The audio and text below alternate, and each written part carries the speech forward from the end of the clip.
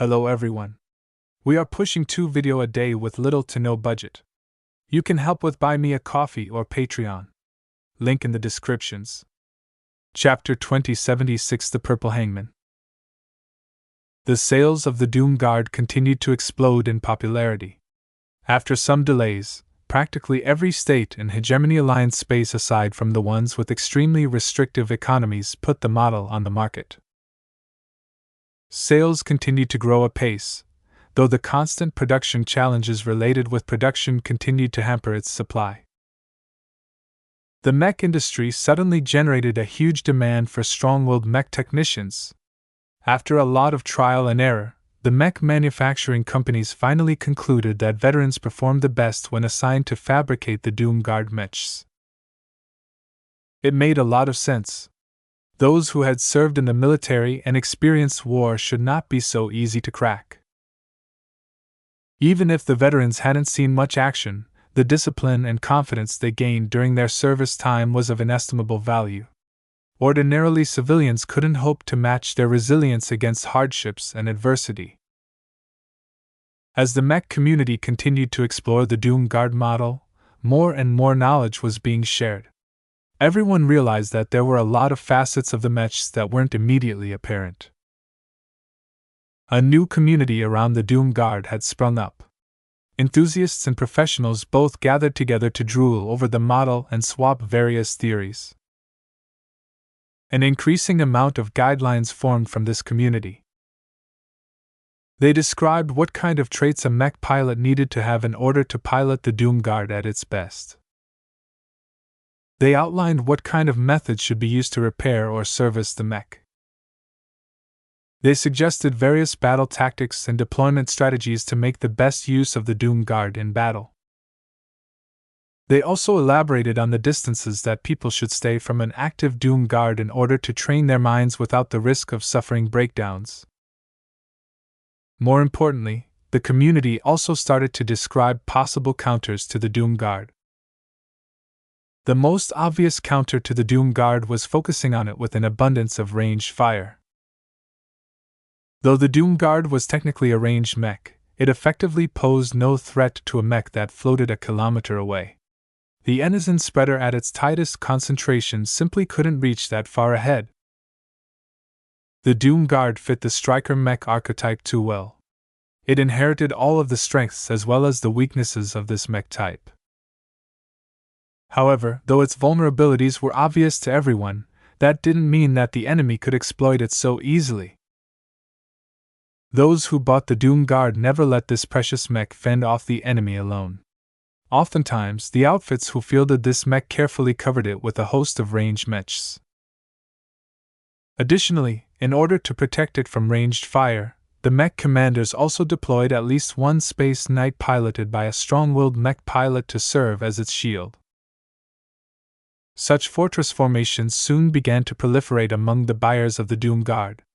The tactics they utilized rapidly began to frustrate the pirates beyond belief. Ves Larkinson deserves to be killed. I lost half my boys and mechs due to his damnable new mech. I'm putting a bounty on his head. Oh, he already has one? Well, I'll add some more then. I can't stand the sight of another Doom Guard. In a state close to the Sentinel Kingdom, a medium-sized asteroid mining base came under assault. The base had been built into the structure of a large asteroid floating in a large belt. The mining company put the base in operation for over 10 years now, expanding its fleet of mining vehicles on a steady basis. Prospectors had long discovered the presence of various junk exotics and low-grade exotics in the asteroid belt. The only problem was that their concentration and incidence was rather low. The prospectors at the mining base had to scan and inspect new asteroids every day in order to find a rock with a meaningful quantity of valuable materials.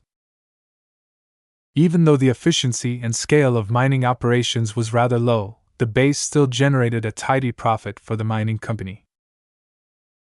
However, due to the relatively low value of the minerals being mined, the company never invested too much in its security. It merely contracted a local security company to garrison the base and man its handful of turrets. Since the establishment of the base, it had never suffered an attack. Until now. Why are the pirates attacking us of all people? We're just mining bulk exotics, for heaven's sake. They must have heard our warehouses are almost full. The company was supposed to dispatch a convoy to us in less than a week. The pirate gang called the Purple Hangman came prepared. Commander Brian Zex was not an average criminal who worked his way up the ranks, but used to serve in a mech army before deserting. Over the years, Commander Zex managed to build a decent gang of pirates that employed a bit more tactics than was common among their ilk. Combined with the ferocity that was typical to their kind, the Hangmen made a name for themselves with their iconic purple mechs. Boss, you were right. The outdated guard mechs are no match against our new lasers. Haha! Our inside man has come true. One of the turrets has just blown up and another is malfunctioning. Commander Zex flicked his long silver hair and grinned as his axeman mech hung back. 2 companies of melee mechs closed in. Though the makeshift shields they carried slowed down their advance, the firepower of the guard mechs weren't sufficient to repel the advance, especially since their turrets were rapidly being taken out through a combination of sabotage and focused fire. While the defenders still fielded a lot of ranged mechs, the mining company had skimped on them and instead relied on a large number of stationary turrets to make up for the shortfall. Now, that decision came to haunt the decision makers. Commander Zex never initiated a blind assault. Owing to his officer training, he always researched his targets carefully and tried his best to stack the deck in his favor long before he launched his attack. His favorite tactic was to bribe a man on the inside to sabotage the defenses prior to an assault. The deserter knew quite well that a typical security technician or security guard didn't earn that well. They worked long, monotonous jobs in isolated regions without any cities of settlements within reach. There wasn't much they could do in their off time since they were pretty much stuck in the middle of nowhere. The frustration of living in a drab environment combined with a lack of rich compensation always generated some malcontents. For this attack, Zex didn't just bribe a single worker. He threw money at several of them, each holding separate positions. The money he spent on converting these greedy idiots was enough to add 2 or 3 cheap mechs to his lineup. Yet the pirate commander knew very well that the benefit from adding a couple more mechs to his battle lineup paled in comparison to paying those bribes. Even as the assault continued, the effects of the sabotage became more and more evident. More and more turrets inexplicably lost power as some critical components malfunctioned. A number of defending mechs faltered in their counterattacks as some of their rifles fizzled. Though these disruptions weren't widespread, the fear and worry they caused in the ranks of the security personnel eroded their battle will. As a former military officer, Commander Zex recognized what that meant. A battle was not just about a contest of mechs. It was also a contest of will and determination. The signs of weakness within the ranks of defenders not only depressed their morale, but also boosted the morale of the attacking pirates. His boys all smelled blood.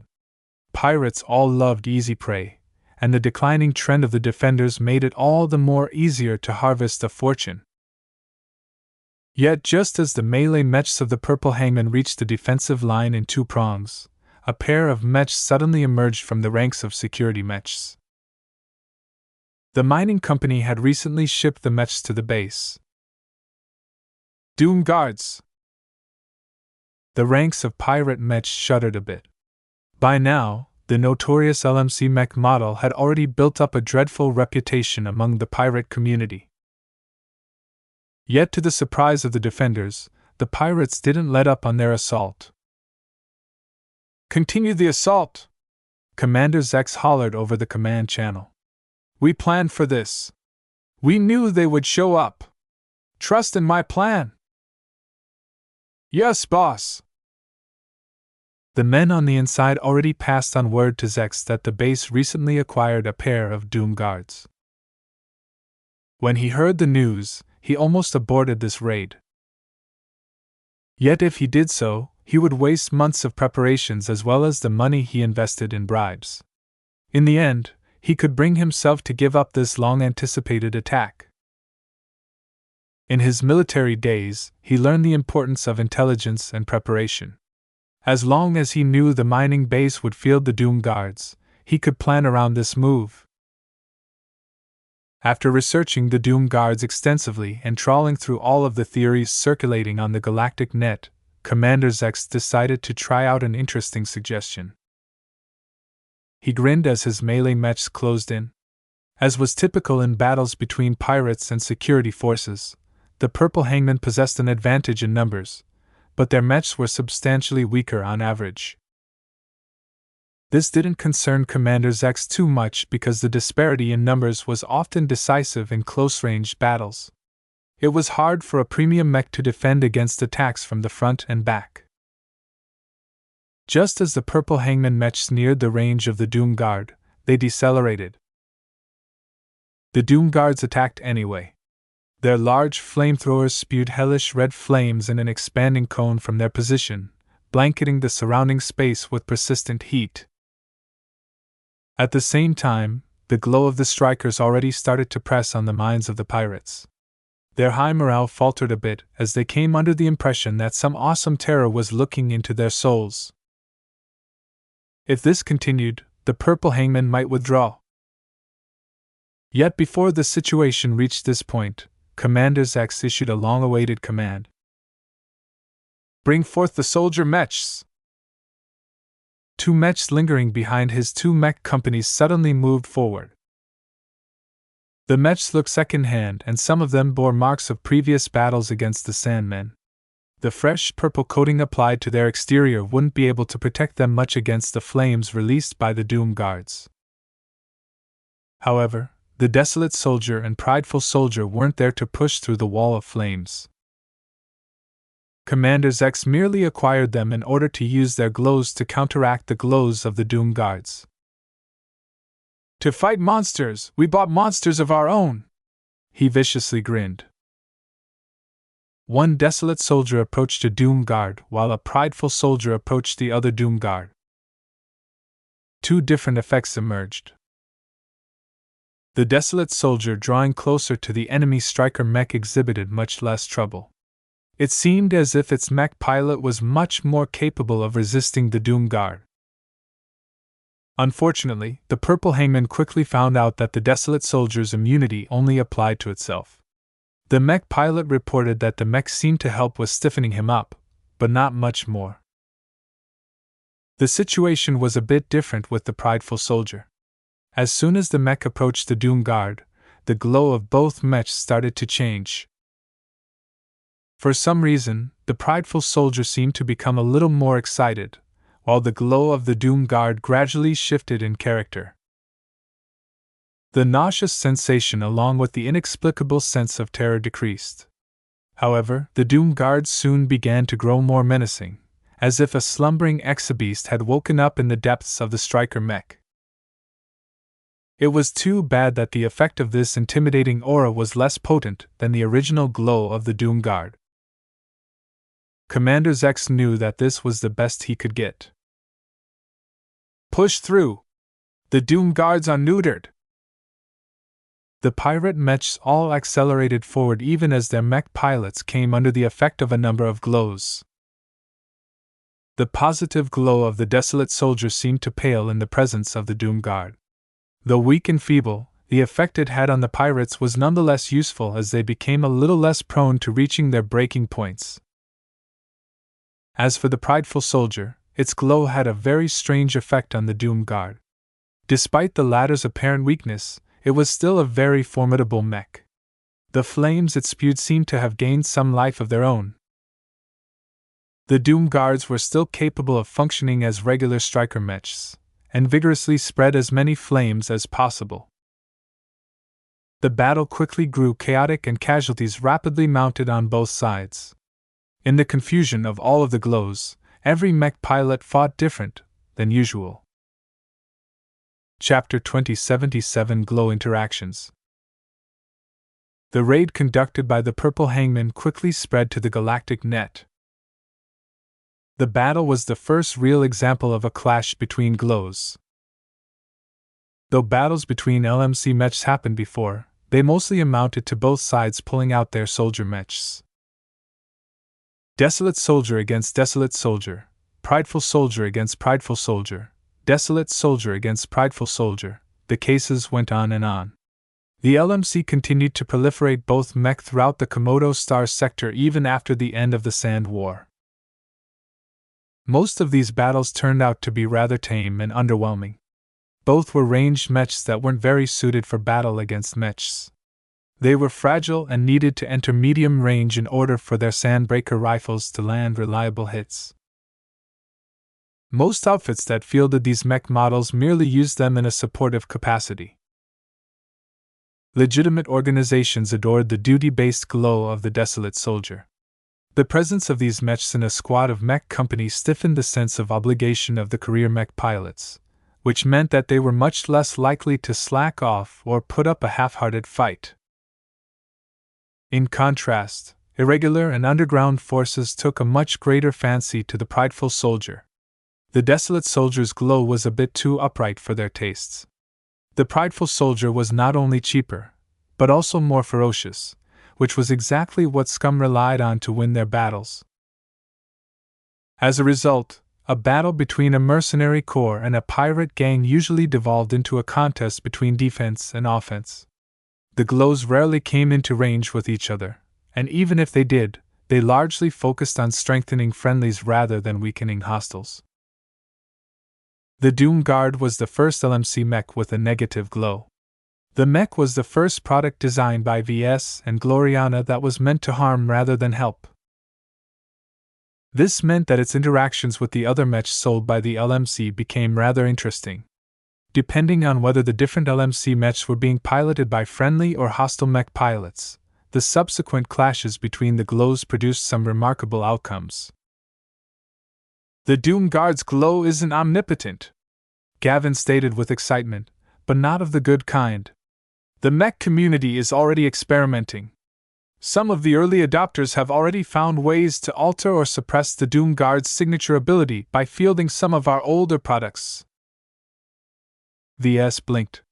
To be honest, he never thought that something like this should happen. Logically, he should have anticipated this outcome, but he never encountered this situation before in his previous mech designs. In the past, the sales figures of his mech models weren't very impressive. The odds that two opponents would both field LMC against each other was rather slim. Even if they did, the glows of the mechs never explicitly clashed against each other. Combining them together produced mildly interesting results, but they didn't significantly shift the outcome of battles. It was different this time. The inventiveness of the pirates and the armchair generals on the galactic net exceeded his imagination. I need to see this for myself, VS immediately announced. Call Commander Melker and tell him to ready a couple of copies of every LMC mech model in his roster. I need to do some experimenting. He soon left his office and entered a nearby training ground reserved for the avatars. Due to the importance of this issue, VS reluctantly called up his girlfriend as well. She soon arrived with Clixie nuzzling against her neck. Meow. Hey there, Clixie.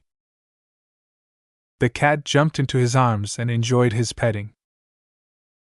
Meanwhile, Gloriana looked around the yard and stared at the avatar mechs that had gathered a short distance away. What is this about, VS? It's about the interaction between our mechs, VS replied, and briefly explained the battle involving the Purple Hangman. She raised her eyebrows. I admittedly didn't think about it either, but it makes a lot of sense if you think about it.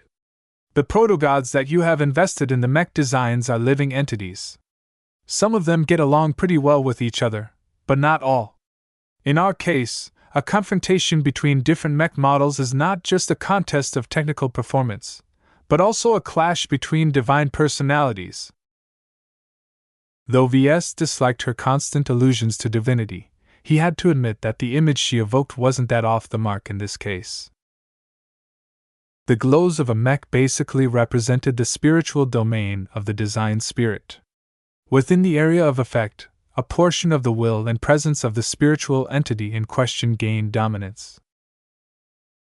Sometimes, different glows existed alongside each other with hardly any problem.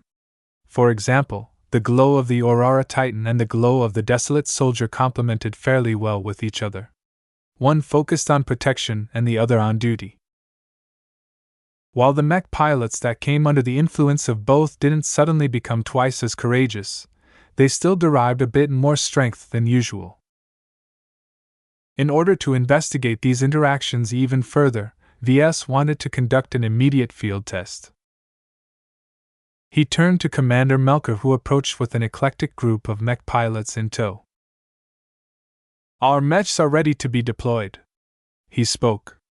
"Most of our mechs are space-borne units, so they won't fight well on land." Ves dismissively waved his hand. "I don't need them to fight. I need to test every possible interaction between different glows." The Avatar commander frowned. "This is your specialty.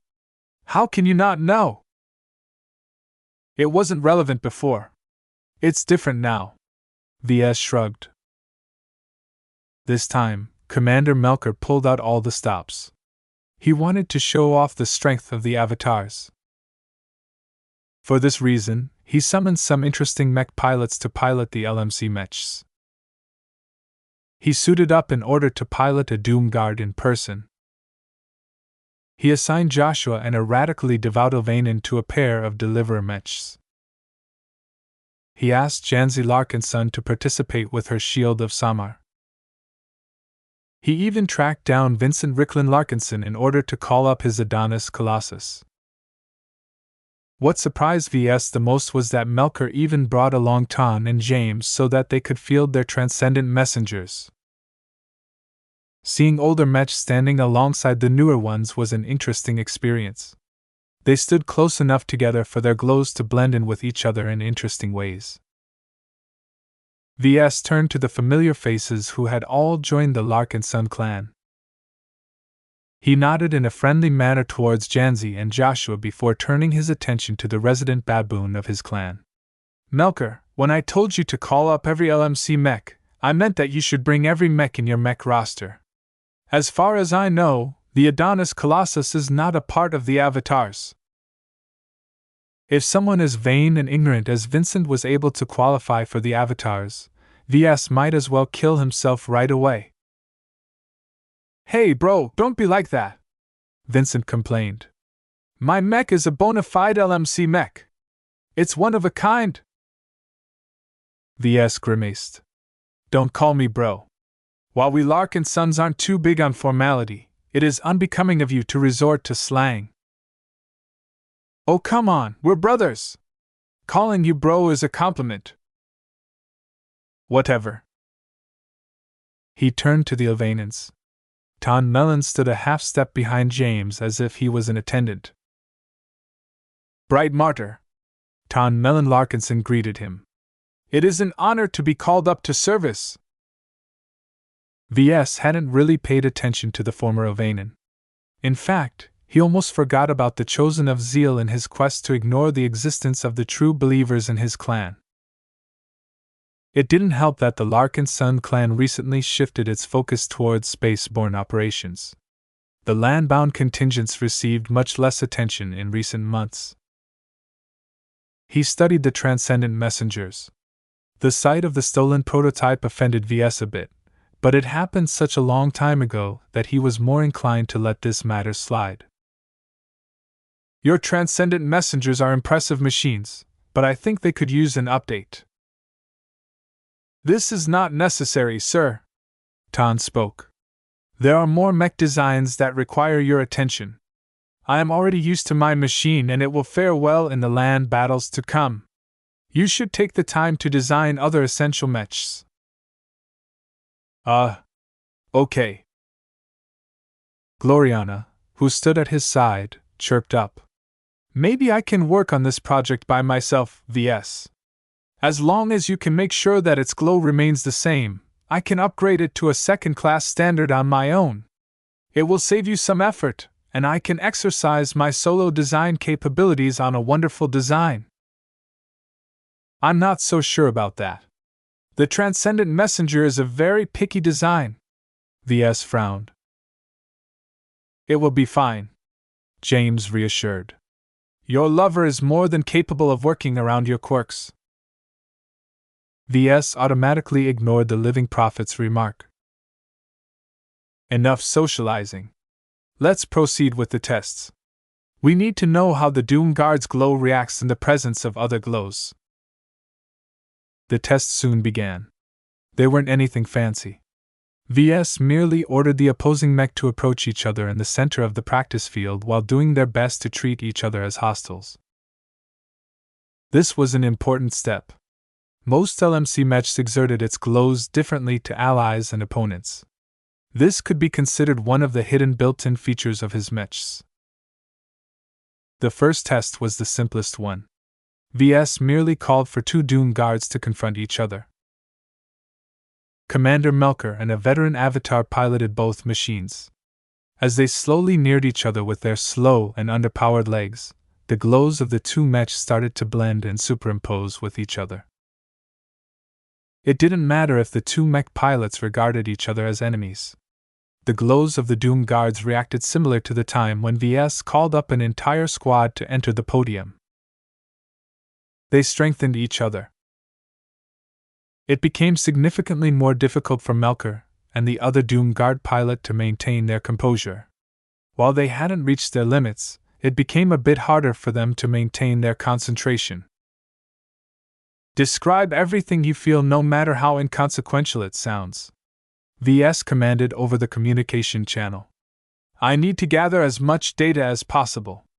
While I am already recording all of the telemetry, I can't read your minds.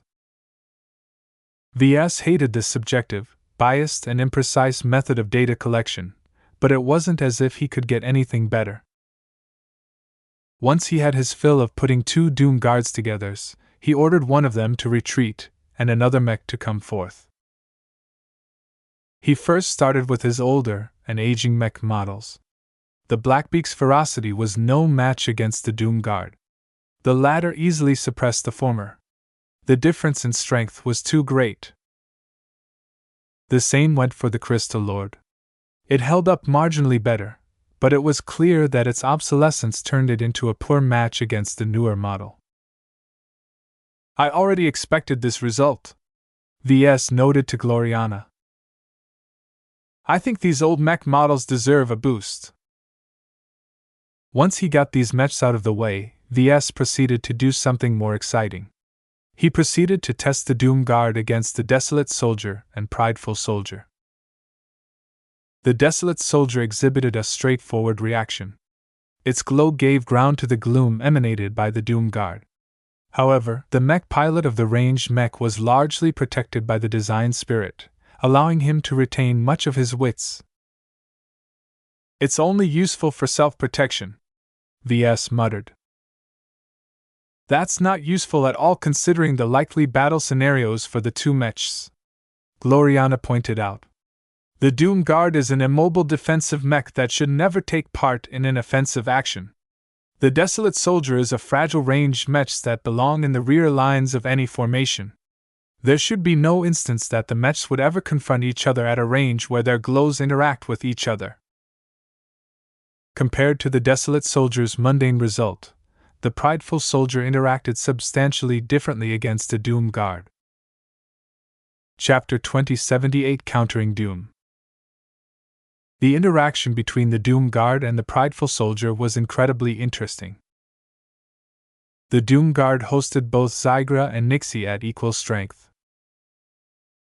The Prideful Soldier primarily held the Solemn Guardian, but was also supplemented by a spiritual mote taken from Zygra. Therefore, the two radically different mechs actually shared something in common. The presence of the prideful soldier excited the Doom Guard's glow by strengthening the strength exerted by Zygra. It was as if he suddenly got 5% stronger or so. While that didn't sound like much, the perfect balance of the Doom Guard suddenly experienced a disruption. Zygra gained the upper hand and pressed Nixie back. When the latter gave ground, his strong and pervasive ability to inspire terror directly dropped. In exchange, the Doom Guard in question became a bit more aligned with Zygra. This meant that the mech resembled more of a predator instead of an eldritch horror. It was too bad that Zygra and Nixie weren't even in strength at their full forms. The former was just the remnant spirituality of an experimental exobeast. How could he ever match the strength of an ancient alien tyrant? The end result was that the prideful soldier not only skewed the glow of the Doom Guard, but also weakened it in absolute terms. While the weakening effect wasn't all that strong, it still mattered to an extent as the deterrence factor of the Doom Guard decreased. Giving more power to Zygra was a net loss. What VS found remarkable was that the effect of putting two prideful soldiers in the range of the Doom Guard weakened the latter even further. How many prideful soldiers will it take to drop the Doom Guard's glow to its lowest point? Gloriana wondered. VS rubbed his smooth-shaven chin. The prideful soldiers can't negate the Doom Guard's glow entirely. At most, their presence will simply turn the Doom Guard mech into a machine that is exclusively dominated by Zygra. In other words, it would effectively possess the same glow as Devil Tiger. It could also be considered the original incarnation of the Doom Guard before VS deemed it too weak. Let's proceed with the next test. They subjected the Doom Guard to a variety of Ilvanan mechs. The Holy Soldier, Deliverer and Transcendent Messenger all hosted Ilvain's influence at varying degrees. The Holy Soldier was by far the weakest since the mech mostly leaned on the Solemn Guardian. Its performance against the Doom Guard didn't fundamentally differ from that of the Desolate Soldier. It was when VS put forth the Deliverer and Transcendent Messenger that the results became rather interesting. Just like the crowd of Ilvanans who prayed in front of an active Doom Guard, the mechs that contained a strong presence of the Great Prophet appeared to be resistant against the Striker mech's terror. Every Ilvanan mech exhibited hardly any hindrance even as they marched right up to a fearsome Doom Guard. The only difference VS noted was the telemetry transmitted by the cockpits. The weaker mech pilots exhibited significantly more stress, which meant that they had to put a lot more effort into keeping their cool. The worst performer was Joshua in the Deliverer mech. While he had gained its design spirit's acceptance, they weren't exactly best buddies. Joshua had to focus on too many priorities while piloting this mech. Faith didn't come easy to the former brighter. In contrast, the performance of Ton Mellon Larkinson and James Ilvain Larkinson exemplified their ardent faith. When VS observed the feeds of the two Ilvanans in their cockpits, he noted that they derived their strength from different sources. The expression on Ton's face suggested that he was relying on his zeal to power himself through. No monster in the dark could ever affect his conviction. James, on the other hand, maintained an easy smile and a confident expression. His fit with his stolen Transcendent Messenger was incredibly high. He was the mech and the mech was him. It didn't seem as if James resisted the Doom Guard's glow at all. Instead, he was letting his own mech resist the external influence. When Gloriana asked how James managed to perform so well, the living prophet spun his usual line of nonsense. Faith can be a shield. Your beliefs have power. As long as you realize that you are not alone, you will never have to endure any burdens by yourself. Think about it, Miss Woden. VS immediately switched off the communication channel. Ignore everything he said. I don't know, VS. His advice sounds rather interesting. He's merely spouting superstition. They soon moved on. Once the Ilvanan mechs withdrew, VS tested two more mechs. He first brought forth a bright warrior. The one that approached was in its swordsman mech configuration, but Ves didn't expect any meaningful differences. The glows of every configuration were identical. From a technical standpoint, the bright warrior could easily crush the Doom Guard. Glow or not, the performance disparity was too great. The bright warrior's exterior comprised almost entirely of briar alloy. This incredibly tough and resilient material could cook in the Doom Guard's flames for an eternity before showing any signs of damage. Just because Cassandra's escape pod melted inside the chamber of the forging machine aboard the Scarlet Rose didn't mean the bright warrior was weak against thermal damage. The mech was clad with a much thicker layer of briar alloy, and its armor system also incorporated several other means of mitigating heat. Aside from that, flamethrower weapons weren't comparable at all compared to industrial machines. The only common aspect they shared was that they both applied heat to metal. Every other variable was different. Therefore, as long as the mech pilot of the Bright Warrior wasn't a total coward, the bridge mech could easily crush the third-class striker mech. Yet when it came to their glows, the roles were reversed. The performance of the Bright Warrior's glow disappointed Ves. The Golden Cat's influence tried to resist the influence of Zygra and Nixie as best as possible, but the little cat simply couldn't contend against the two mature existences, especially in combination. Goldie needs time to ramp up. Ves shook his head. Her strength is highly correlated to the state of the Larkinson clan. Right now, we are just tens of thousands of clansmen.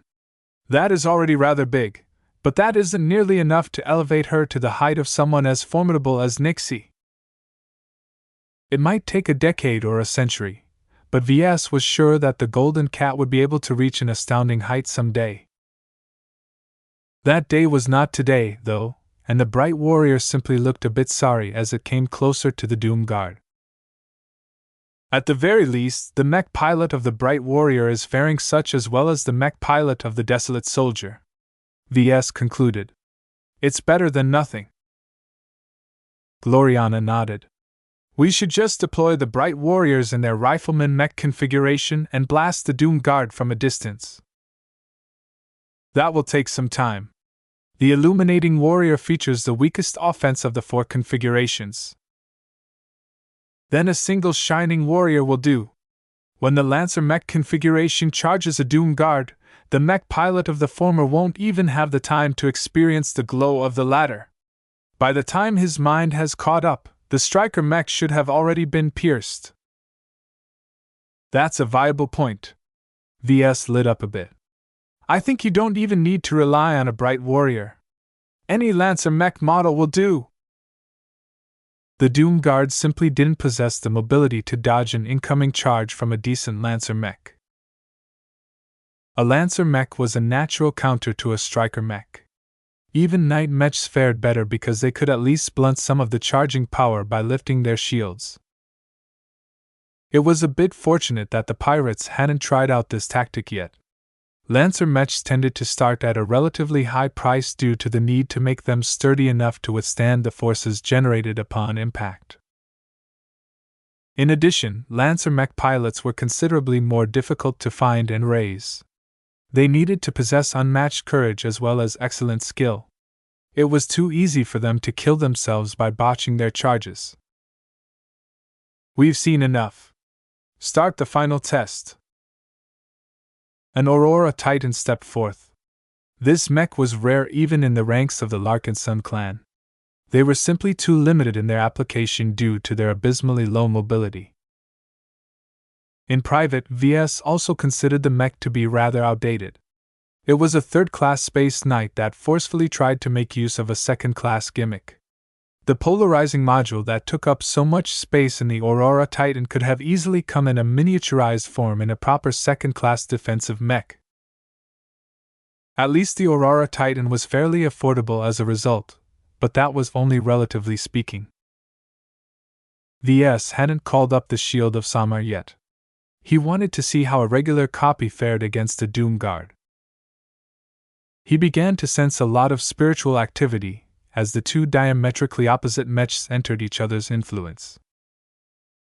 The Aurora Titan began to come alive and put more energy in its protective glow.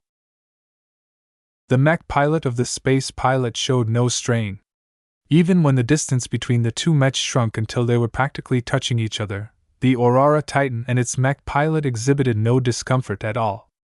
They were just like the transcendent messenger in James. "This is promising." Gloriana lit up as she observed the stress levels of the mech pilot. There was hardly any bump at all. Unlike the transcendent messenger model, which is only a private commission, the Aurora Titan is a commercial design. This is something that our customers can readily use to repel the glow of the Doom Guard. Both of them immediately saw the benefits. The LMC would easily be able to increase its earnings by boosting the sales of a seemingly forgotten but incredibly profitable high-margin mech model. VS began to develop a suspicion. "Let me try something out." He ordered the Black Beaks, Crystal Lords, Desolate Soldiers, and Bright Warriors to approach the Aurora Titan. When the miscellaneous mech stood behind the Space Knight, VS widened his eyes. "The Aurora Titan is protecting the other mechs with its glow. It's strong enough to cover all of them in an umbrella." Kalankso's strength bloomed in splendor in this test. Her spirit was roused, and she keenly felt the threat from the Doom Guard. Nixie especially caused her hackles to rise. With her formidable strength as a centuries-old indigenous god when she was alive, Kalankso's protective powers readily extended into the spiritual dimension. "This is amazing!" Gloriana gushed. "If we let the public know, they'll surely take a second look at this mech." "My Aurora Titan design never achieved widespread popularity." VS recalled the numbers. "It only sold in the low 10,000s if I recall, and that was mostly because my customers bought my other products and came to like my brand. It's not even on sale anymore in many states." Gloriana smiled. "It should be different now. The Aurora Titan looks as if you practically made it to resist the likes of the Doom Guard." To be honest, V felt rather bittersweet. It was rather disappointing for him to discover that a single mech negated the strongest selling point of the Doom Guard. On the other hand, he recognized the benefit to this situation. Apparently, it took an LMC mech to counter an LMC mech. It was as if VS was arming both sides of conflict. Regardless of which side won or lost, the LMC always profited in the end. The sales of one LMC mech encouraged the sales of another LMC mech. "It's not so simple," Gloriana sadly remarked. "Both designs are low mobility. The Aurora Titan isn't suited to attack, and neither is the Doom Guard. It will take ages for an attacking force to drag their Aurora Titans to the enemy battle line." VS chuckled. "That's not as much of a problem as you think. Mech designers and mech technicians can be rather inventive if they need to be. We'll probably start hearing reports of Aurora Titans strapped to oversized boosters or being towed by a squad of mechs." Just because a mech's default configuration was rather slow didn't mean it had to stay that way. One of the biggest strengths of mechs was by how easily they could be modified. Chapter 2079 Glow Arms Race. The confrontation of glows revealed a lot of new facets about the interaction between LMC mechs. None of the outcomes broke any logic. Though VS hadn't expected the Aurora Titan to be such a great defender against hostile glows, even that abided by some logic. As expected of a female proto-god, Gloriana smugly smirked as she petted her cat. The Aurora Titan's proto-god is so powerful that she can fend off the two male proto-gods of the Doom Guard with ease. We women are the best and strongest gender, isn't that right, Clixie? Meow. Standing next to her, VS palmed his face. Zygra is a lot younger than Kalankso. Of course he's weaker. Meanwhile, Nixie is heavily constrained and partially locked in slumber. If he is in his prime, he can crush us all with a single thought. His girlfriend didn't believe him. She threw a contemptuous look at him. I expect our next mech design project to be stronger than the Doom Guard. As our first mech design for my home state, it has to be our best product to date, understood? I won't allow you to shame our state by presenting something weak. That is a tall order. There's not that much we can do to make our night mech stand out when we have to abide by so many restrictions. Gloriana imperiously swept her hand towards the mechs on the practice field. Look at your mechs. Our mechs. They're more powerful than other mechs because of your glows. The domains they exude is the key to their success. I want you to make sure that our first Hexer mech design will not host a weak proto-god. We need to make a statement to the hexadric hegemony that we are not useless. Even at our current state, we can already contribute to the war effort. More importantly, we have to teach the Friday Coalition a lesson that their defeat is inevitable. I get it. VS raised his hands. I already planned some elaborate steps to ensure our remaining mech design project will result in something special. It will definitely surpass the Doom Guard in sophistication. Just make sure that you are ready to make a sacrifice. For our first collaborative Hexer mech design, I don't care about the price. The testing soon wound down. The final interesting interaction that took place was when VS commanded Ves Larkinson to bring forth her Shield of Samar. There was a qualitative difference between her performance with her customized Aurora Titan and the performance of a regular version of the model. Her will had already been polished to a standard that was beyond human limits. Her degree of immersion with her own mech had reached an unparalleled standard for non-expert pilots. The field of protection projected by the Shield of Samar reached much further out, and every individual affected by it enjoyed a considerably greater degree of protection against the Doom Guard's glow. VS and Gloriana made a couple of additional conclusions after they finished the tests. First, the Aurora Titans and more specifically Kalanxo were practically made to shield against harmful glows. Unlike the other mechs, its focus on protecting others extended into the spiritual realm as well, thereby providing valuable protection to the minds of every vulnerable mech pilot within range. Second, the effectiveness of glows that were able to resist harmful influences somewhat depended on the quality of the mech. However, the source of those glows mattered more. A powerful, protection-oriented spiritual entity like Kalanxo was vastly more suited to perform this role than a weaker offensive design spirit such as Zygra. The most the latter could do was to reduce the burden on the mech pilot of the mech. The amount of protection they offered to other friendlies around the mech was rather marginal. Third, the strength of the mech pilot also mattered. Even if Ves Larkinson exited her Shield of Samar and boarded the cockpit of a regular Aurora Titan, she would still be able to achieve more results due to her superior ability and excellent synergy with Kalanxo. Putting a completely random mech pilot in a very advanced and eccentric mech like the Aurora Titan wouldn't end well. A lot of new ideas swirled around in their heads. The release of the Doom Guard sparked an entirely new appreciation of the applications of V's design philosophy. It was not enough to consider their effects on a standalone basis. From now on, VS needed to take into account how they interacted with other existing glows. You know, VS, we could start an arms race, Gloriana suggested with a grin. When the Doom Guard gets more popular, mech buyers will either have to start fielding our strikers themselves or risk falling behind. At the same time, the demand for mechs that can counter its glow will increase. So far, only the LMC can give them what they need. We already have the Aurora Titan. It's a defensive mech that is highly unsuited to confront the Doom Guard. In fact, the other way around applies as well. Both mechs are too sluggish. While you've already mentioned that their owners might solve this problem, this is way too troublesome and requires a lot of extraneous tinkering.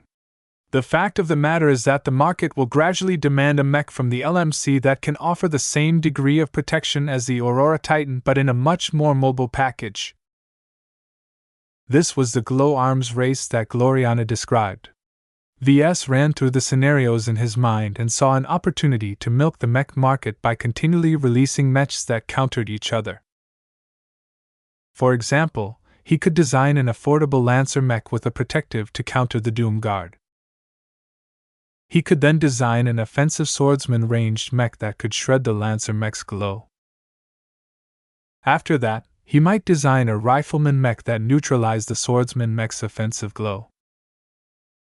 Ves could wait a couple of years between these critical product releases in order to make sure the latest mech models provided maximum value to their customers. The longer they dominated, the more the market accumulated pent-up demand for effective counters. These kinds of arms races happen throughout the galactic mech market in many different corners.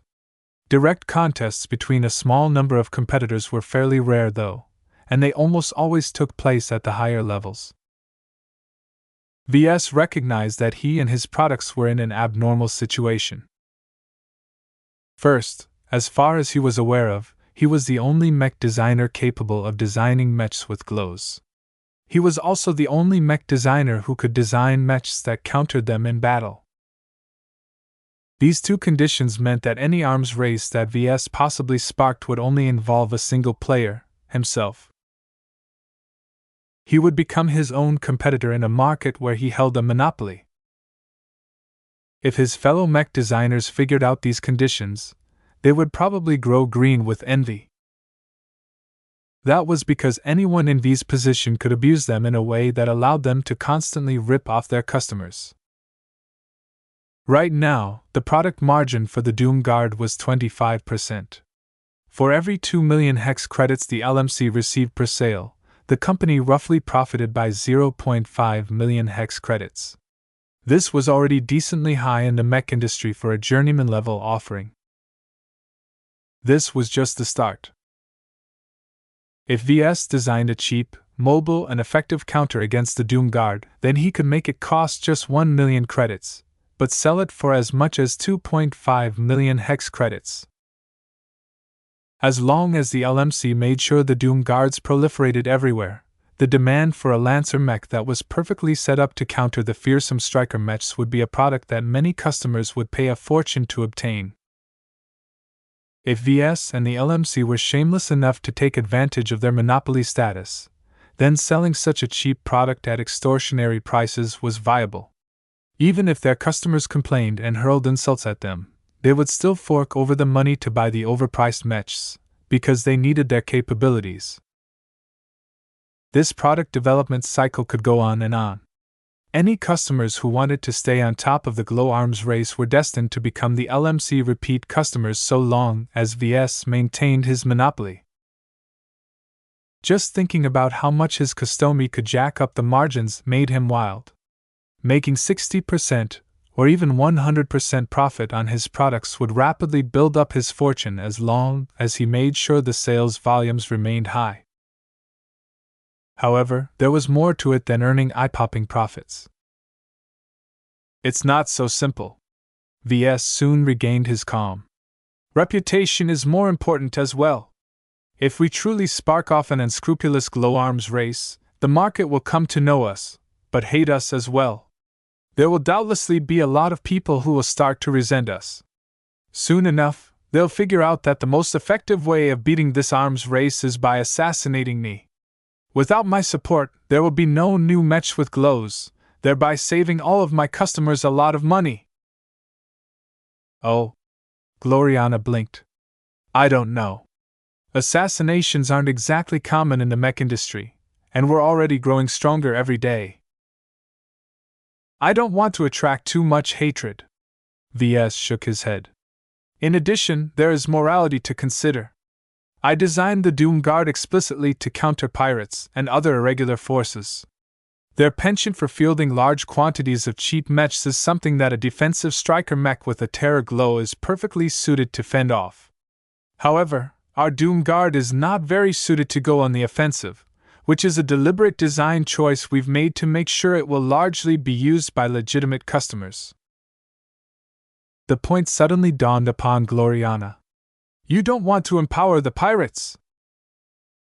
Yes. There is something special about my design philosophy. The effectiveness of my glows is unrelated to the cost of a mech design. I can attach a glow that counters the Doom Guard to an incredibly affordable mech that costs just 150,000 hex credits. A mech that is 10 times cheaper than a mech that a lot of defensive forces will begin to yield is perfect for pirates and all sorts of people who prefer to perform offensive missions. It will be easy to spread such a mech around and achieve a huge sales volume, but it's not necessarily the right thing to do. If such a product becomes associated with pirates. Gloriana trailed off. There was no need for her to finish the sentence. It wasn't as if Ves had any objections to doing business with pirates and scum. If there was a lot of profit to be made, he was very willing to pounce on the opportunities. The problem was that it only benefited him in the short term. As long as Ves continued to do business in such an ugly fashion, his reputation would sour to the point where he couldn't resist the inevitable backlash from the market. Besides, despite the huge potential windfalls that pirates often earned, they were actually pretty poor on the whole. Their lack of market access and their many inefficiencies meant that they truly didn't have much to spend. Even if they wanted something, they were much more inclined to steal what they wanted rather than pay for them honestly. The same rationale also applies to the reason why I haven't designed a new version of the Desolate Soldier. Ves reminded his girlfriend. It was a necessary product for the Sand War, but now that this crisis has passed, I don't want it to spread too much. The potential for abuse by authorities is enormous, and it doesn't help that the model is so cheap. Your glows should have a price, she stated. Correct. I need to train the market to appreciate the premium bestowed by my glows. Even if I can attach it to cheap and disposable mech design, I will likely not release such a product. The cheaper the mech, the greater it devalues my glows.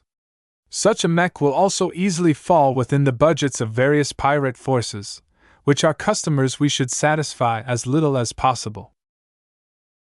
In the end, Ves and Gloriana put away their fantasies. Sparking a glow arms race and exploiting it to its maximum potential sounded great, but neither of them could bear the ultimate cost of implementing it in an unscrupulous fashion. Don't get me wrong, a glow arms race still sounds like something we should do, Ves softly spoke. We just have to be careful and rein ourselves in. We can't allow our greed for immediate profits to harm our long-term development. Money lasts until the moment you spend it. An excellent brand is something that can deliver lasting profits as long as we keep it intact. Another reason to rein in the glow arms race was the threat of competition. The greater demand for a counter to his glows, the greater the chance a mech designer might emerge who could shatter his spiritual component monopoly. Chapter 2080 Poor Businessman. The whole excitement surrounding the newly discovered interactions between different glows was just getting started. The mech market gained an entirely new appreciation of LMC mechs, and many customers in foreign states who hadn't been exposed to them before began to dip into them for the very first time. The LMC's market reach expanded every day as the demand for the Doom Guard and other products skyrocketed. The Aurora Titan model, which had long been accumulating dust in the LMC's mech catalog, suddenly turned into a hot commodity. The LMC quickly published a statement that described it as its most effective counter to the Doom Guard's glow. Plenty of early adopters of the LMC's latest product felt pissed. Their seemingly undefeatable striker mechs turned out to be easily countered by an old, existing product. Soon enough, their complaints died down once they realized how unsuited the Aurora Titan was for offensive operations. Only the defending side could make effective use of the Doom Guard and the Aurora Titan. As long as the enemy had to come to them, the relatively immobile mechs could employ their strengths to maximum effect. In that sense, the Aurora Titan was far more useful to the customers who already bought a Doom Guard. The former mech could shield a lot of friendlies from the indiscriminate glow of the latter. The addition of such a useful mech vastly increased the tactical flexibility of the outfit in question. It became easier to deploy more mechs around the Doom Guards in order to cover the Striker mechs. By cleverly positioning the Aurora Titans in relation to the Doom Guards, it was possible to form a solid line of mechs that hovered right behind the Doom Guards. The only caveat was that a single Aurora Titan already cost a fortune. What the hell? This over-engineered piece of crap that is as slow costs 3 million hex credits to purchase? That's a ripoff! I could buy 3 Doom Guards for the cost of 2 Aurora Titans. Who cares about this polarizing module gimmick?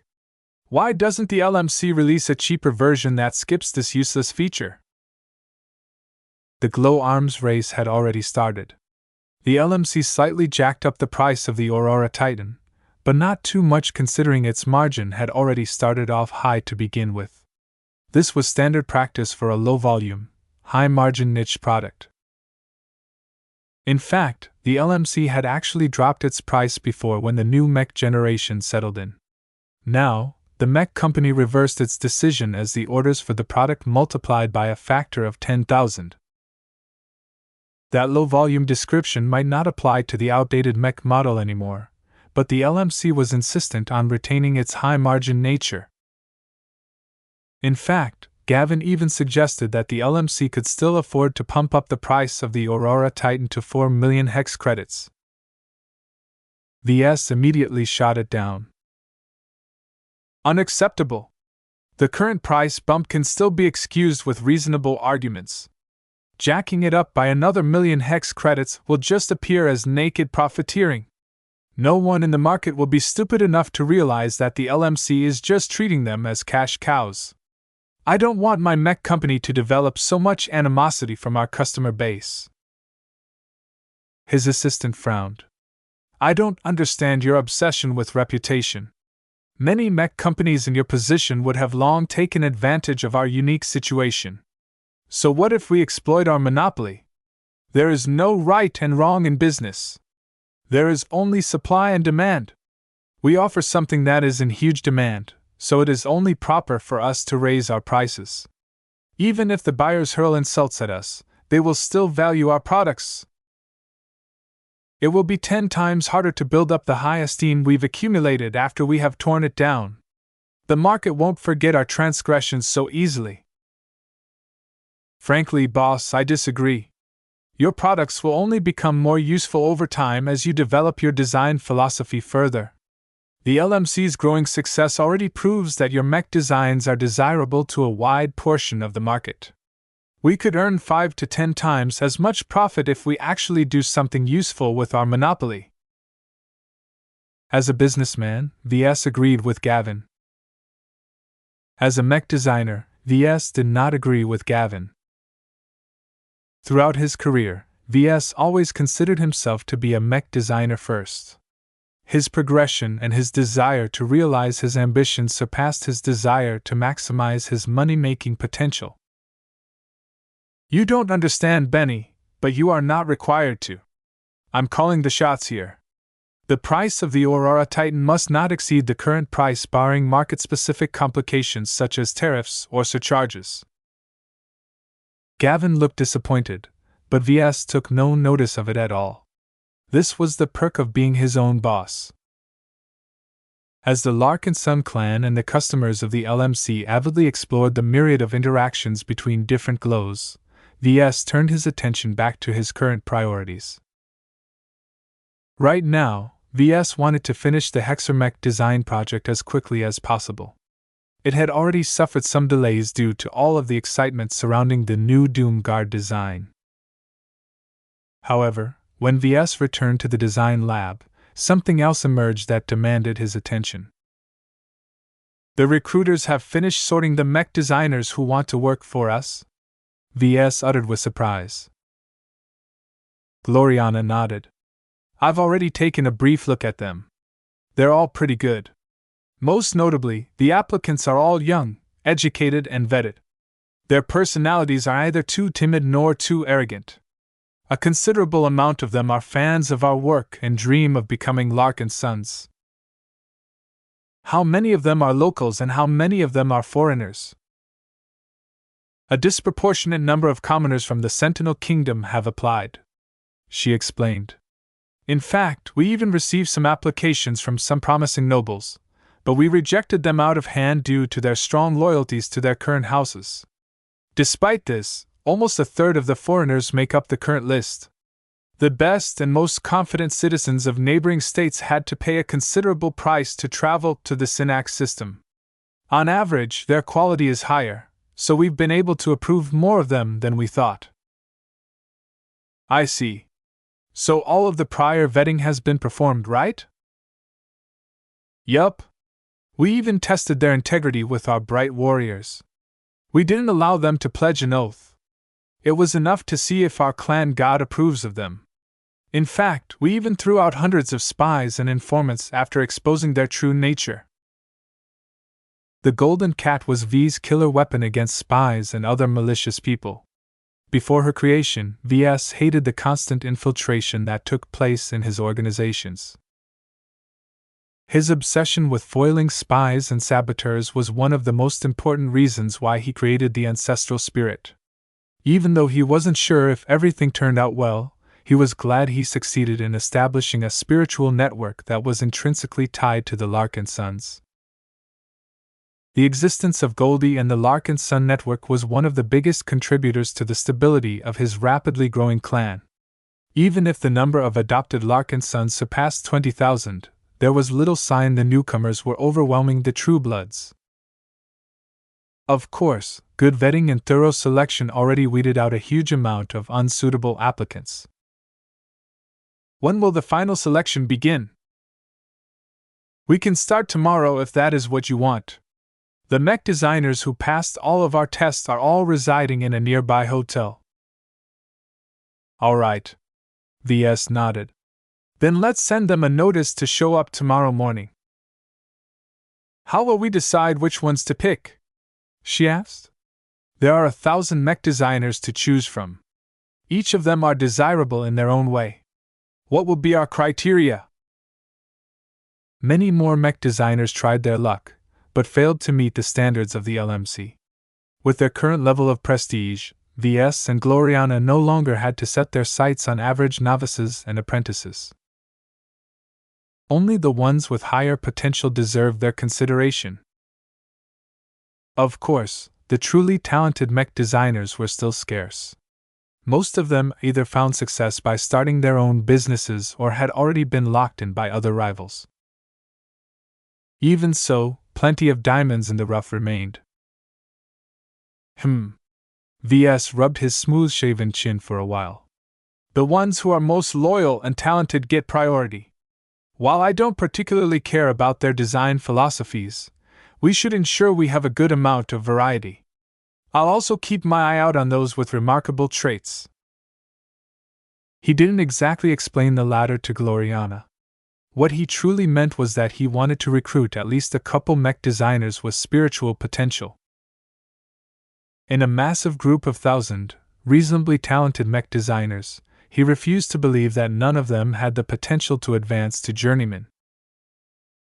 Of course, hiring too many of them wasn't necessary. Ves mainly wanted to bolster his design teams right now. Obedience and humility mattered the most in this case. There was no room for egos in his design teams. I don't want you to hog all of the mech designers, Gloriana added. Let me choose as well. I want at least half. All right, but don't go overboard. Incompetence is the last thing I want in my mech designers. By the way, I think we should increase the goal we set. Adding 4 more design teams sounds rather conservative. I think we can handle double this amount. What? You want to recruit 8 design teams at once? Our design department will become a madhouse if we bring in so many mech designers at once. Are you doubting our leadership ability? Gloriana frowned and crossed her arms. Our status is incomparable to theirs. Our authority is absolute. What you fear won't come true, especially considering the quality of the remaining applicants. I'm not thinking about that. I'm more concerned with the added burden of managing them all. Mech designers can't be led like other professionals. It is already a burden for me to manage the 2 design teams we have at the moment. Gloriana shook her head. That is why you should delegate, silly. Isn't that your favorite solution to many of your problems within your company and your clan? Just hand over some authority to Keddies, Miles, and anyone else you trust. He already thought about that. Ves had a lot of doubts about this solution because none of his subordinate mech designers stood out in their management ability. The best out of the bunch was Miles, who already ran his own mech business for a time. As for someone like Keddies, all she knew was hacking her problems with her great sword. Trust in your people, Ves. They aren't as incapable as you think and they don't need to be coddled. Give them a challenge, and they will rise to the occasion. While her words sounded wishy-washy, Ves was inclined to agree with her. He had treated his subordinate mech designers like children too much. While their professional capabilities weren't as good as his, they were still adults who worked hard to get to this point. I'll consider it, he eventually decided. Hiring enough mech designers to fill up 8 design teams is a rather huge change for us. With the size that we have adopted for our teams, that amounts to 48 mech designers. We might as well round it up to 50 in that case. Yeah. The thought of adding 50 new mech designers to the LMC's design department filled him with both dread and anticipation. As long as he managed to keep them under control, they could contribute immensely to his design efforts. Let's see what tomorrow will bring. Mech designs were vital to mech companies. The LMC had long been constrained by the limited output of mech designs from its undersized design department. Now that they were about to rectify this situation, Ves and Gloriana almost couldn't wait. Chapter 2081 Eccentric Selection Process. The big day had come. To many young mech designers in their 20s and 30s, the opportunity to work and learn from the most prominent journeymen of the star cluster had arrived.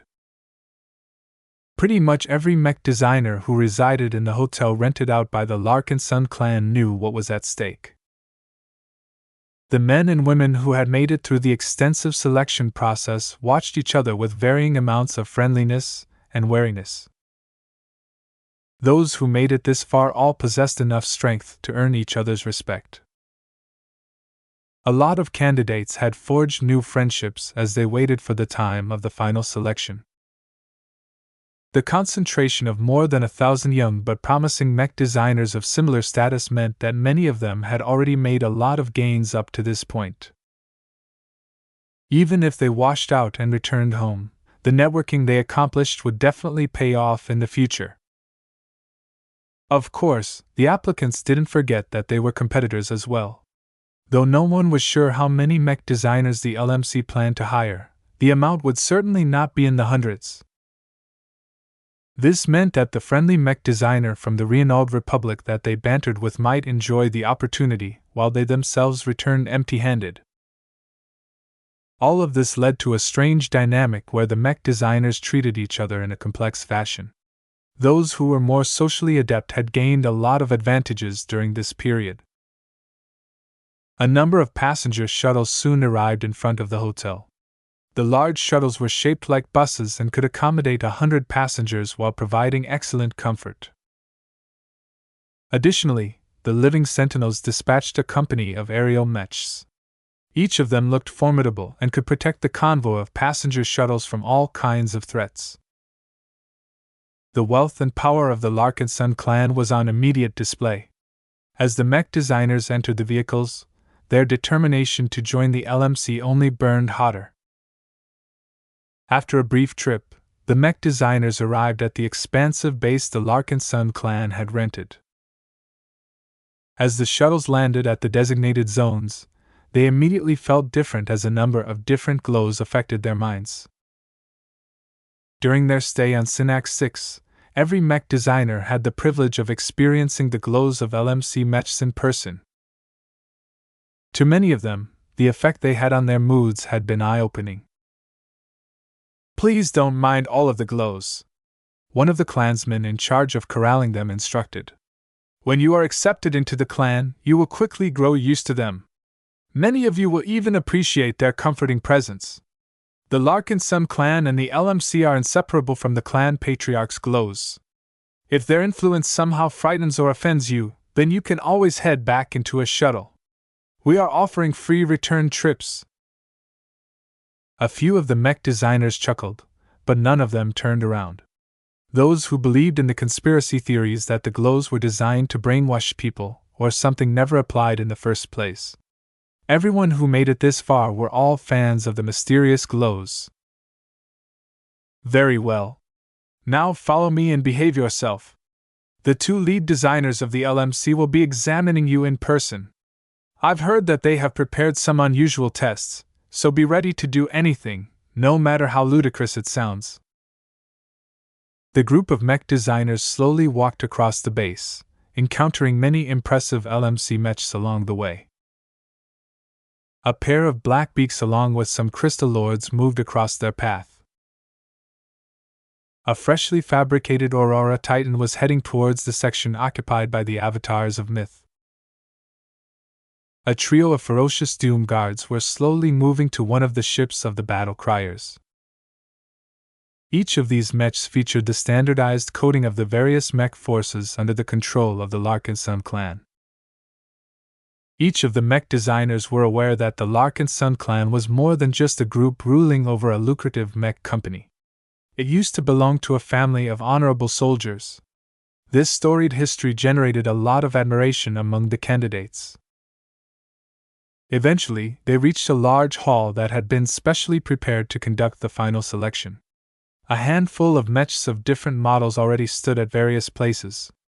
A number of guards were stationed throughout the hall in order to maintain order and prevent any outsiders from interfering with the selection process. Ves and Gloriana both showed up in their clan uniforms. They looked fairly indistinguishable from the other clansmen if not for their confident demeanors. The success they enjoyed and the power they accumulated amplified their stature and turned them into individuals who would always stand out in a crowd. Their cats obediently sat next to their feet. The two felines stared vigilantly at the candidates while flicking their tails. If they detected any problems, they would surely warn their owners. VS rapidly counted the number of heads with his implant and determined that 1053 candidates had arrived today.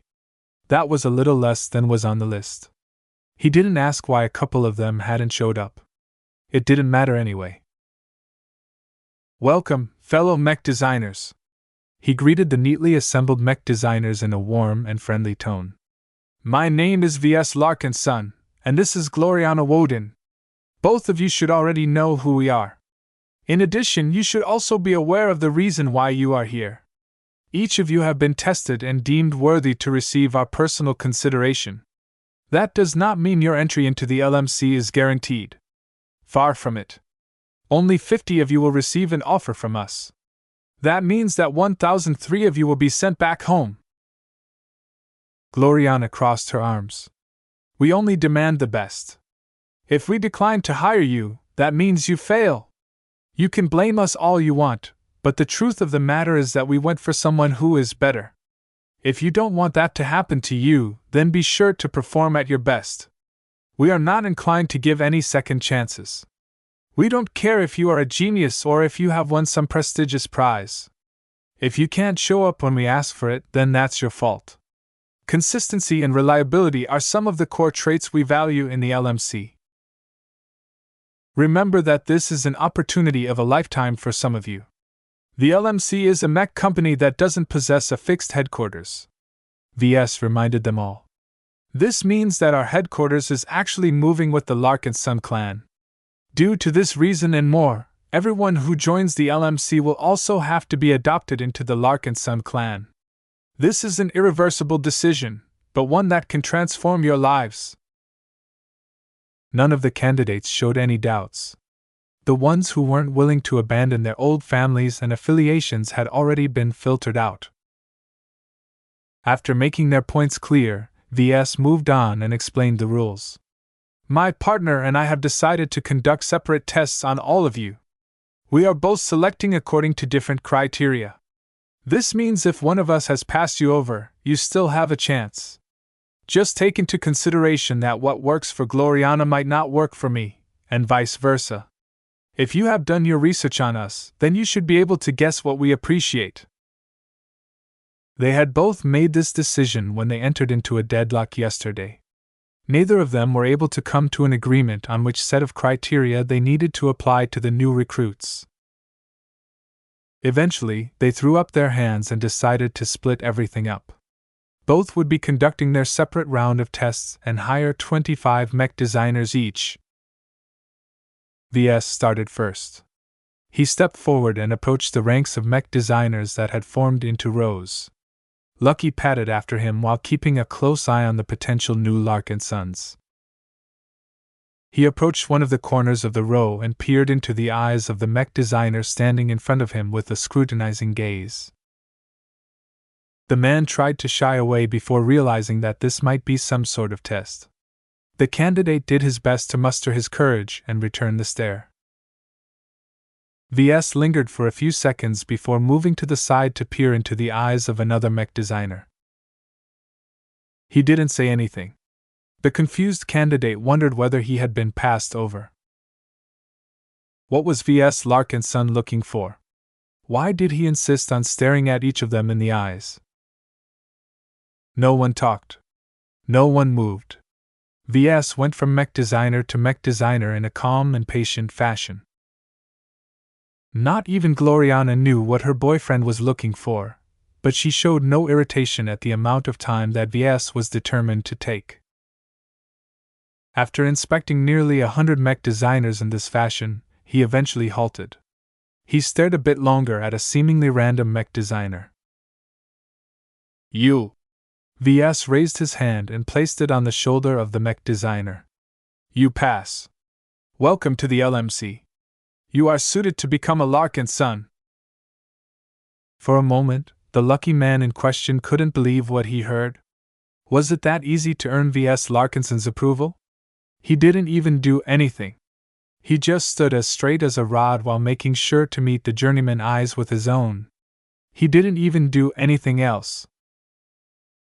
Thank you. The man bowed with incredible glee. I will strive to meet your expectations. Ves jerked his head to the side. Head over there. One of our guides will process your entry into the Larkinson clan after this process is done. As the successful candidate happily walked out of the row, the other mech designers looked incredibly envious at him. They all wanted to take his place. What did he possess that allowed him to be selected straight away? The strange and unusually short selection caused the remaining mech designers to stand a little straighter. Ves didn't really bother with that. He resumed his routine and continued to go over every single individual. In the end, he selected 6 more mech designers. He smiled in an intriguing fashion as the 7 mech designers all gathered at the side. Each of them possessed spiritual potential. That wasn't all. There were even more candidates who possessed spiritual potential. Since each of them were fairly talented and capable in their profession, Ves wasn't surprised to encounter over 30 mech designers with spiritual potential. The reason why he didn't pick them up was because of several reasons. Perhaps the vibe they exuded didn't meet his tastes. Perhaps his intuition reacted somewhat cool towards them. Perhaps the attributes he sensed from them repelled his sensibilities. The 7 he selected represented the best of the group of candidates with spiritual potential. Their strength and development varied, but Ves had a very good feeling about all of them, and that was enough. Of course, he didn't just select them on the stop due to his feelings alone. He also made sure to go over their records through his mind. He had already downloaded the complete profiles and records of every single candidate in his implant. There weren't any problems with the 7 mech designers who possessed a good chance to advance to journeyman. While he admittedly didn't spend a lot of time going over their strengths, he could always explore them later. Right now, it was sufficient to know that they were worth investing in once they joined the Larkinson clan. When Ves withdrew from the time-consuming examination, it was Gloriana's turn to conduct her test. She stepped forward with a grin. "Unlike my boyfriend who likes to rely on gut to make his decisions, I prefer to conduct a more objective test. As a mech designer who is expected to work under my supervision, I expect excellence in as many areas as possible. In order to see whether you have what it takes to keep up with my demands, you will have to demonstrate your intelligence." With a snap of a finger, a projected screen appeared in front of the faces of all of the candidates. "What you are looking at right now is an advanced textbook that contains knowledge that I am very confident that you aren't familiar with. You have 30 minutes to absorb as much knowledge from the book as possible. After that, you have 30 minutes to complete an exam. Those of you who have managed to achieve the best scores will enter my short list." A lot of mech designers lit up. There were a lot of geniuses and high performers within the crowd. None of them lacked confidence in their learning ability. However, Gloriana wasn't quite finished. "Oh, before you ask, we won't be providing you with any seats." Chapter 2082 Different Criteria. Gloriana's test sounded a lot more straightforward than the inexplicable selection that Ves just performed. The mech designers who applied to join the LMC all felt as if they returned to their student days. As engineers and creators, every mech designer had to master the fundamental sciences. From mechanics to physics, the amount of knowledge they had to learn by heart was incredibly voluminous. Not a lot of people possessed the intellect and learning ability to become a mech designer. However, these were essential traits to their profession, especially considering that even the most highly rated mech design universities only allowed its students to become apprentice mech designers upon graduation at most. While there was a lot of employment available to bottom-tier mech designers, that was not what the profession was all about. Those who stopped learning and absorbing new knowledge after graduation were not worth investing in. It was fine to put them in some dead-end design team in order to perform crunch work, but their lack of growth and improvement meant that they would never gain their employer's appreciation. Ves and Gloriana weren't looking to exploit their new hires. Not necessarily. They wanted to build up a solid foundation for the LMC as it grew from a sector-wide enterprise into a cluster-wide enterprise and beyond. With the meteoric growth of the mech company, the demand on low, middle, and high-tier design capabilities rapidly increased. Ves and Gloriana couldn't possibly waste their time on addressing all of these demands in person. Their time was valuable and should constantly be spent on moving their progression forward. Therefore, acquiring new talent that could be cultivated into useful substitutes was their ultimate goal. This was why Gloriana put a twist in her test. The mech designers each flipped through the pages of the virtual book projected in front of their faces. The exact subject matter of the book was something that involved very complicated internal architecture concepts. While the mech designers didn't experience much strain at the start, it quickly took more and more effort to maintain their concentration. The devious part about it was not that they were forced to stand all the time, but the angle of the projected screen only revealed its contents when their viewers looked at it in a precise angle. If the mech designers slouched over or tilted their head in any way, the screen would immediately become illegible. Along with the fact that they didn't have any tables to lean or distribute their weight, the mech designers struggled increasingly more to maintain the exact posture that was required to keep reading the textbook. Gloriana grinned. She personally programmed all of it. She keenly studied the people who held up better than the others.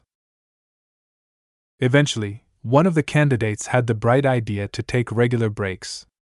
The man in question simply decided to sit on the ground and take the time to mentally process the complicated subject he just absorbed. His example inspired the mech designers around him. Soon enough, over 70% of the entire crowd began to follow suit. It's too bad he's male. Gloriana shook her head. Some of the mech designers stubbornly remained ramrod straight. Perhaps their bodies were strong enough to endure strain, or perhaps they believed their performance would improve their scores. Whatever the case, after 30 minutes of frantic learning, the textbooks disappeared. All right, the examination begins now. You have 30 minutes to solve all of the solutions with the knowledge that you have learned. Good luck, she said. As was typical to mech design courses, the exam was not a simple quiz where the test paper needed to be answered by performing some dry calculations and derivations. Instead, each candidate came face to face with a design interface that had already loaded in a very complicated section of the internals of a mech. The internal makeup of this section contained some obvious and less obvious problems. Each candidate had to fix these problems by applying what they learned and knew in the best way possible. Due to the openness of the problems, the candidates possessed a very wide range of freedom. Gloriana rarely set up a problem in a way that could be solved in a limited amount of ways. This was a true challenge to the mech designers. The reason why Gloriana set up the exam in this way was to mitigate the advantage of augmentations as much as possible. Those with better backgrounds who were able to afford a gene mod template or a cranial implants must have absorbed the knowledge in the textbook much better. Yet that didn't mean that they were necessarily good at applying what they learned. Mech design was a profession based on practice rather than theory. A mech designer wasn't some erudite theoretical physicist who locked himself inside a lab all day to run formulas in their minds. They used what they learned to get something done. The performance of the candidates quickly diverged. There were those who possessed powerful augmentations but managed to apply what they learned in a competent fashion. There were also those who enjoyed the same advantages but let the stress of their situation get the better of them. They failed to match the performance in the previous tests conducted by the recruiters. On the other hand, there were plenty of mech designers from poorer backgrounds who managed to tough it out and bear the burden without substantially affecting their normal performance. Mech design can be stressful at some times, Gloriana softly whispered. When the stakes are high and the time is short, I expect my assistants to withstand the pressure and perform up to my expectations. Ves agreed with her.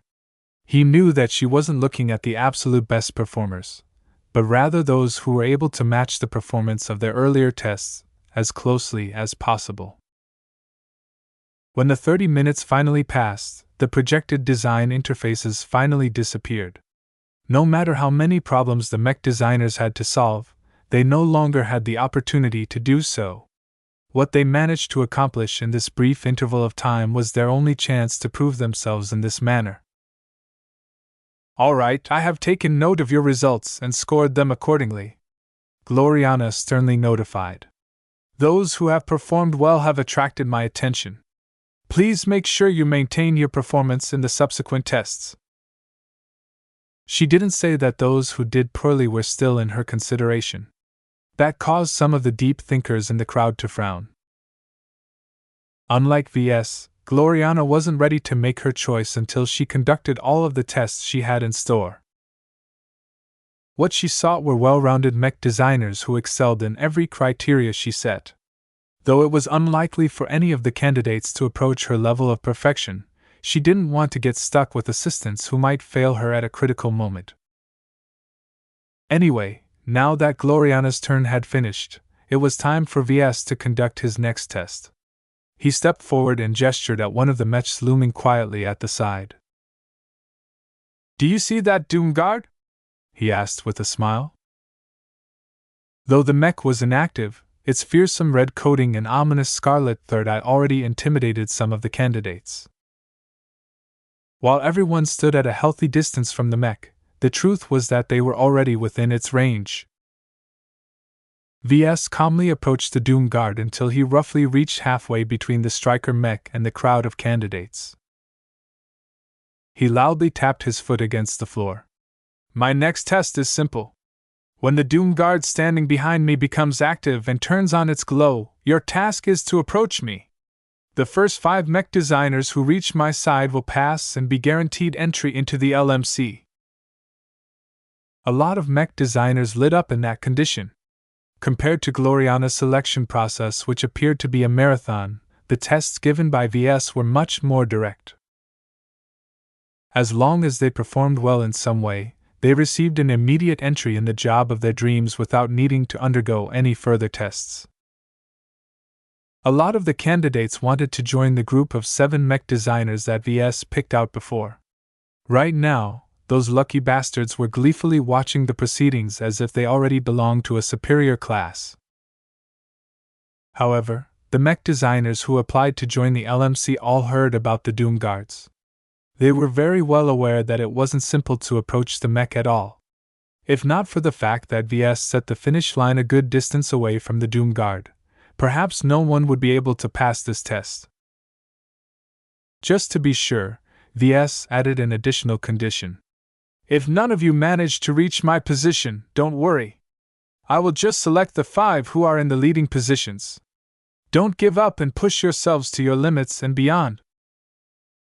Though the majority of candidates already dreaded this test, a significant portion of them looked fired up. VS keenly noticed the burning passion and ambition fueling their determination to push through as far as possible. This was what VS wanted to see. For this test, he was looking to pick up the mech designers who exhibited the most determination. Upon his command, the mech pilot of the Doom Guards slowly booted it up. After several minutes, the pilot flicked the switch, causing its glow to ramp up within a minute. The growing pressure immediately affected the moods of the candidates despite standing further away. Even VS experienced some strain, but he maintained his easy smile as best as possible. Start! The mech designers moved. Surprisingly, over 300 of them immediately moved away from the Doom Guard. VS wanted to rub his eyes. Had they given up already? He was profoundly disappointed at their decision. From a logical standpoint, it made sense for those who weren't used to enduring this kind of pressure to withdraw. While that meant they wouldn't have any chance of getting selected this round, the prudent candidates possessed enough self-knowledge to understand they would never be among the top 5. Why waste their energy and pile up their stress if they wouldn't gain anything for their efforts? In fact, this entire test was a bit perplexing to begin with. Unlike mech pilots, mech designers weren't frontline soldiers. While VS understood this rationale, it didn't conform with his principles or the principles of the Larkinson clan. In his opinion, even if there wasn't a chance that they would make it very far, at least they needed to show some courage. If mech designers constantly avoided challenges they never believed they could overcome, then they wouldn't make it very far. The whole point about progressing to Master Mech Designer was to accomplish the impossible. Those who only took the path of least resistance didn't possess the heart of a high-ranking mech designer. Every single mech designer who managed to advance to journeyman not only possessed spiritual potential, but also the willingness to swim upstream. Those who managed to advance to master and realized their design philosophies were even more extreme. They defied common sense so much that they even managed to swim up a waterfall. Mech designers who were capable of reaching these extremes were worth their weight in phase water, in his opinion. Even if they didn't possess any spiritual potential, he wanted to snap them up anyway. Several minutes into the test, the crowd of mech designers quickly split apart. A couple of hundred more mech designers joined the ranks of those who gave up at the start. They overestimated their ability to withstand the terror emanating from the Doom Guard and learned their lesson the hard way. Less than 200 candidates managed to keep moving forward, but even this group quickly stretched out. The majority of them slowed their pace and looked like they were walking into blizzard. Only a couple dozen managed to maintain a brisk pace. Just as VS expected, most of them consisted of the passionate, strong-willed or determined candidates of the bunch. There were plenty of outliers as well. Those who came from a military background or received a harsh upbringing all possessed minds of steel. No matter how much the Doom Guard tried to break their will, they held themselves together and kept approaching Ves as if he was their only savior. Chapter 2083 Catherine and Moulter. Ah! My future is there. I can't falter now. This is my only chance to escape my debt. I won't settle for anything less than first. How can this be? You filthy commoners can't possibly surpass my courage. I am the scion of a noble house. I have undergone unimaginable training to get where I am. I refuse to be your lessers. The candidates tried their best to reach Ves while fighting back against the Doom Guard's ominous glow. As far as Ves was aware of, the intensity of the glow of a mech roughly scaled according to the inverse square law. Light, gravity, electrical fields, and more all operated along the same lines. This effectively meant that as the candidates moved closer, the difficulty of taking the next step rapidly increased. This meant that all of them quickly slowed down. It was no longer possible for them to jog. They had to take it one step at a time. The difficulty of the test was unimaginable at this stage. Ves could already tell that practically none of the candidates had entered a battlefield. They were still too soft in his perspective. Sure, there were those who grew up in military families. Just like the Larkinson family, these people received at least some form of training that prepared them for these kinds of challenges a lot better than those who had never been exposed to pressure of this nature. However, even if a couple of the mech designers possessed more discipline than others, it didn't change the fact that they were ultimately pursuing a backline profession in the end. Without experiencing the kind of fighting that the Bright Republic regularly forced its own younger generations of mech designers to endure, how could they be ready to face true pressure? While Ves hated to acknowledge it, he approved of the Bright Republic's old measure to toughen up its mech designers. There were way too many useless professionals that would never step up when the situation called for it. The state might as well filter them all out by throwing them to the front lines of a war. As the candidates all began to scream and pour their hearts out, Ves casually raised his hand and rubbed his smooth-shaven chin in thought. Should he take a page out of the book of his former state and enact something similar? Nah. While it was easy for someone at the top to appreciate the advantages of this controversial policy, those at the bottom hated it with a vengeance. Ves himself grew quite resentful at the government of his former home state even as he rose to the occasion and became stronger. Just because he turned into a better mech designer didn't mean he liked risking his life all the time. The amount of dangers he personally endured would have long killed off any other mech designer in his position. Therefore, Ves needed to find some different way to toughen his mech designers up. Resorting to a prop like the Doom Guard was an excellent way to accomplish this objective without going overboard. No matter how deeply a Doom Guard frightened them out of their wits, at least they wouldn't actually die. The most they acquired was some unspeakable trauma that would haunt them for the rest of their lives. As the differences between willpower, determination, and mental fortitude became more and more stark, Ves noted with keen interest that the people with spiritual potential didn't actually differ in performance. There were plenty of those with the potential to become journeymen yet immediately distances themselves from the Doom Guard straight away. There were also a handful of those with the same potential yet walked at the forefront of the crowd. Their overall distribution matched that of the rest of the candidates, which suggested to Ves that spiritual potential didn't necessarily convey any advantages in mindset. It was merely a sign of a possible bright future. The individuals in question still needed to work hard to realize their great potential. Huh! Gloriana commented through their private comm channel. I initially opposed this test because I didn't believe it had anything to do with mech design. Why do mech designers need to match the mental fortitude of combat personnel? It's only now that I see the difference. A portion of their true nature is revealed.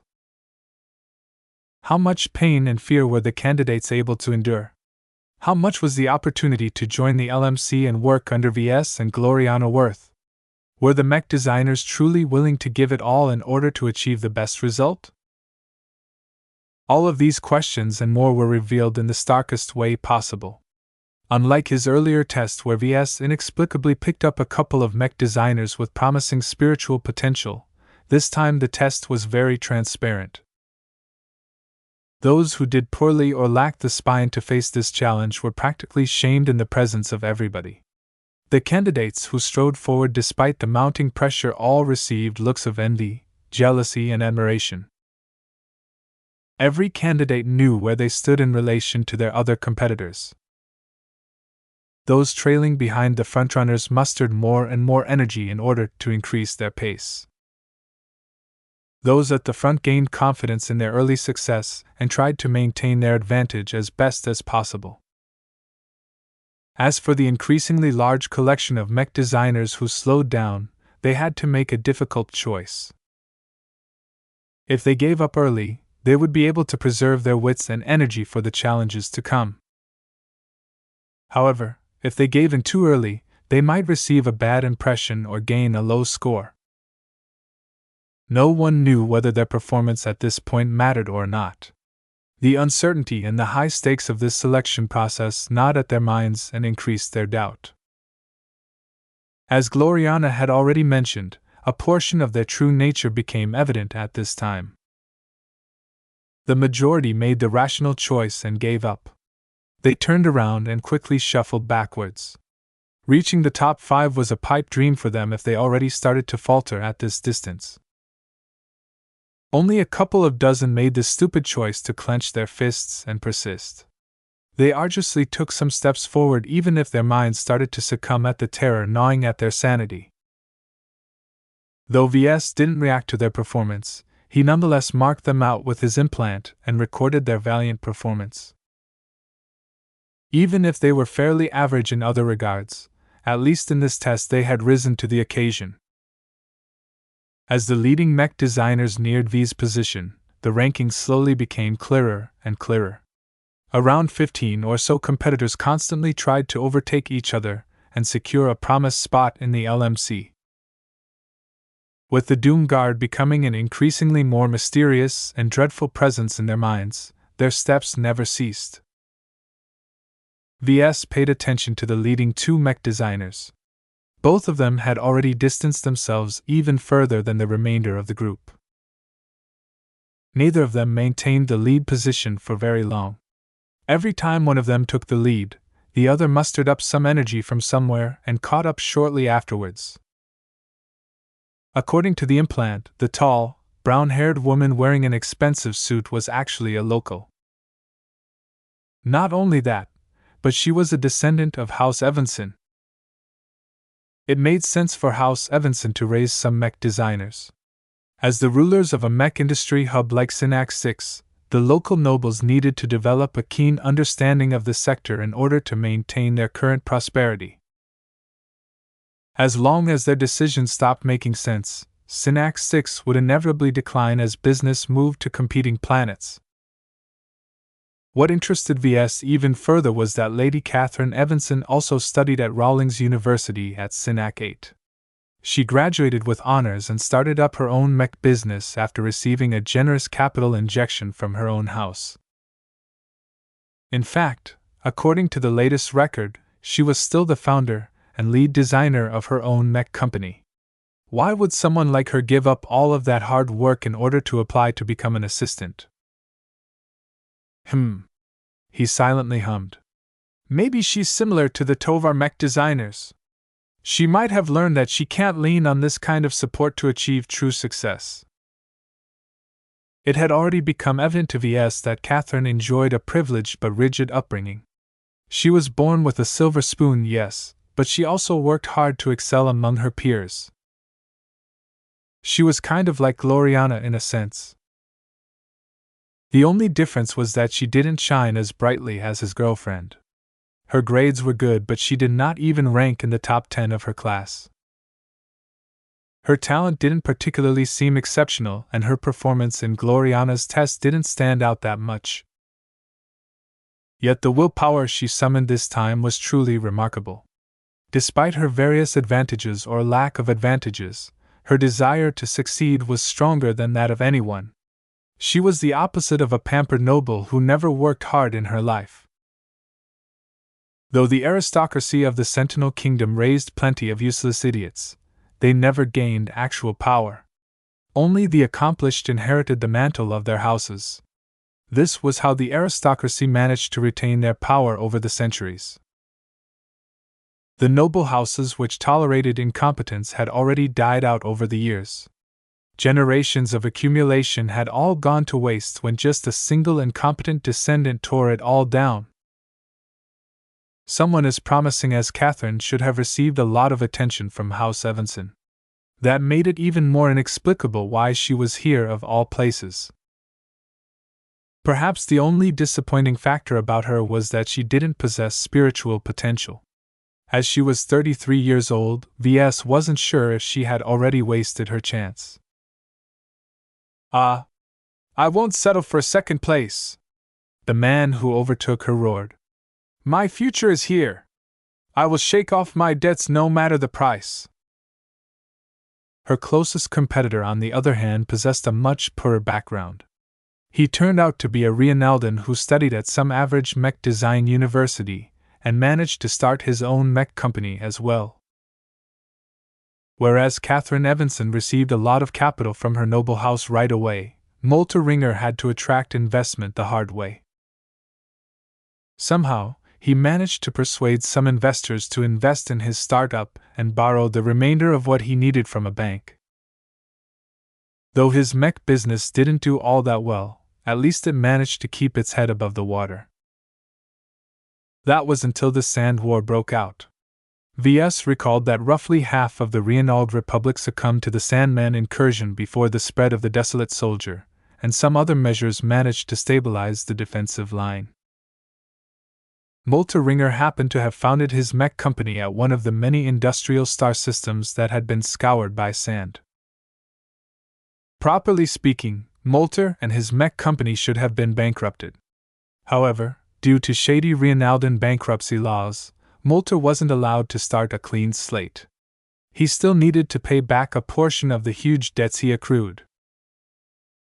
If Molter did not get selected today, then Ves could easily imagine that his future would become very dark in the future. Unless he ran off to become a pirate, he would probably face a lifetime of exploitation. What surprised Ves was that Molter wasn't content with remaining in the top 5. He summoned even more willpower than Catherine in order to achieve first place. This was highly uncharacteristic. According to Molter's record, he never applied himself to this extent during his time as an independent mech designer and a mech design student. His grades were average, and the mechs he designed after he started his business lacked too much rigor and imagination. Where did all of this willpower come from? Was Molter similar to Ves in that he performed at his best when the stakes were raised? Ves almost couldn't believe he could witness this performance from a Reinaldan of all people. In the end, Molter fell short. Just as he maintained the lead, Catherine somehow exploded the remainder of her strength and reached the finish line a half-second earlier. No! Yes! Chapter 2084. Don't worry. Ves found it interesting to observe the eruption of emotions from the candidates. Those who made it in the top 5 largely exhibited a huge amount of exuberance and relief. They knew that they had gained the chance of a lifetime. Working under a pair of promising mech designers like Ves and Gloriana was one of the biggest prizes they could win under the circumstances. Certainly, they wouldn't say no to working for a prestigious senior and master, but those opportunities were largely out of reach for them. Only the most exceptional prodigies attracted their attention. In that sense, applying to work for the LMC was the next best option. In fact, some clever mech designers even guessed that working for the two was even better than attracting the attention of a master. It was no surprise that a lot of mech designers applied to join the LMC. The 1,000 that managed to take part in this final selection process had come closer than the majority of the competition. Yet the LMC only had places for 50 of them. VS had just absorbed 13 of them, which meant that the odds for the rest dwindled with each passing test. The top 5 all realized what a great fortune it was to be rid of all of this pressure. Aside from Molter Ringer, who was mentally beating himself up for failing to reach first, the remaining 4, including Catherine Evanson, all looked as if they had entered paradise.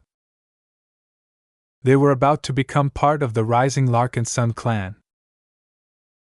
The Doom Guard immediately switched off its glow after the conclusion of the test. No matter how far the remaining mech designers reached, their chance had come and gone. Congratulations! You 5 can join the rest at the side. VS spoke to the 5 winners. As for the remaining candidates, they returned to the middle of the hall. Everyone looked depressed, regretful, or disappointed for failing to win this test. In fact, the ones who showcased a middling performance didn't look all that bad. As far as they were concerned, they tried their best but failed. It was the ones who made it in the top 20 and the people who gave up right at the start who had been impacted the most. The former all recognized that they could have been among the lucky 5 if they just mustered up some more strength. To realize that they came so close yet brutally failed to reach the cutoff mark was agonizing. As for the people who decided to run in the opposite direction in order to get out of the range of the Doom Guard's glow, their shame constantly gnawed at their confidence.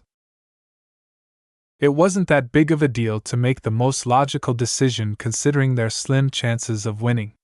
Yet to see several mech designers performing to a Herculean degree and putting their all into reaching the finish line first was very humbling. How would they have been able to perform if they attempted this challenge? A large number of them began to doubt whether they inadvertently failed some invisible test. They weren't wrong. Both VS and Gloriana had noted the group of people who gave up early. Neither of them were inclined to favor them when their courage only amounted to this much.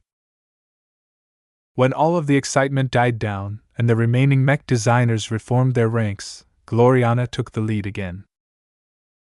All right, I'm sure that all of you are rather afraid right now. However, that is no excuse for me to spare you.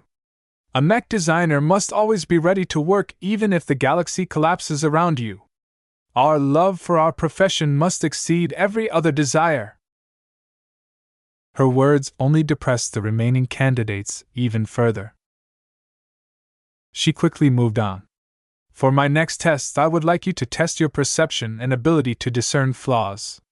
Much of your work upon joining our design department will consist of a lot of optimization and debugging work.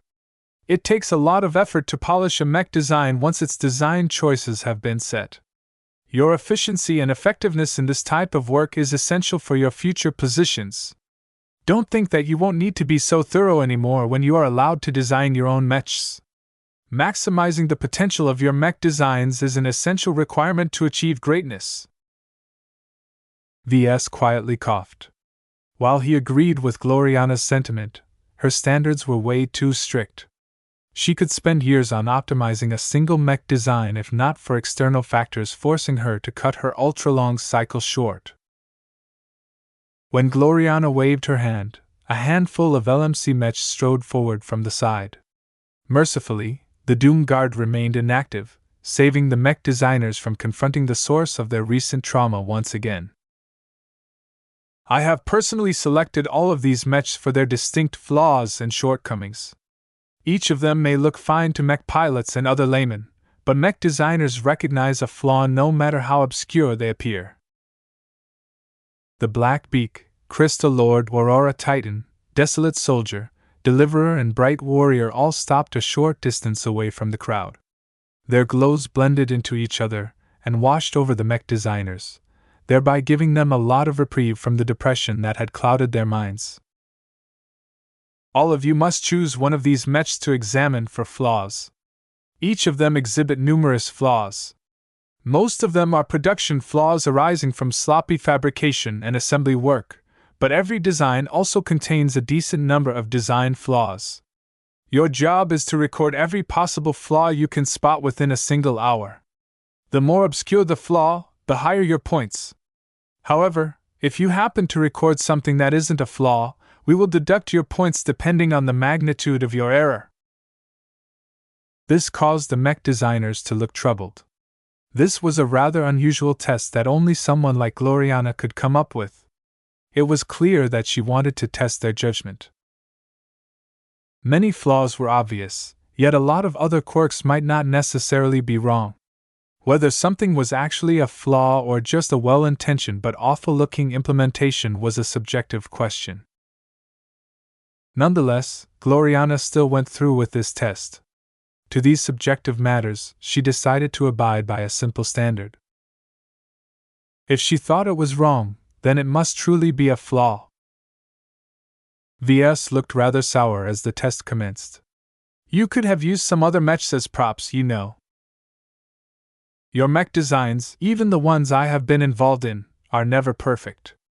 You need to get it through your head how unsatisfying they really are to me. Gloriana admonished him.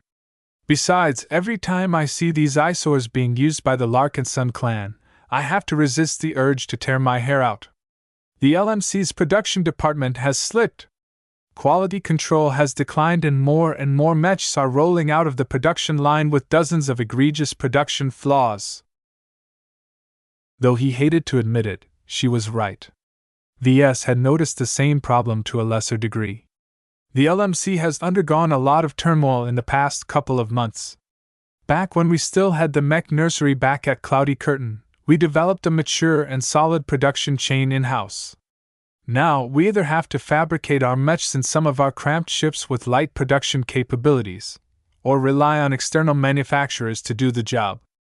Ever since we established the Larkinson clan, we have recruited a lot of new mech pilots. Each of them require mechs in order to be put to use, and that has forced us to rely a lot on third-party manufacturers. Gloriana looked displeased. I won't mention anything about providing mechs of this standard to the market. However, I expect better if the mechs are meant to serve ourselves. You better set the LMC's production department straight or I'll come and do it myself. I get it. I'll fix the situation right away after this is over. While the two of them discussed the LMC's shortcomings, the candidates all swarmed around the mechs laid bare to them. They were not only able to examine the mechs up close, but also received access to some limited design schematics that revealed some of their internal makeup. Any mech designer should be able to spot plenty of flaws of every mech and design. However, once they finished picking all of the low-hanging fruit, they needed to look much closer in order to spot another flaw. This was where the difference between mech designers became apparent. What was interesting was that a lot of mech designers tried to be clever and chose to study his older mech designs such as the Black Beak and the Crystal Lord. In contrast, hardly anyone chose the Bright Warrior, which was currently in its Lancer mech configuration, and the Deliverer. It doesn't matter, Gloriana noted. The scoring already compensates for the difficulty of discerning flaws. In truth, those who have decided to study the newer mechs are rewarded for taking on a tougher challenge. This was another hidden aspect behind this test. Gloriana didn't necessarily want to hire mech designers who pursued the lowest difficulty all the time. In her opinion, mech designers should constantly tackle greater problems. How else could they surpass their limits if they didn't challenge themselves? The test proceeded quietly. The hour quickly ended, whereupon the mechs soon moved back to their places. Very good. Gloriana smiled. Your performance is noted and graded. You will receive your results at the end. She still needed to grade them all, but she planned to do that quietly in her mind with the help of her implant. In the meantime, it was her boyfriend's turn to conduct his next test. For this round, I have invited a special guest. Kedis entered the hall. She strode valiantly to Ves with strong, measured steps. She wore a training outfit that was typical to the sword maidens, though she also wore her signature poofy beret in order to hide her horns. Nonetheless, her lean but muscular arms were on full display and her scabbarded great sword obediently trailed her back. Once she reached her position, she unsheathed her weapon and grinned. Hello? Ves asked me to test you all. I might not look like it, but I'm a mech designer. I am V's first student and I learned a lot from him. If you want to attract his attention, then you need to show some battle spirit. If you can't even get close enough to me, you don't deserve to be my colleague. Every single candidate looked confused. Was she truly a mech designer? She resembled a thug more than an intellectual. She withdrew a smaller but very sharp sword and threw it in front of her. The anti-grav module built into it caused it to float in the air with the tip pointed at the ceiling. Each of you must wield this sword and stand 10 paces away from me. She explained the rules. On my mark, you must charge at me and do your best to land a blow on me. I will be doing my best to block your attack. I might even push a bit back. You only need to launch a single attack. A lot of mech designers look scandalized. Are those weapons real? They look sharp. Yup. Kedis enthusiastically nodded. What's the fun in conducting this test when we are just swinging some practice weapons at each other? There are no protective measures in place. Only our skill will determine whether we can avoid harming each other. A lot of mech designers already started to back off. This test was too insane. If someone made the wrong move, they could easily harm or kill each other. By the way, my greatsword happens to be a gift from the CFA. Don't believe me? Then let me demonstrate.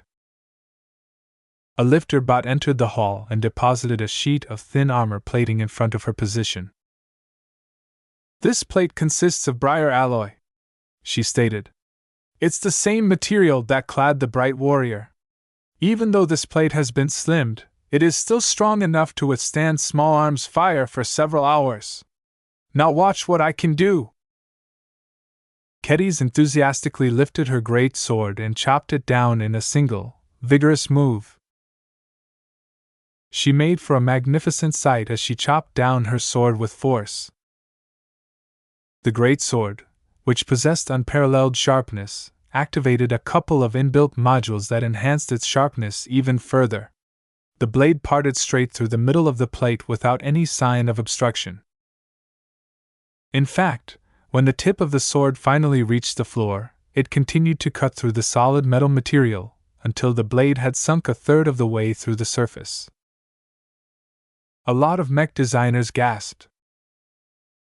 Don't worry. Kedis cheekily smiled. I will only use the flat of my blade. Chapter 2085 Oops. The sword wielded by Kedis differed substantially from the weapons owned by the rest of the sword maidens. Just like Ves, Kedis gained an unimaginable amount of benefits from the Aeon Corona mission. The sword issued to her by the AI systems of the Starlight Megalodon was suited for a CFA officer. Though its design and material composition was outdated by as much as 3 centuries, it was still a first-class sword that incorporated numerous applications of high technology. It might not be an exaggeration to state that the worth of this sword actually surpassed the total value of the penitent sister fleet. Fortunately, for all of its ostentatious value, it wasn't immediately apparent that the sword belonged to the CFA. Kedis had also decorated the sword in a way that made it seem as if it emerged from the frontier rather than a CFA battleship. None of the 1,000 or so mech designers who had made it through the final selection process figured out the true might of the great sword. Nevertheless, the fact that Kedis was able to cut through an admittedly thin but very solid plate of briar alloy proved that it should not be underestimated. If the edge passed through their skull, their heads would instantly part in half without presenting even a smidgen of resistance. Is she even a mech designer? She's built like a mech. We're mech designers, not infantry soldiers. What does swordplay have to do with mech design? Ves Larkinson is crazy. I regret taking part in this test. Nothing happened for a few minutes. Ves let the mech designers banter among themselves. The more they speculated about Kedis and her sword, the more their fears started to spread. Considering the previous tests conducted by Ves, this one shouldn't be simple. There were a lot of smart minds among the crowd of mech designers. It was a pity that they were all non-combatants who never expected to be confronted with violence up close in their lives. Even if a few of them enjoyed some combat training, it was usually in the lines of attending mandatory self-defense courses or engaging in recreational hunting. Almost none of them engaged in something as archaic and barbaric as hacking swords against each other. When Ves thought they had stewed long enough, he clapped. What are you waiting for? Get to it! There is no order this time. Anyone who wants a try can step forward and grab the floating sword. You are only required to launch a single attack on Kedis. She will do her best to block and fend off your attack. Sir, what if someone gets injured? Someone asked a very smart question. Ves grinned and pointed his thumb behind his back. Emergency services are already on standby. No matter how injured you are, unless your head gets hit, you'll make it through. A large number of specialized medical bots along with some doctors entered the hall and stood at the side. The presence of so many doctors in white coats and medical bots specialized to treat all kinds of trauma didn't reassure the mech designers. In fact, their presence only intimidated the candidates even further. After a bit of hesitation, one young man stepped out. He looked confident and gripped the floating sword with a firm grip. Both Kedis and Ves immediately narrowed their eyes. From the practice stance the mech designer immediately adopted, it became clear that he knew a thing or two about swords. The competitive streak within Kedis instantly fired up. Come! Instead of charging forward, the first challenger shuffled forward while carefully scanning his opponent's stance for the best way to overcome her defense. He even began to circle around Kedis. That wouldn't do. Clap. Hurry up! Ves shouted in irritation. There are over 1,000 other mech designers who are waiting for their turn. I told you to charge at Kedis, not dance around her. This isn't a duel. If you aren't willing to fight, then let go of your weapon and make way for someone else. Understanding that he couldn't take the tactical approach, the challenger took a deep breath and closed the distance. Though his steps were still rather slow, the distance between him and Kedis was only 10 paces, so the two quickly exchanged blows. After attempting a feint, the man quickly shifted his grip and attempted a tricky stab at the very last second. Unfortunately for him, Kedis reacted faster and with much greater force than he expected. Her augmented body moved in unison. Not only did she manage to lift her enormous sword and parry the stab with ease, she also managed to redirect her weapon so that the flat of its blade whacked her opponent's side. She did not hold back too much. The trained challenger cried out in pain as his body hurled a short distance to the side. It was as if he had been clubbed away by a caveman. As the first challenger laid on the floor in a pathetic heap while crying out in pain, Ves continued to pay close attention for a few more seconds before he minutely shook his head. Next! Though the forceful hit took the breath out of the man, Kedis had been merciful enough to spare his ribs. He slowly picked himself up off the ground and limped back. The brutal exchange intimidated even more mech designers. Hundreds of them already took a step backwards, making it clear that they absolutely did not wish to be a part of this sadistic game. It didn't matter. There were enough people who wanted to try. The second challenger was a younger man. When he took hold of the floating sword, his two-handed grip was firm. Nonetheless, even Ves could tell he wasn't a trained swordsman. The stance the fellow took actually reminded Ves of some kind of sport. The man didn't waste much time. He approached at a steady pace, swung his sword to the side before launching a powerful horizontal sweep. From the bottom of his feet to the rotation of his hips, the second challenger generated as much force as possible. It was a pity that Kedis read the man's attack like a book. She yawned and blocked the forceful attack with ease. As the baseball player lost his balance due to getting hit by the recoil of his all-out attack, Kedis rapidly thrust the pommel of her sword forward until she bashed her opponent in the chest. Ack! The man let go of his sword as he fell onto the floor. All in all, it was a respectable performance. It was too bad that Ves hadn't seen anything worth his time while he watched the fellow carefully. Next! The third challenger happened to be a woman. Unlike the previous two challengers, she didn't possess a single athletic bone in her body. Nonetheless, what she lacked in physical conditioning, she made up for it with courage. She did not pause after she grasped the floating sword. She simply raised the sword above her head and charged Kedis without any hesitation. The moment she chopped her sword down, Kedis simply raised her own weapon with just a single arm and bounced away the attack with ease. As the third challenger wobbled backwards, she suddenly received a hefty kick that pushed her body backwards by more than 10 paces. Next! The fourth challenger was another woman. She was taller and stronger than the last one, though her untrained sword stance almost completely negated this advance. When she bravely strode forward and attempted to put her entire momentum into a stab, Kedis once again blocked the attack with ease. However, in the process of doing so, she also chopped off the wrists of her attacker. The great sword sliced clean through the flesh and bone without any hindrance. All! The woman dropped to her knees while staring agonizingly at her amputated arms. Her two hands flopped lifelessly on the floor while 4 sprays of blood rapidly turned the sight red. Medics! Ves shouted. The bots already moved into action as soon as Kedis parted the female mech designer's skin. As soon as they flew at the wounded mech designer, they rapidly sprayed some foam around the clean cuts, preventing them from bleeding out. A few more bots arrived to rapidly take the injured mech designer and her detached limbs away to a treatment center. Practically every mech designer on site widened their eyes or screamed at the gruesome sight.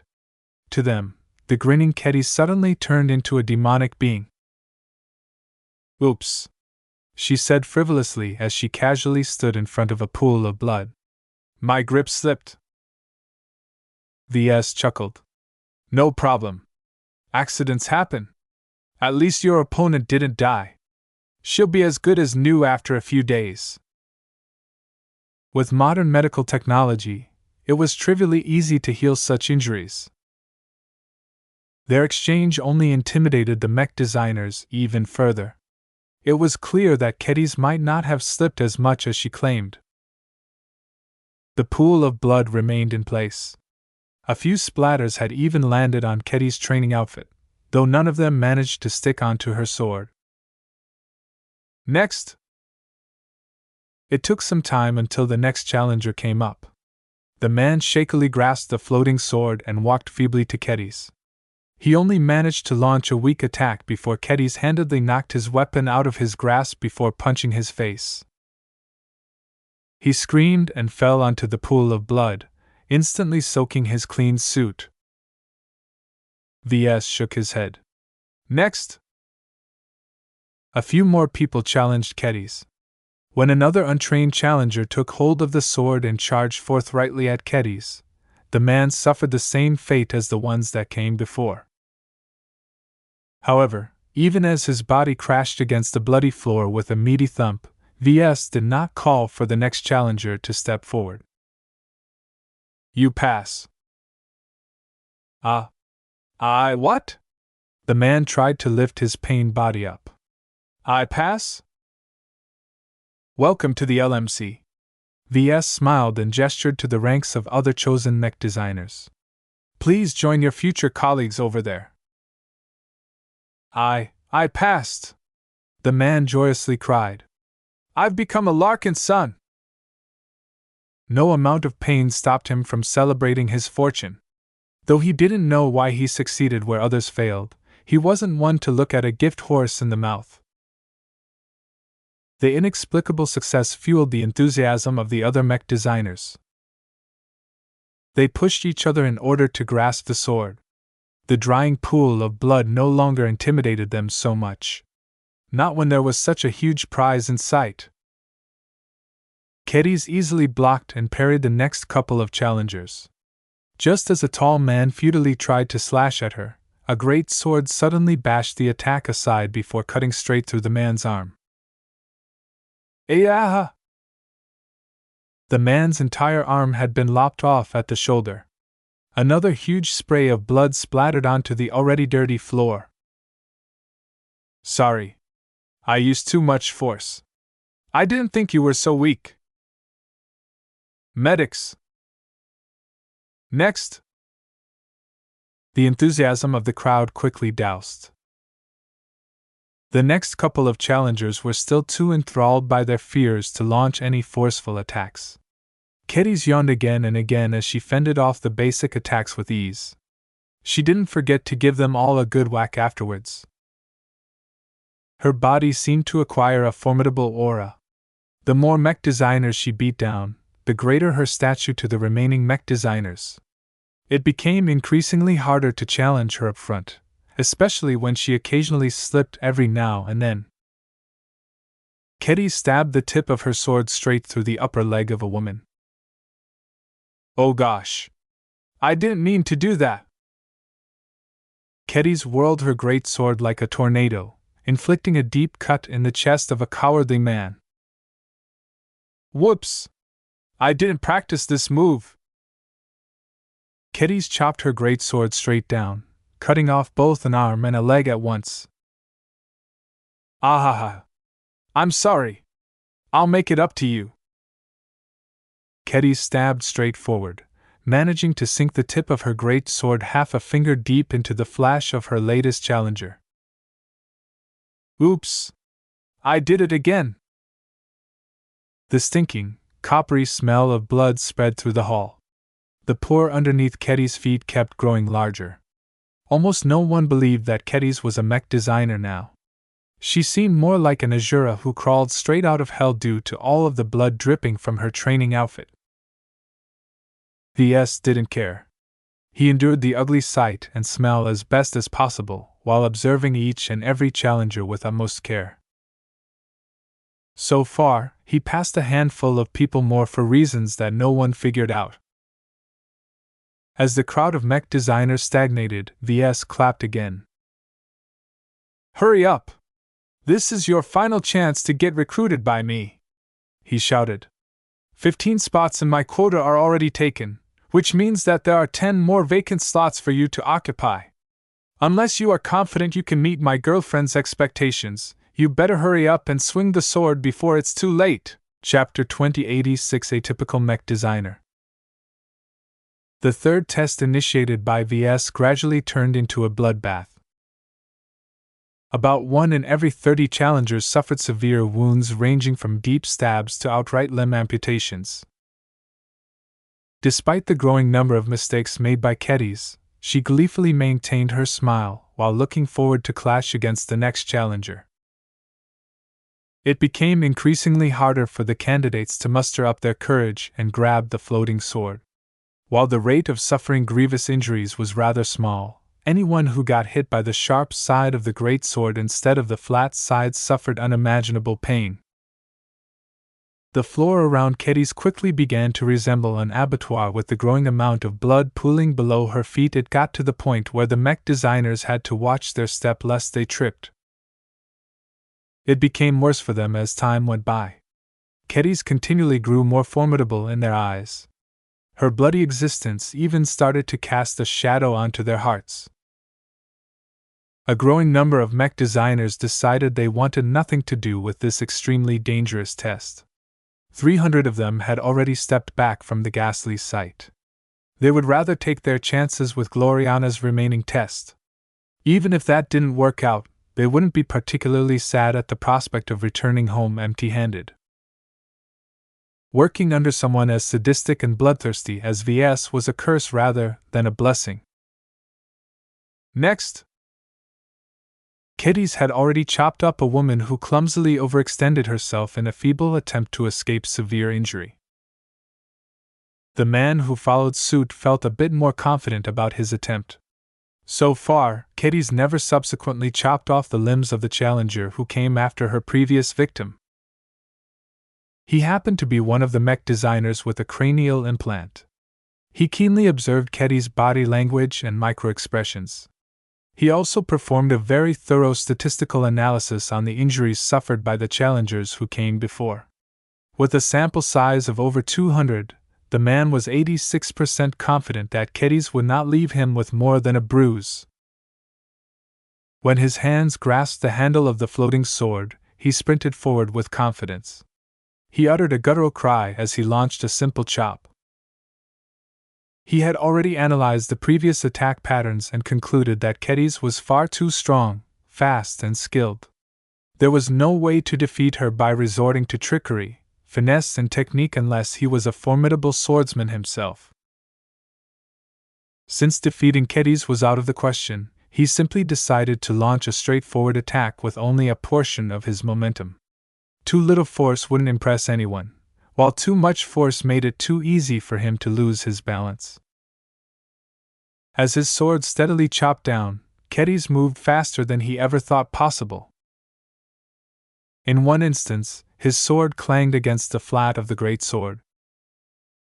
In the next, he suddenly lost all feeling in his hand, before realizing to his horror that his wrist was transmitting an unimaginable amount of pain. Ah!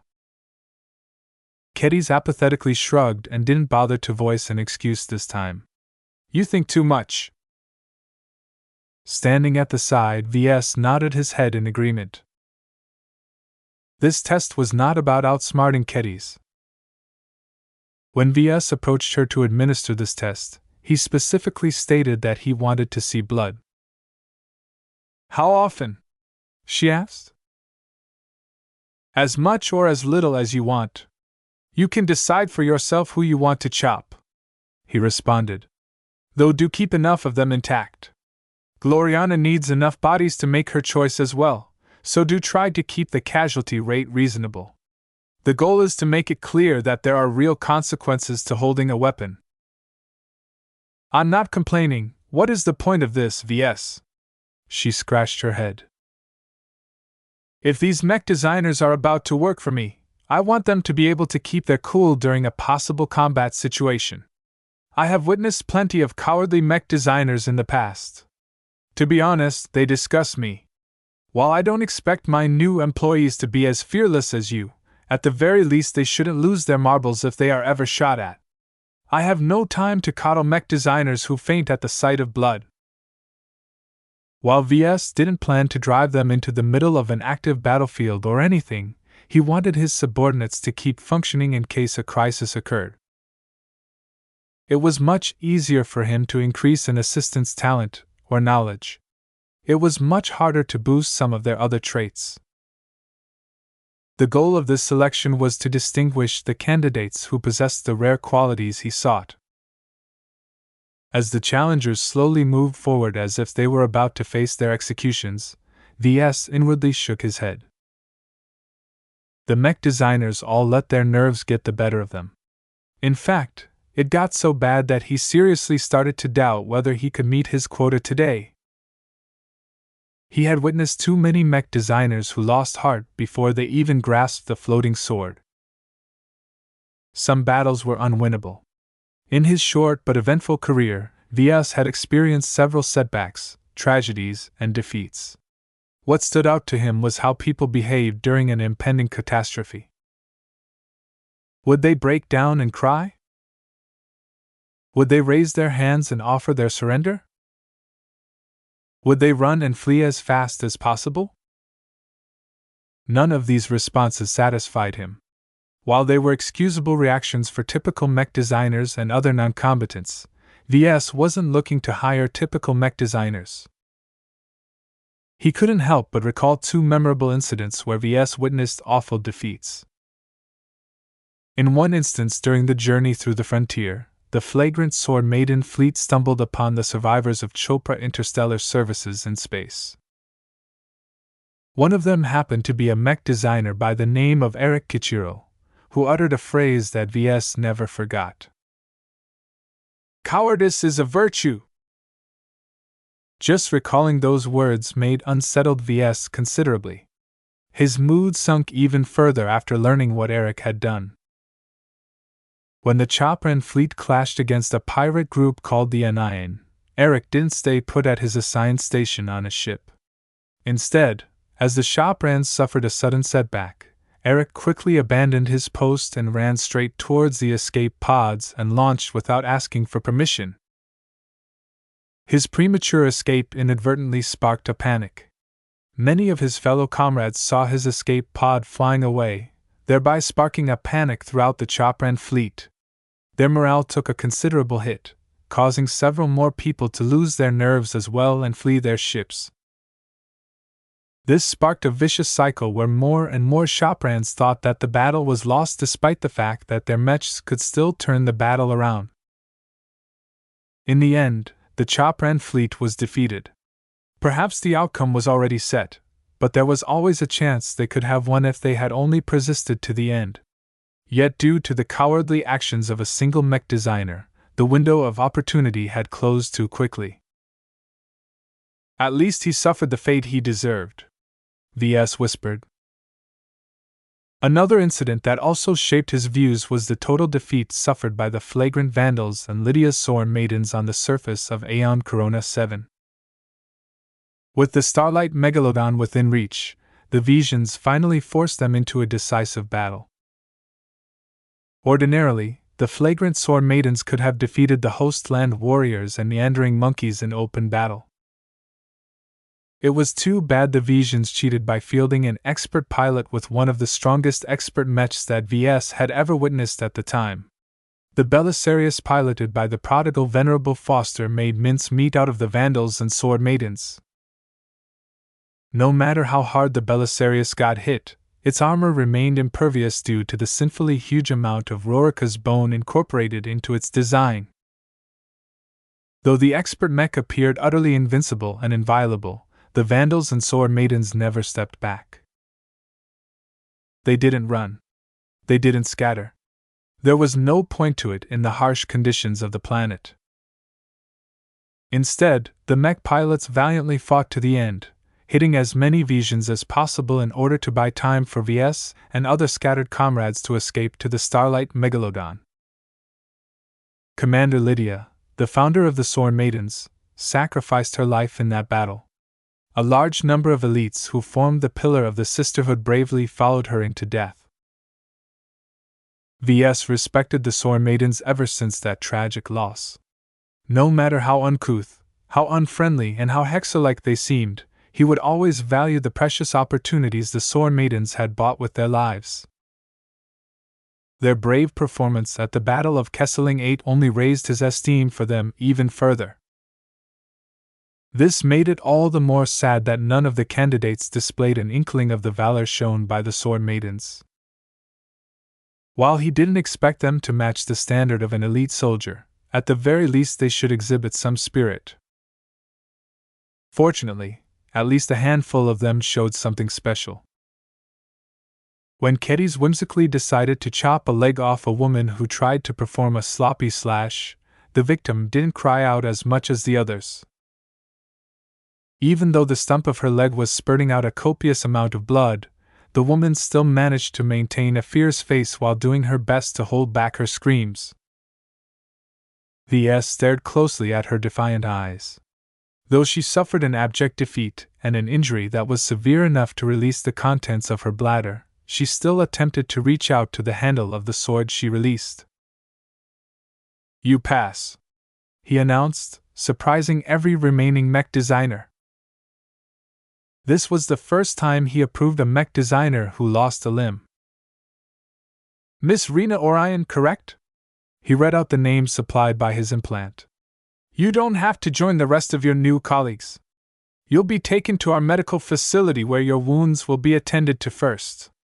Are you still willing to join the LMC and the Larkinson clan? I do, she uttered between her gasps of pain. I won't let anyone take this opportunity away from me. I will suffer this pain 100 times if that is what it takes to gain your approval. That's not necessary. Ves quickly spoke before the medic bots finally sedated her and moved her away. A brave-looking man quickly stepped up after that. He grabbed hold of the floating sword with confidence and immediately charged towards Kedis with an overhand strike. Different from anyone else, the man didn't attempt to defend himself or try to mitigate any possible blows. In fact, he continued to throw his body forward, causing Kedis to use considerably more force than she intended as she cut off half of the man's upper limbs. Though the man quickly fell as copious amounts of blood poured out of the wounds, he tried his best to put up a brave face and tried his best to look defiant. Medics! Ves simply shouted. Take him away. Next! What? I'm not done yet. I can still fight. Ves shook his head at the man whose clothes had turned into a mess due to all of the blood soaking through it. Don't pretend. This isn't an acting test. That quickly doused the enthusiasm of the rest of the mech designers. Though the available slots gradually diminished, it became harder and harder for the remaining challengers to step forward. Over 500 mech designers had already given up on challenging Kedis and her lethally sharp great sword. It had become so bad that Ves estimated that he would likely run out of challengers before he reached his quota. It took a lot more courage to confront Kedis later on after she cut through dozens of random mech designers. The complete uncertainty of whether they would lose their limbs or not froze them into place. None of them wanted to get disabled at this point and miss the last test administered by Gloriana. With the available bodies quickly running out, Ves finally sighed and decided to loosen his standards. Anyone who stepped up and grabbed hold of the floating sword at this point should already possess a sufficient amount of courage. Pass! Pass! Pass! When the success rate abruptly increased, the remaining daredevils among the crowd finally showed some enthusiasm and fought over the next turns. You pass! Pass! Pass! That's it! This test is finally over! Ves announced, causing almost everyone else to exhibit a considerable amount of relief. Now let's clean this mess up before commencing the final test of the day.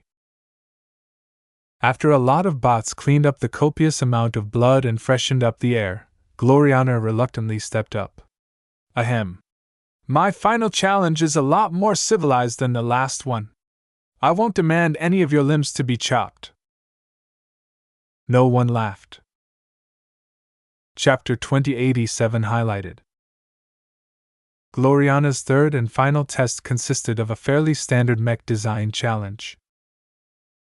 Every mech designer who made it through the earlier tests were tasked with designing the best possible mech they could manage in 2 hours. Projections emerged in front of their faces. Just like the first test, they had to work while standing, which wasn't easy after the gruesome bloodbath they just witnessed. With their nerves frayed and their patience running out, hardly any candidate managed to hit their stride. They haltingly manipulated the design interface with shaky fingers and uneven breaths. Even though the pervasive smell of blood had long disappeared, many of them still had the illusion that they were under threat. This hall wasn't safe. The journeymen they dreamed of working under were completely mad. With all of these psychological hits, it became considerably harder for them to perform this common task. Just like similar examinations of this nature, Gloriana had already picked out an extensive library of outdated components and modular parts for them to put together their mech. There wasn't much they could do in 2 hours anyway. Every mech designer had to race against time to cobble up a mech design that was functional enough to fight. 2 hours ought to be enough for you to design a complete mech, Gloriana sternly announced as the mech designers frantically sorted through the catalog of parts. You can pick and choose any mech type of weight class you want. Just make sure to do your best and finish them within the time limit. I won't accept any designs that are incomplete. A test like this reminded Ves of the old days when he frequently took part in competitions. Designing a mech in a day or in a matter of hours was a steep challenge to any mech designer. However, as long as they worked quickly enough, they should be able to design something that could perform all of the basic functions expected of a mech. They just needed to cut as many corners as possible while retaining the best possible quality. This was a lot harder than it sounded like, particularly when the mech designers themselves needed to judge how much time they could afford to invest in something. All in all, around 900 candidates who mercifully avoided getting chopped frantically worked to deliver the best mech they could design under the circumstances. Gloriana stood silently while she constantly observed the ongoing design processes with the help of her implant. No one knew which candidate's work she was observing at any time. In truth, she didn't need to see their finished work in order to get an accurate impression of their capabilities. A half hour in, it already became clear from their work whether they worked quickly or meticulously. She encountered a lot of mech designers who tried to cram as much work in 2 hours as possible. They brazenly skipped a lot of essential steps in order to put something functioning together as fast as possible. There were also those who took the opposite approach. They did not display a sufficient amount of expedience. Unless they planned to rush their work considerably at the end, it was doubtful whether they could even finish their designs. Only a modest number of mech designers displayed both. They possessed superior skill and ability or were far less impacted by the stress and trauma that they acquired in the previous test. These people attracted Gloriana's attention. What made her happy was that a significant number of mech designers who worked briskly but not too sloppily had also performed well in her previous 2 tests. Those with superior capabilities always stood out no matter the challenges they faced. Granted, there were a lot of mech designers among this group who performed exceptionally poorly in the tests cooked up by Ves. Of all of the mech designers that Gloriana had marked out for their satisfactory performance, there were a lot of clever-minded people among them who opted to decline her boyfriend's challenges. Though their decision to conserve their energy and avoid unnecessary damage had paid off at this moment, she wasn't sure whether she should value them. She was a bit more inclined to hire mech designers who performed a little worse right now but made a decent showing when confronted by the Doom Guard or Keddies. Soon enough, 2 hours went by. The projected design interface automatically disappeared regardless if the candidates were done or not. A lot of regretful groans immediately filled the hall as everyone felt that they could have done better if they just had a little more time. "That's enough," Gloriana spoke. Everyone instantly fell silent. "I have continually observed all of your efforts. I have already determined your scores for this test and compiled it with your other scores. After much consideration, I have made my choice." Lights appeared around 25 individuals. "Congratulations! All of you who are lit up have earned my appreciation. Please confirm your decision to join the LMC and work under me by stepping to the side. If for any reason you wish to withdraw, then say so now so that you won't be wasting my time any further." Though a handful of selected candidates showed some reluctance, in the end they didn't decline this hard-fought opportunity. Now that Ves and Gloriana filled up their respective quotas, the final selection process finally came to an end. A lot of regret and remorse appeared on the faces of the candidates who remained. They lost their opportunity to join a very promising mech company and work under a pair of mech designers who might very well advance to master in the future. The ones who strategically withdrew from the challenges posed by Ves looked especially sour. Many of them thought they performed well enough to earn Gloriana's appreciation, but it turned out that there were 25 other mech designers who performed better. Perhaps they could have gotten into the Larkinson clan if they exerted themselves in the tests conducted by Ves. Losing a limb or getting frightened out of their wits didn't sound so bad at this time. Ves and Gloriana along with their cats stood together at this time. They observed the mix of emotions on the faces of the crowd with interest. "Ladies and gentlemen, this selection process has come to an end," Ves announced. "My partner and I set out to recruit 50 mech designers for the LMC's design department, and we are happy that we have managed to do so. As much as we are tempted to expand our quotas, we have decided to stick to our plan. There are no more chances for you to join our design team." A lot of candidates looked crushed. Hardly any of them believed they were inferior to the 50 mech designers who passed. Before their depression could sink in, 200 of them suddenly discovered that they were being lit up as well. Gloriana suddenly smiled. "That is not all, though. After a brief discussion with my boyfriend, we decided to provide some of you with a different opportunity. While none of you managed to measure up against the 50 who met our expectations, some have come close. We would like to extend an offer to 200 of you to join the Larkinson clan in a different capacity. Our Larkinson clan currently requires a lot of technical expertise in areas outside of our design lab," Ves explained. "For example, the LMC's production department requires higher-level technical supervision and quality control that only a qualified mech designer can provide. The maintenance departments of our various military troops such as the avatars of Myth and the Living Sentinels also require the assistance of those who can perform work beyond a typical mech designer. Think of individually modifying a particular mech or restoring a wreck to a completely functional state." A lot of mech designers suddenly looked hopeful, though there were also those who looked disdainful at these positions.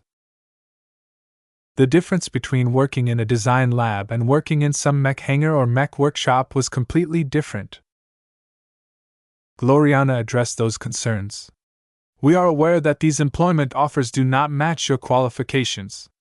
However, before you decline, please be aware that you will become fully fledged members of the Larkinson clan if you accept. In addition, as long as you perform well and keep improving your skills, there might come a day when you are invited into our design department whenever there are vacancies." A lot of mech designers, particularly the common-born sentinels, reacted very positively to this announcement.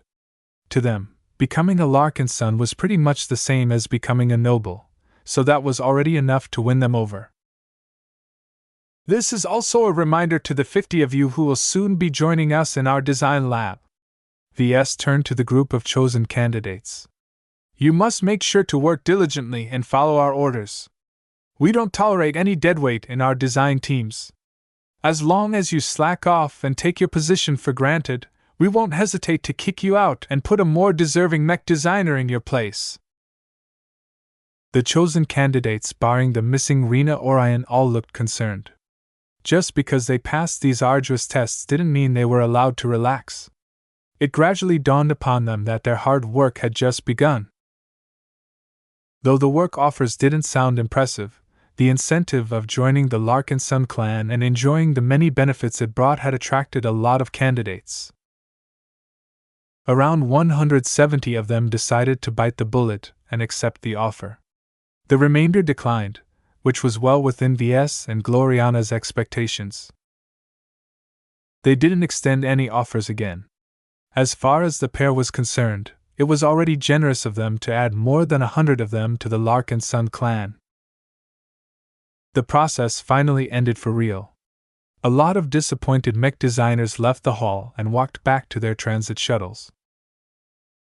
A number of clansmen showed up to process the 170 mech designers who were slated to take up lower-ranked positions. Keddies meanwhile personally led the chosen candidates to another part of the base in order to process them separately.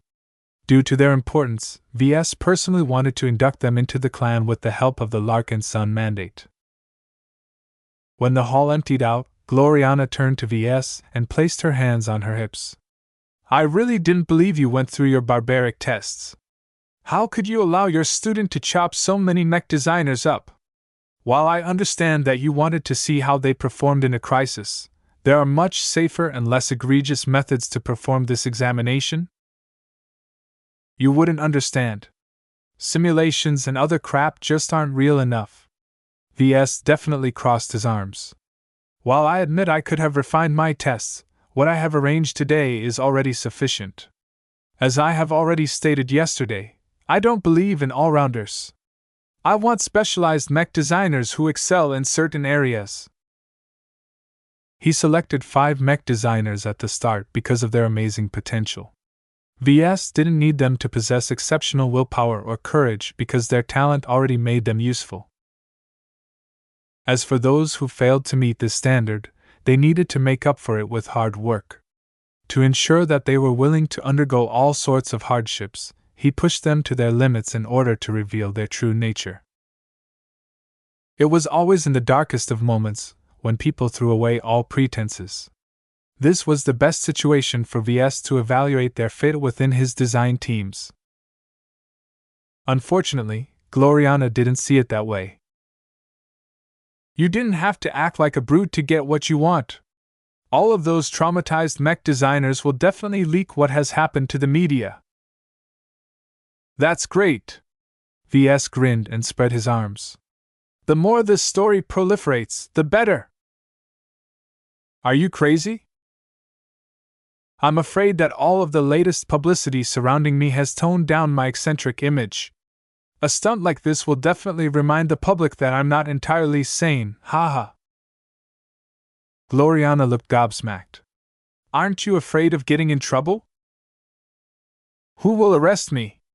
Ves casually shrugged. The MTA won't bother with low-level matters like this. The hexadric hegemony can't tell me what to do. The Bright Republic can screw themselves for all I care. As for the Sentinel Kingdom, they're too scared to act. As far as the local authorities are concerned, we are essentially above the law.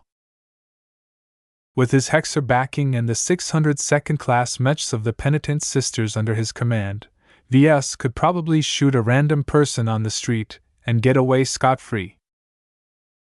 This was the privilege of power. Besides, it's not as if I inflicted any permanent damage. All of the cuts made by Keddies can easily be remedied, Ves added. What about their mental trauma? Ves shrugged again. As far as I'm concerned, they have learned an incredibly useful life lesson. You're sleeping on the couch tonight. Chapter 2088 The New Design Department. The LMC's design lab quickly turned boisterous after the addition of so many mech designers. Previously, it was just Ves, Gloriana, and 12 assistant mech designers. Now, the amount of people crammed in the same room abruptly ballooned. If they were all assigned to work on the Scarlet Rose, her workshop and lab compartment would quickly grow cramped. Nonetheless, once Ves thought about all of the design resources he suddenly gained, he felt it was all worth it. With so many new design teams, he could finally embark on true parallel mech design. The sight of so many mech designers in their brand new LMC uniforms caused Ves to imagine all sorts of future scenarios. Of course, the newly hired assistants still needed to be worked into the organization. They had barely become Larkinsons after Ves personally inducted them into the clan a day ago. The bonds they formed with the Golden Cat were still thin and fragile. They may have gained the status of clansmen, but there was still a huge distance to go before they turned into true Larkinsons. Ves clapped his hands, causing the low conversations to die down. Good morning, mech designers. Congratulations for becoming Larkinson clansmen. Each of you now bear the same name, which means that we are all brothers and sisters. A wellspring of pride and relief suffused the faces of the new entrants. In contrast, the assistants who had joined the LMC beforehand all looked smug. While their qualifications weren't necessarily better than these talented new mech designers, they at least possessed a considerable head start. Of course, the Tovars and Ilvanins also looked worried. To be honest, their talent and track records were fairly average. If they didn't work hard and study as much as possible in their free time, they might get overtaken by the newcomers. In the case of someone as young and junior as Mayor Torto, it was inevitable that he would have to bend his head. He had already studied the records of his new colleagues and realized that the LMC hired mech designers in the cusp of their prime this time. Due to the high number of applicants, the LMC had the luxury of choice. Almost every mech designer who recently joined was a force to be reckoned with. At least half of them were fully capable of starting a successful independent mech company. Naturally, the proud new hires not only had to compete against the legacy assistants. They already started to eye each other. Not much kinship and brotherhood sparkled in their eyes. Only competitiveness bred in their hearts. Each of them were already aiming for a promotion. They wanted to stand out from the crowd and earn the appreciation of their bosses. Once Ves or Gloriana favored them, they would definitely receive his favor and enjoy special treatment. As someone who always suspected his underlings, how could Ves not be aware of these dynamics? He didn't need to resort to his spiritual vision to see the plots and schemes brooding in their hearts. After all, if he was in their position, he would probably do the same. While Ves believed that harboring an ambition was good for productivity, he did not relish the thought of playing nanny to all of them. This was why he was already eyeing Kedis and Miles to manage the eager new mech designers.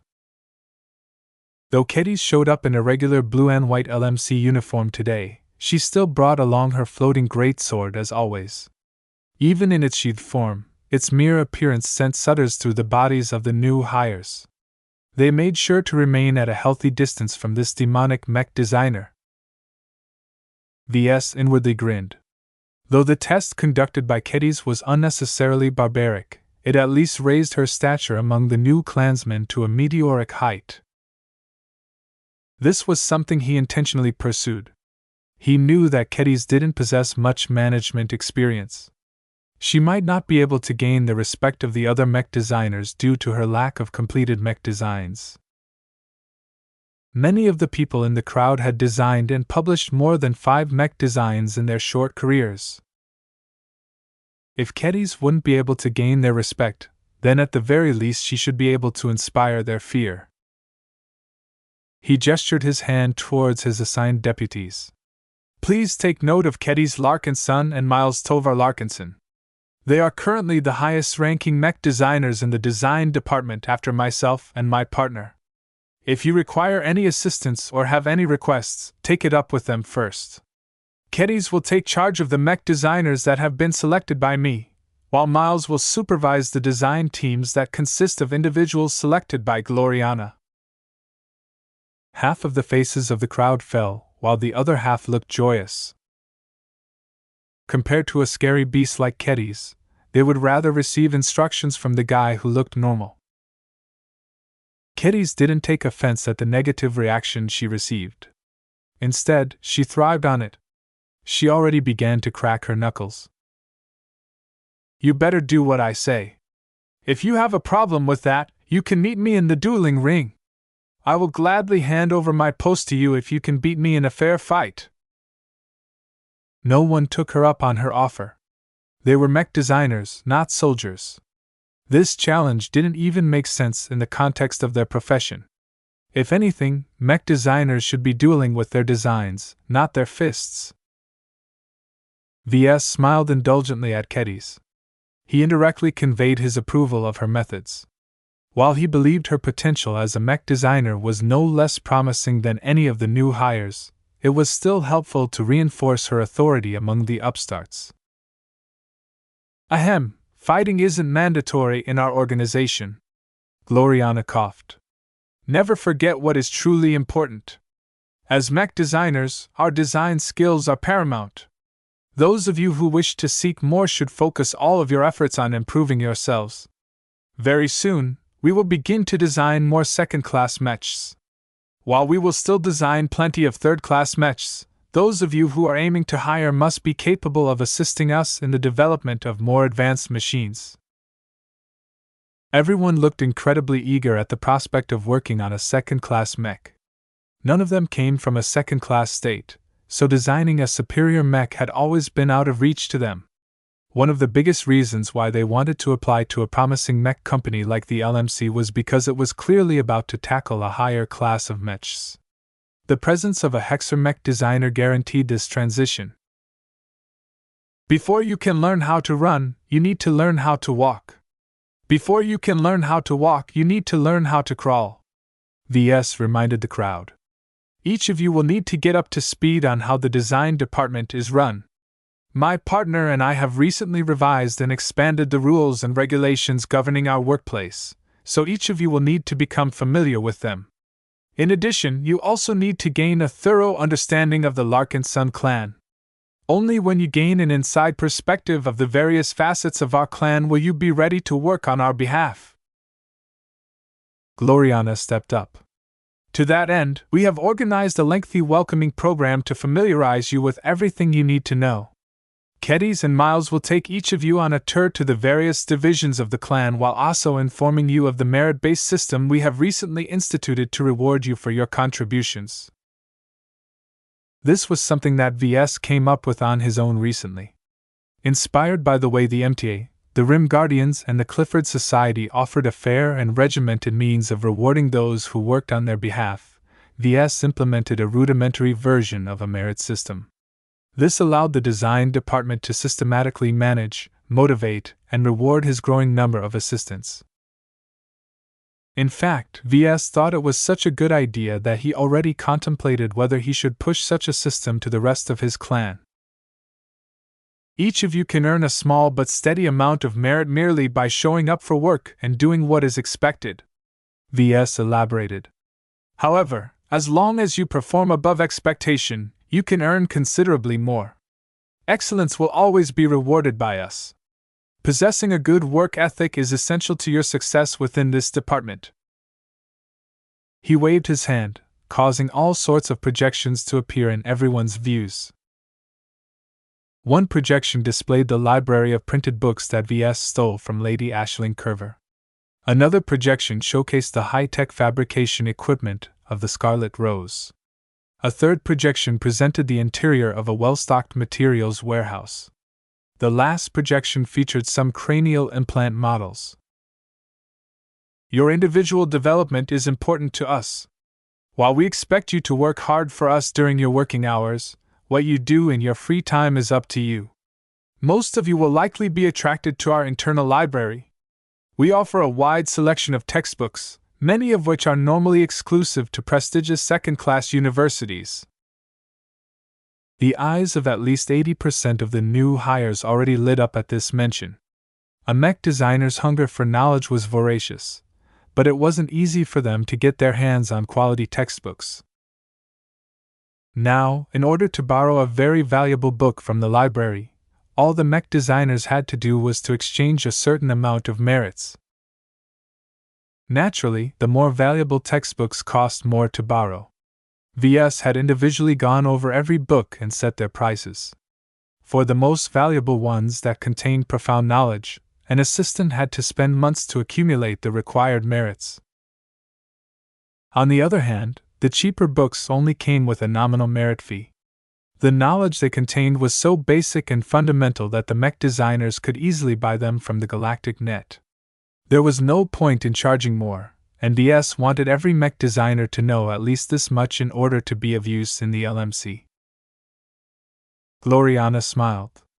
That's not all. Aside from accessing the library, you can also spend your merits on various other services. As mech designers, it's important to design and fabricate your own mechs, so we have generously decided to put some of our facilities at your disposal in exchange for merits. In addition, if you ever need personal guidance or tutoring, you can redeem your merits in exchange for our complete and undivided attention. Lastly, you can redeem some other valuable goods and services such as gene mod templates and cranial implants to boost your cognitive functions. That last sentence excited a considerable amount of mech designers. A lot of the mech designers in the crowd were still baseline humans. Though they were all brilliant for making it this far with their plain human capabilities, as long as they received a couple of augmentations, they would definitely be able to reach greater heights. A small group remained calm. Those who enjoyed a more privileged background, such as Catherine Evanson, already enjoyed some augmentations. Until the Larkinson Biotech Institute caught up, second-class upgrades were still off the table. In the lower portions of society, augmentations practically didn't exist. Anyone who possessed one was regarded as a freak. However, at their current level, every mech designer who joined the LMC knew that augmentations were essential to climbing up the ladder. If they didn't improve themselves, their colleagues definitely wouldn't pass up on the offer. Ves could already see the burning intent in their eyes. Each of them were already planning to work harder than ever in order to earn as many merits as possible. He grinned. This was exactly what he wanted to see. For the first time in his life, Ves comprehended what a huge advantage he possessed by becoming the person who presided at the top of a merit system. When every gain and loss was added together, the resulting balance would always end up in a net profit for the LMC. Work hard, my slaves. Ves inwardly exulted. No matter how much you benefit, my gains will always be more. Chapter 2089, Scarier Than a Doom Guard. The welcoming program for the new mech designers was fairly extensive. It not only served to introduce them to the rules and regulations of their new positions, but also sought to instill them with the principles and values that the Larkinson clan embodied. One of the more interesting parts of the program was the time they would spend with the mech forces of the clan. Every mech designer had to spend a week among the avatars of myth, the living sentinels, the battle criers, and the flagrant vandals. After their week with one group had passed, they rotated to another group, and so on. This not only allowed every mech designer to gain a thorough understanding of the various mech forces operating on behalf of the clan, but also provided them with a lot of hands-on practice with every LMC mech. This was very important for Ves. He needed his mech designers to understand his design philosophy so that their efforts wouldn't clash with his own. As far as he was concerned, other than revealing his core secrets, the best way to get them up to speed was to expose them to a large amount of LMC mechs. Overall, the month-long welcoming program was designed to kill multiple birds with a single stone. It's essentially an intensive indoctrination program, he muttered with a smirk. By living alongside the different groups of Larkinsons, the mech designers would quickly absorb the culture and deepen their integration into the clan. By the time they returned to the design department, Ves expected them to be truly ready to contribute to his mech design projects. The design lab quickly turned empty as every other assistant mech designer had been tasked with guiding and supervising the new hires. It didn't matter. Right now, Ves and Gloriana only worked on one remaining mech design project. The Hexer mech design they stewed over for so long was almost complete, but much of the work still had to be done by the pair themselves. They couldn't help it. Second-class mech designs were simply too complicated. A third-class mech designer could easily ruin a huge portion of the design with a single, careless mistake. Our first iteration is almost ready, Ves remarked as he finished another mental design session with his girlfriend. I'm not quite sure it is up to par, though. Gloriana frowned and crossed her arms. I feel the same way. It's a lot harder to refine this mech design than I thought. The technical challenges posed by this design are exacerbated by all of the military technology and components we are required to incorporate. It's very tough to stick to those standards. While their landbound night mech was commissioned by Diva, the mech utilized a lot of mid-tier specifications from the Hex Army. Every mech serving under its banner had to abide by a host of exacting specifications. As a large organization that only fielded a limited amount of approved mech designs, the Hex Army always pursued efficiency in production and logistical support. This meant that in order to minimize as many inefficiencies as possible, a lot of their mechs used the same parts and standards. Cross-compatibility was a very high priority to the Hexers. For example, a single given power reactor could be put into dozens of different mech models without requiring any custom adjustments. Once this applied to many other instances, the gains in efficiency built up to a very scary degree. The variety of parts and materials stocked by a typical Hexer mech regiment was probably just a third of that of a Friday Man mech regiment. All of this came at a cost, however. What the Hexers gained in efficiency, they lost in versatility. Every Hexer mech design was very optimized, but also fairly rigid. If Ves had to describe it briefly, he would say that they all fit into the same boxes. This was because the mech designs were all built around the same set of components. These components all served to constrain a mech design within a narrow band.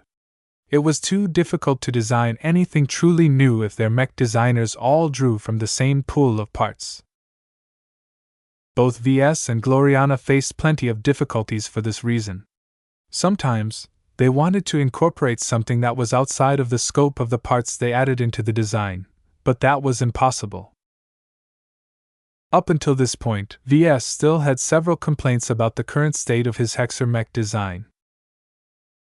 The Knight mech shield and armor was a bit too light for its role. Its energy storage capacity wasn't large enough. The extra appendages designed to siphon energy from a fallen edge were a bit too weak.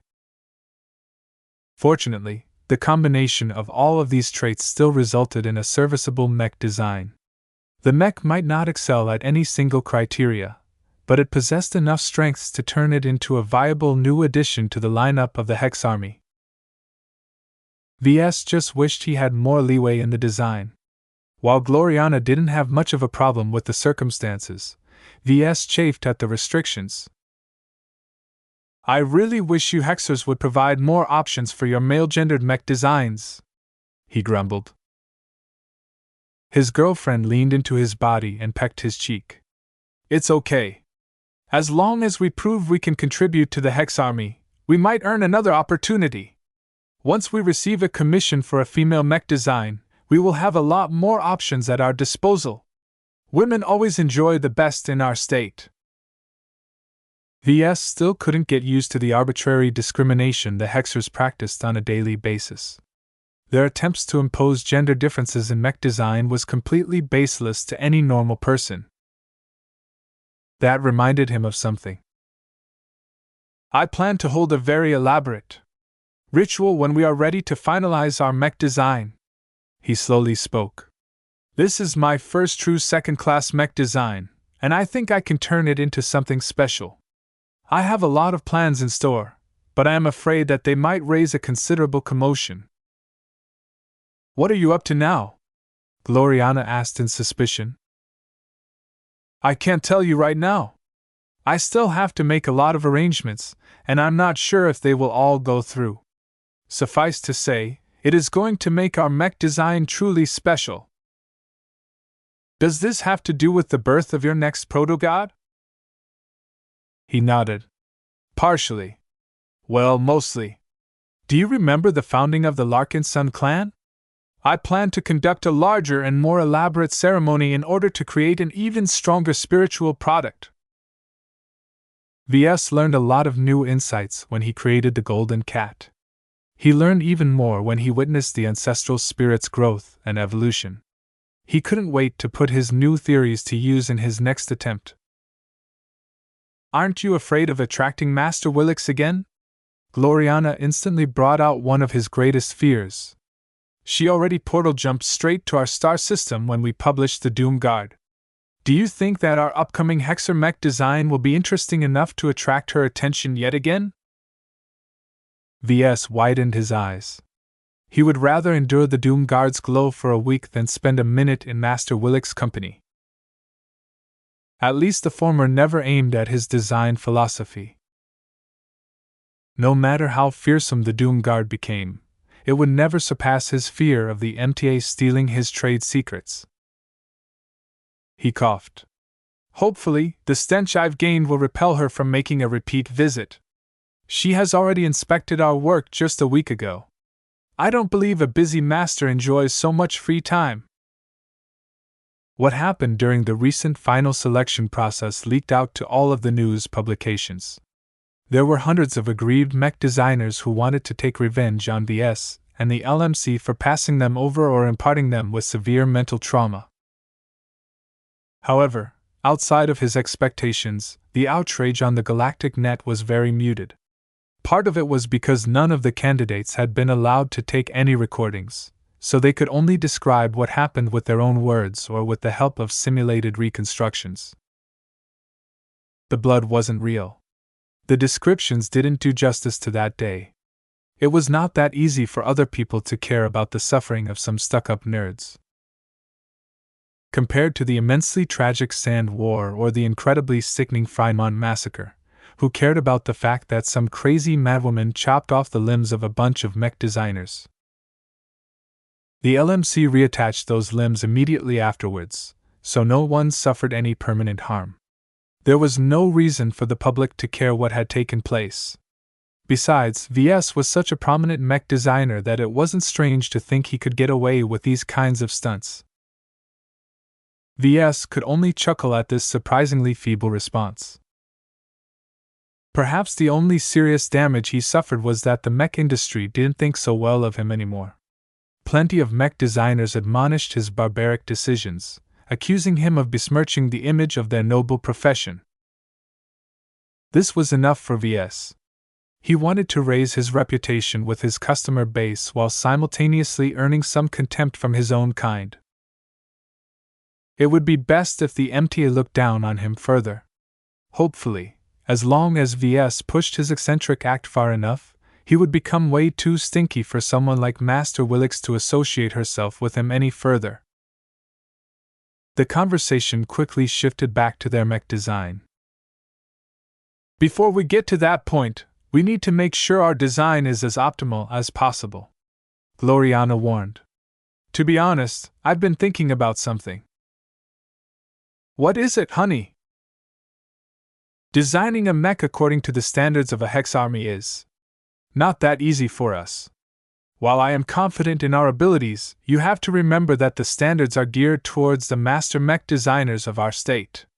We're essentially trying to fill in some very big shoes. Though we have done decently enough, it is becoming clearer and clearer to me that we need external assistance. Ves immediately furrowed his brows. I thought that only we are supposed to work on this mech design. It won't be purely ours anymore when we turn to someone else for help. You misunderstand, Ves. I'm not looking for another contributor or partner. I am merely suggesting that we could use some technical consultation in order to smooth out the most persistent problems of our mech design. I can contact some seniors from my alma mater for help. I'm sure we can persuade one of them to lend us a hand. Absolutely not. Ves vigorously shook his head. I know these problems are troubling you, but we can take care of them ourselves. I don't want some Hexer senior butting her head in our project. It's vitally important that we retain full ownership of our design choices. He didn't trust any Hexer mech designer other than Gloriana to abide by the spirit of their mech design. His girlfriend didn't look pleased. I'm serious, Ves. I'm not satisfied with what we have managed to accomplish so far. I don't believe we can solve all of the problems by spending more time on this project. Its sophistication vastly exceeds that of the Doom Guard project. She wasn't wrong. Ves couldn't easily refute her point because both of them had already worked incredibly hard on the Hexer mech design project. They did their best and put in their earnest effort, only to fall short of some of their goals.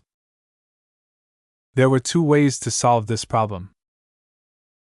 The first option was to take up Gloriana's suggestion and borrow the capabilities of a better mech designer. The second option was to upgrade their own capabilities. His eyes slowly lit up. Though he had slowly forgotten about it, didn't he possess something that could easily help him do that? What are you thinking about, VS? Something that I've neglected for a very long time. Let's table this discussion for today. I need to check up on something. Chapter 2090 Self-Assessment. VS no longer needed to hole up in a bathroom in order to conduct his shady business. There were several more places where he could ensure absolute privacy. After contemplating his options, he decided to enter the Scarlet Rose that was parked at the rented base and make his way to compartment G13. After passing through numerous rigorous security checks, VS, Lucky and Nita entered the site where all of the Larkinson clan's Briar alloys secretly appeared. VS took the time to inspect the automated production loop. Just like always, Cassandra Brayer's constantly reappearing escape pod was being melted for salvage at an optimum rate. None of the machines had broken down. Cassandra hadn't posed any problems either in the last couple of months. VS firmly believed that she had expended most if not all of her disposable spiritual energy. While that didn't ensure that the production loop remained intact in the future, at least for now VS didn't have to worry about any impending disasters. Alright, everything looks good. Meow. Lucky had been doing his job as well. He thoroughly inspected the entire compartment for any bugs or untoward elements. The compartment is clear, Nita finally added. His silent bodyguard's only role at this moment was to use her extraordinary nose to sniff out any hidden elements that could trigger it. He wanted to cover as many bases as possible. Go stand guard while I do my business. Yes, sir.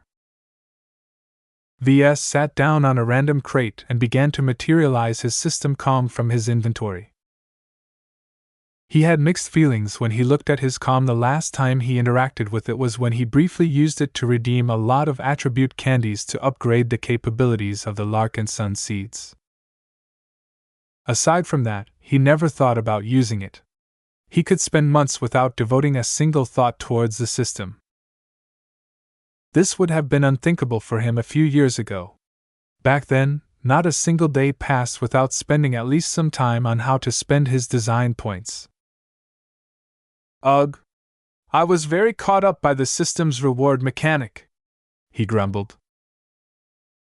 Now that he thought about it, the Mech Designer System operated in a similar manner to all of the merit-based systems that he encountered. Each time, their purpose was clear. The peons at the bottom had to work hard to gain some scraps while the people at the top harvested most of the profits. That had changed somewhat since the system abruptly ended its newbie program. Now that VS no longer earned any DP from selling his mechs, it became a lot harder to earn them. This made him care about the system even less. As far as he was concerned, this was a good development. He was a mech designer, not a slave to the system. He had always harbored the fear of becoming too dependent on its conveniences. Fortunately, he acted with restraint and tried his best to develop his own ways to get what he wanted without spending any design points. Even so, just because VS tried his best to forget about it didn't mean the system no longer mattered. Its extraordinary origins and its immense value still meant that VS was under threat. As the treasure passed on by his father, VS did not dare to take it lightly. Right now, VS wasn't sure what the system thought about him. Did he do well by becoming a successful mech designer who could stand on his own? Was it resentful for being ignored all the time? For some reason, VS had a hunch the system didn't care all that much. It possessed its own goals, and so long it didn't say anything to him, he was probably heading in the right direction. He surmised that both of their goals were aligned at this time. VS wanted to progress further, which matched the system's intentions. What it got out of it was still a mystery, but as long as he moved forward, it didn't matter if he took the left path or the right path. They both led to the same destination. Well, my path isn't always smooth, Ves muttered. Sometimes it's best to take a couple of detours. When Ves finally activated the system, he soon encountered something that he should have checked much earlier. Design Evaluation, Doomguard DGA-01. Model Name, Doomguard DGA-01. Original Manufacturer, Ves Larkinson, Gloriana Woden. Weight Classification Medium. Recommended Role, Marksman Mech. Armor, B+. Carrying Capacity, D. Aesthetics, A. Endurance, D+. Energy Efficiency, C. Flexibility, E+. Firepower, B. Integrity, B+. Mobility, D+. Spotting, C. X Factor, A. Cost Efficiency, C. Project Involvement, 57%. Original Component Composition, 11%. Overall Evaluation. The Doomguard is a space-borne striker mech that fulfills its deterrence purpose in an orthodox manner. It is an adequate mech in terms of armor and firepower, though it does not excel in those aspects. The lack of mobility along with the limited endurance are the Doomguard's major shortcomings. However, the true value in this mech design lies in its glow. The value of this functional mech design has been elevated to a great degree by the inclusion of a complicated but effective glow. You have received 50,000 design points for completing an adequate original design that has no other equivalent. You have received 50,000 design points for designing a mech with a high presence of X factor. Damn. I hoped for more. He felt a little disappointed at the grades he received. They were adequate, but far from the point of earning a compliment from the system. Ves cared more for the X factor. His design philosophy was especially geared towards this criteria, so it was by far the most important grade to him. Scoring higher had always been his aim. It was too bad the system didn't think his Doomguard's glow reached another tier of performance. The spiritual counterbalancing method he applied to the Doomguard was something different, but not necessarily better. While Ves still believed he gained a lot by innovating this new method, it merely added one more tool to his toolbox. In order to break through the bottleneck of an A- grade, Ves needed to find some way to impart a qualitatively superior glow to his mech design. He still didn't know how he could accomplish that.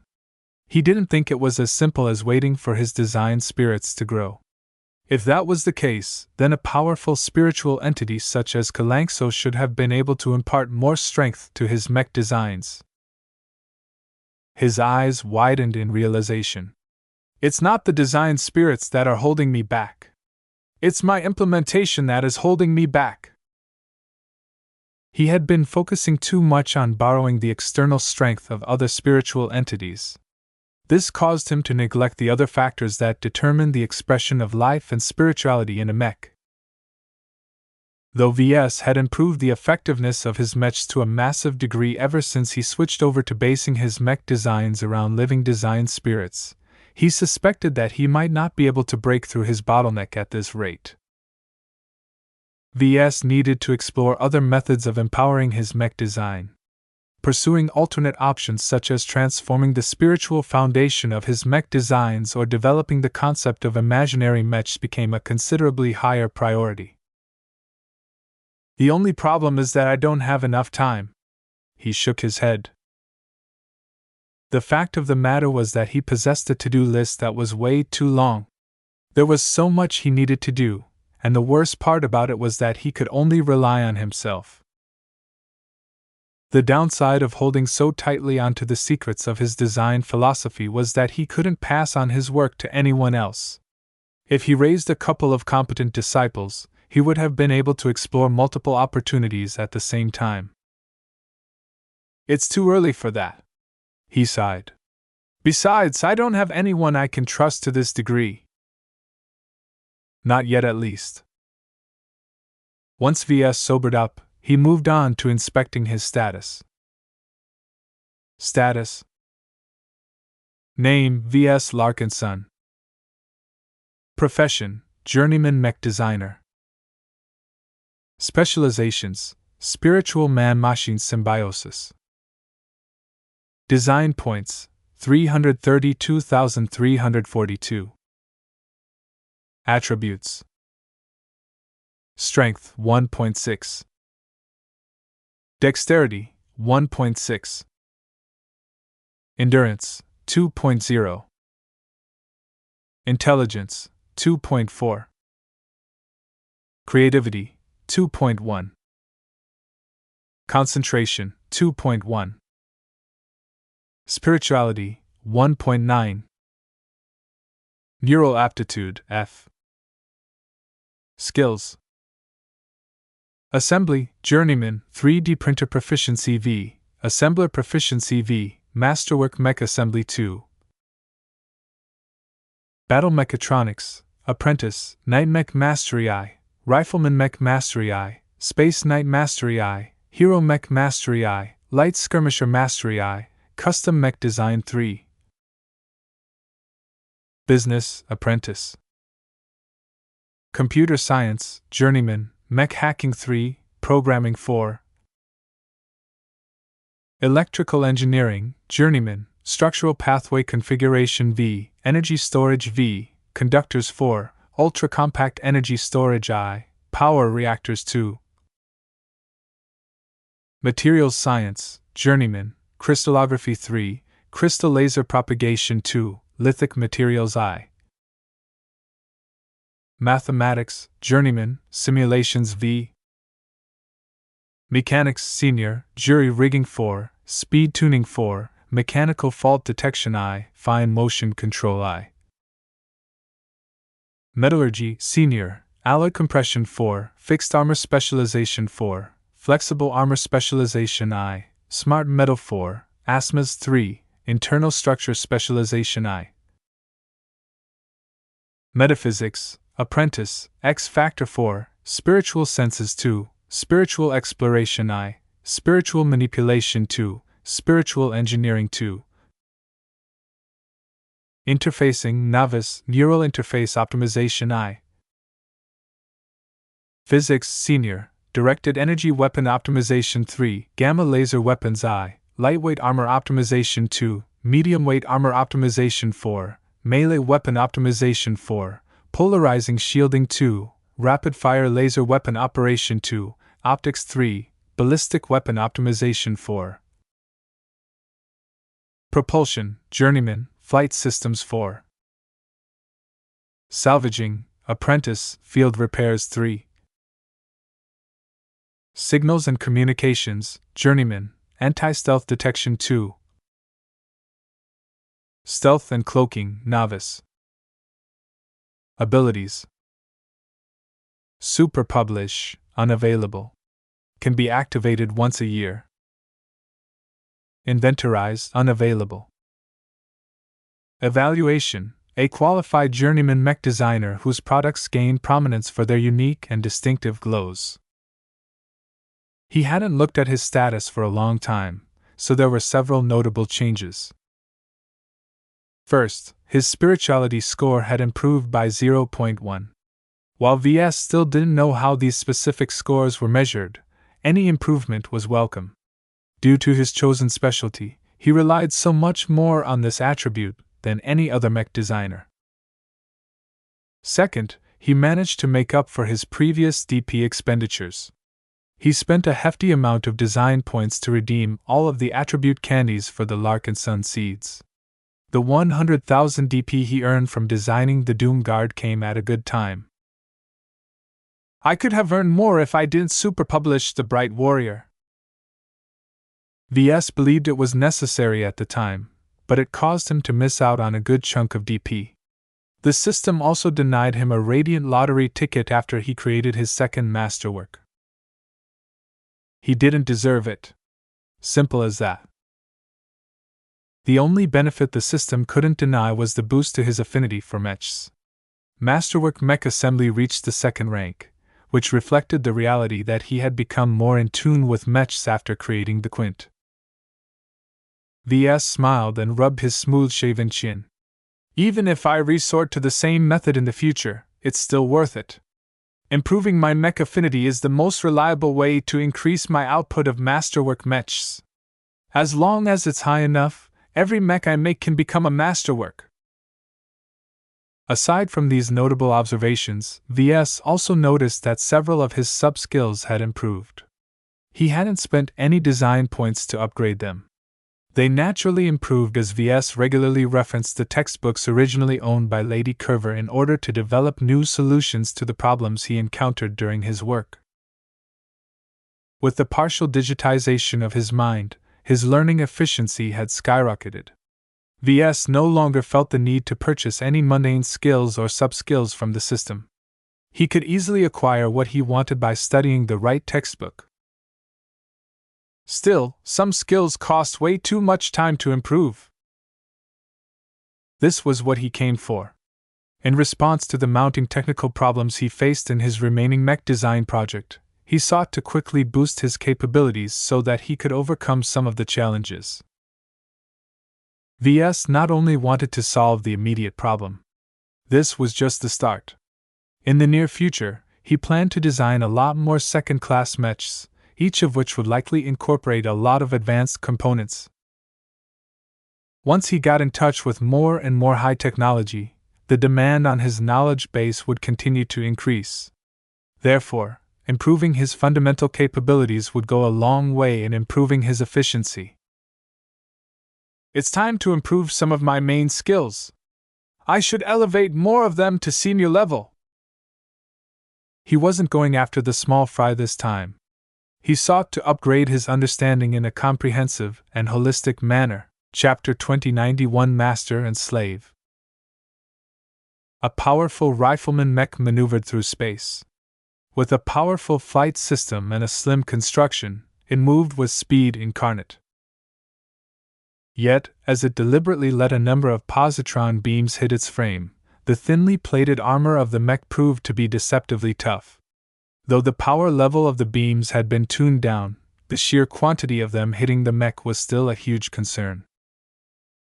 Various combat bots zipping about in space continued to deluge the rifleman mech with powerful beams of destruction, yet the most the rifleman mech suffered was just some scorch marks.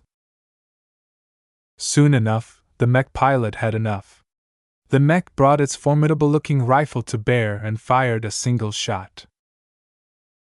The rifle's chamber glowed before the muzzle spat out a splintering bright beam that hit all of the bots at once. If not for the fact that the rifle's power level had been forcefully reduced to an artificially low setting, a considerable amount of hardware would have been destroyed. Nonetheless, each of the bots detected that they had been destroyed, so they no longer fired their potent positron weapons. It was not that easy to disable so many bots at once. Each of them outputted an incredible amount of ECM. Other than hacking the bots or countering their ECM, hitting their small, nimble, and fast-moving was easier said than done, especially all at the same time. A regular second-class mech pilot could never accomplish such a feat with ease. Only those who touched the realm of the extraordinary could accomplish such an exceptional result. Yet what happened in this corner of space was only a small part of the clandestine testing ground. Adjacent to this zone were other zones. Each of those zones featured an identical rifleman mech. Each of them let the bots hit them with numerous positron beam attacks before retaliating against them in a single blow, taking them all out with an unerringly accurate blow.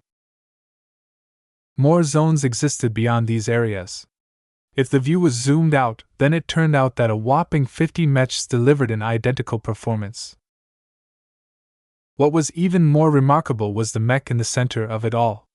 Occupying a much larger zone than the other mechs, the machine glowed with the radiance of both an energy shield and a resonance shield. A deluge of positron beams poured onto the shields of the mechs. Instead of letting one of the shields absorb the brunt of the attacks before reaching its limit, the mech instead alternated the absorption, allowing the two shields to support each other, and thereby extending their longevity.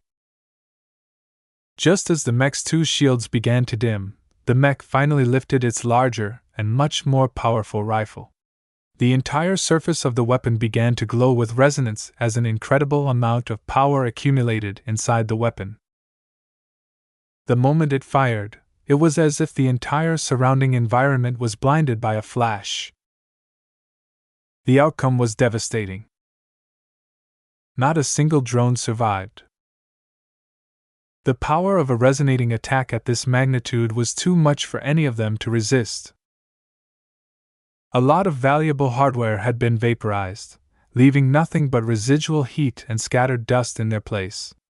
The cost of this single test was considerable, but the data recorded from this awe-inspiring display of power was worth it in the eyes of the organizers.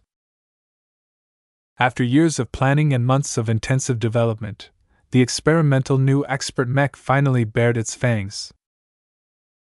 Once the lesser mechs completed their tests, they all left their zones and converged onto the expert mechs. Though all 50 mechs exhibited the power reminiscent of an expert mech, their quality and performance paled in comparison to the real deal. The mech in the center flew forward, and all of its escorts moved precisely in unison. It was rather disturbing how synchronized they moved. Only AIs could match this level of precision, but the fact of the matter was that every single mech was still under the control of their own mech pilots. Each of them sat quietly in their cockpits. They exchanged no words or thoughts with each other. Their vacant, empty-eyed stares looked profoundly disturbing, yet the way they piloted their mechs was sublime. This was an impossible sight as far as many people were concerned. The formation of mechs flew a moderate distance before they reached a large hangar bay built into an asteroid. Once they entered, the mechs all stood down in unison. Swarms of mech technicians began to approach the mechs. Though the cockpits had all opened up, none of the mech pilots emerged aside from a single exception. Venerable Ves Larkinson slowly climbed out of the cockpit of his expert mech and looked at the surrounding mechs with a troubled expression. He saw how a team of mech technicians floated over to the open cockpits before gently pulling out the vacant-eyed mech pilots. Their piloting suits turned them weightless, causing the mech technicians to handle the unresponsive pilots as if they were objects. Though the power of these mech pilots was considerable when they were fielded alongside Ganso, now they were as weak as a kitten. Anyone could knock them out with ease. The fact that every single mech pilot aside from himself acted like an idle bot disturbed Ganso to no end. Yet he did not issue a word of complaint. Expert pilot or not, he knew when he should keep his mouth shut. This was his duty now. As he floated from his mech, his uniform reflected his new identity. He had become an expert pilot in the service of the Coalition Reserve Corps. Though the switch happened many months ago, Ganso still couldn't get used to the fact that he no longer served under the banner of the Bright Republic. In truth, many mech pilots would have envied him for moving up. Serving a superior state such as the Friday Coalition is a much grander choice than serving a weak and inconsequential lesser state. Ganso didn't think so.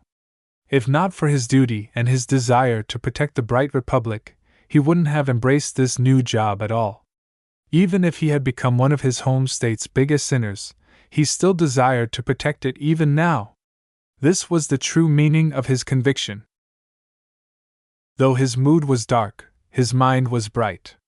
He believed he had a duty to uphold the torch of the Bright Republic. No matter how many incentives the Gage dynasty and the Coalition Reserve Corps offered him, Ganso would always consider himself a Brighter even if his citizenship had changed. No change in record can override the conviction in my heart. He was a true Brighter. He was a true Larkinson. In fact, he considered nearly every other Larkinson to have gone astray. The responsibility of restoring the Larkinson family rests on my shoulders, he muttered. Not even Ark can be trusted to lead my relatives now. In the end, he betrayed the Bright Republic as well. Ark Larkinson's desertion was unforgivable in Ganso's eyes. No matter how strained the relations between the Larkinson family and the Bright Republic had become, all of it could have been water under the bridge if his relatives had just been patient. Yet all of it became moot when the majority of his relatives escaped. Only a scant few die-hard loyalists remained, and most of them consisted of old and stubborn veterans. There were simply too few true Larkinsons left to restore the family to a semblance of its old self. If Ganso wanted to restore the honor of the Larkinson family, then he had to catch up to the fleeing rats and capture them himself. Right now, the only way to do that was to borrow the power of the Friday Coalition. As long as the Friday men defeated the Hexers, the entire Komodo Star sector would fall into the Coalition's grasp. At that time, it would be as easy as pie for Ganso to round all of the scattered Larkinsons up if they hadn't left the Star sector. Without a state backing you up, let me see if you can withstand power, Ark. The existence of the Larkinson family's most powerful expert pilot of the generation before his own loomed very large in his mind. For as long as he lived, Venerable Ark had become the childhood hero of every Larkinson that grew up under the former Mech Colonel's shadow. Now that the hero had become a villain in Ganso's eyes, it took a considerable amount of courage for him to even think about challenging the family's most famous war hero. Yet Ganso dared to do so because he had a powerful state backing him up. The mech he had just test piloted was just a taste of what would come. After flying through some corridors, he eventually reached a debriefing room. He sat down on a comfortable chair while facing the young woman seated on the opposite side of the desk. An extensive grid of screens and projections floated before her. Lady Aisling Curver studied them for a moment longer before facing the former Brighter. This was a good test. She enthusiastically smiled. Every single slave in the neural network exhibited a nearly identical degree of performance. We have managed to smooth out most of the unstable elements and fixed all of the critical bugs. Not a single slave has shown signs of incompatibility. You are truly one of the most remarkable masters that we have ever had the pleasure of working with. Your great merit is noted. Ganso frowned. Milady, I already told you that I don't prefer to hear that term. Calling them slaves is very demeaning, and I don't fancy myself their master. I mean no offense, Venerable Ganso. Lady Curver showed no sign of reproach. These terms are common in the programming and computer engineering disciplines. The only way to stop these terms from being used is if you can persuade Master Huron to change his mind. That was a non-starter. Ganso had only met the esteemed master a few times, but every time he did, he felt as if he was looked down by an inscrutable existence. The power, wealth, and influence wielded by a master mech designer was not something a foreign-born expert pilot could match. Ganso bowed his head once more. I don't know if I can continue leading those clones. While I admit that this neural network is amazing, the burden to my mind is considerable. Even with all of the augmentations I've received, it is not so simple to share my power to 50 mechs. As of now, I can only keep it up for 10 minutes at most. Aisling did not look disappointed. 10 minutes is enough considering all of the progress you made. I'm sure we can train your limits further. As long as you can manage to hold on for 20 minutes, Unit L will finally be ready to debut on the battlefields of the Komodo War. With the first neural network centered around an expert pilot, we will all become famous. Unit L was one of the latest brainchilds of Master Huron. Instead of forming a neural network among a group of regular mech pilots in an equal fashion, the Master instead formed an unequal neural network around a single expert mech. Ganso had gradually found out that this project had long been stalled due to Huron's inability to solicit a Fridayman expert pilot for this radical new innovation. It was only when he came along that Master Huron could finally embark on this research project. There had been plenty of bumps along the way, the most troubling of which was the sheer amount of clones that had been tested. Thousands of them had shown up in the previous months, but only 50 made it through the end. Ganso didn't ask where these clones came from. Ganso didn't ask how a few of them were able to arouse a measure of resonance after syncing up to his mind. Ganso didn't ask what was being done to the clones when they turned out to be defective. He preferred to steer his thoughts towards safer subjects, such as the state of his expert mech. "The prototype has performed better than last time," he remarked. "I can't wait to pilot the completed version of the Charlemagne. In terms of firepower and mobility, I can't say enough good things about it. In fact, I'm still getting used to the power level of a mech of this caliber. Don't take too long. While the front lines are relatively stable now, the Hexers might launch a surprise on us at any moment. We need Unit L to be battle-ready as fast as possible. A single expert mech might not make much of a difference, but an expert mech acting in sync with 50 quasi-expert mechs can be a real game-changer in a critical battle." It wouldn't be long before Venerable Ves Larkinson fought his first battle on behalf of his new masters. Chapter 2092 Pay to Win. Ves had come a long way since he initially got his hands on the Mech Designer System. Just glancing at the sheer amount of skills and sub-skills on his status page was enough to make any other journeyman jealous. Nonetheless, Ves did not feel particularly proud. He knew that there were plenty of prodigies who could have accomplished the same without resorting to such a powerful aid. Their natural intellect combined with a few modest implants and genetic tampering was enough to propel them to the top of their generation. In comparison, the original Ves did not even have the qualifications to become an independent mech designer. Even now, Gloriana showed little signs of falling behind. Ves genuinely admired his girlfriend for being able to improve every day without the ability to spend DP on acquiring a vast amount of knowledge in an instant. She worked much harder than him when it came to expanding their knowledge base. That did not mean that Ves necessarily wanted to follow in her footsteps. While he knew that it was worth it for him to spend at least some time on immersing himself in academic literature, that was mostly because he needed to learn something specific in order to solve a difficult problem. As someone who was perennially short of time, Ves abhorred wasting it on an activity that could easily be substituted with DP. As long as he had enough points, he could skip years of diligent study.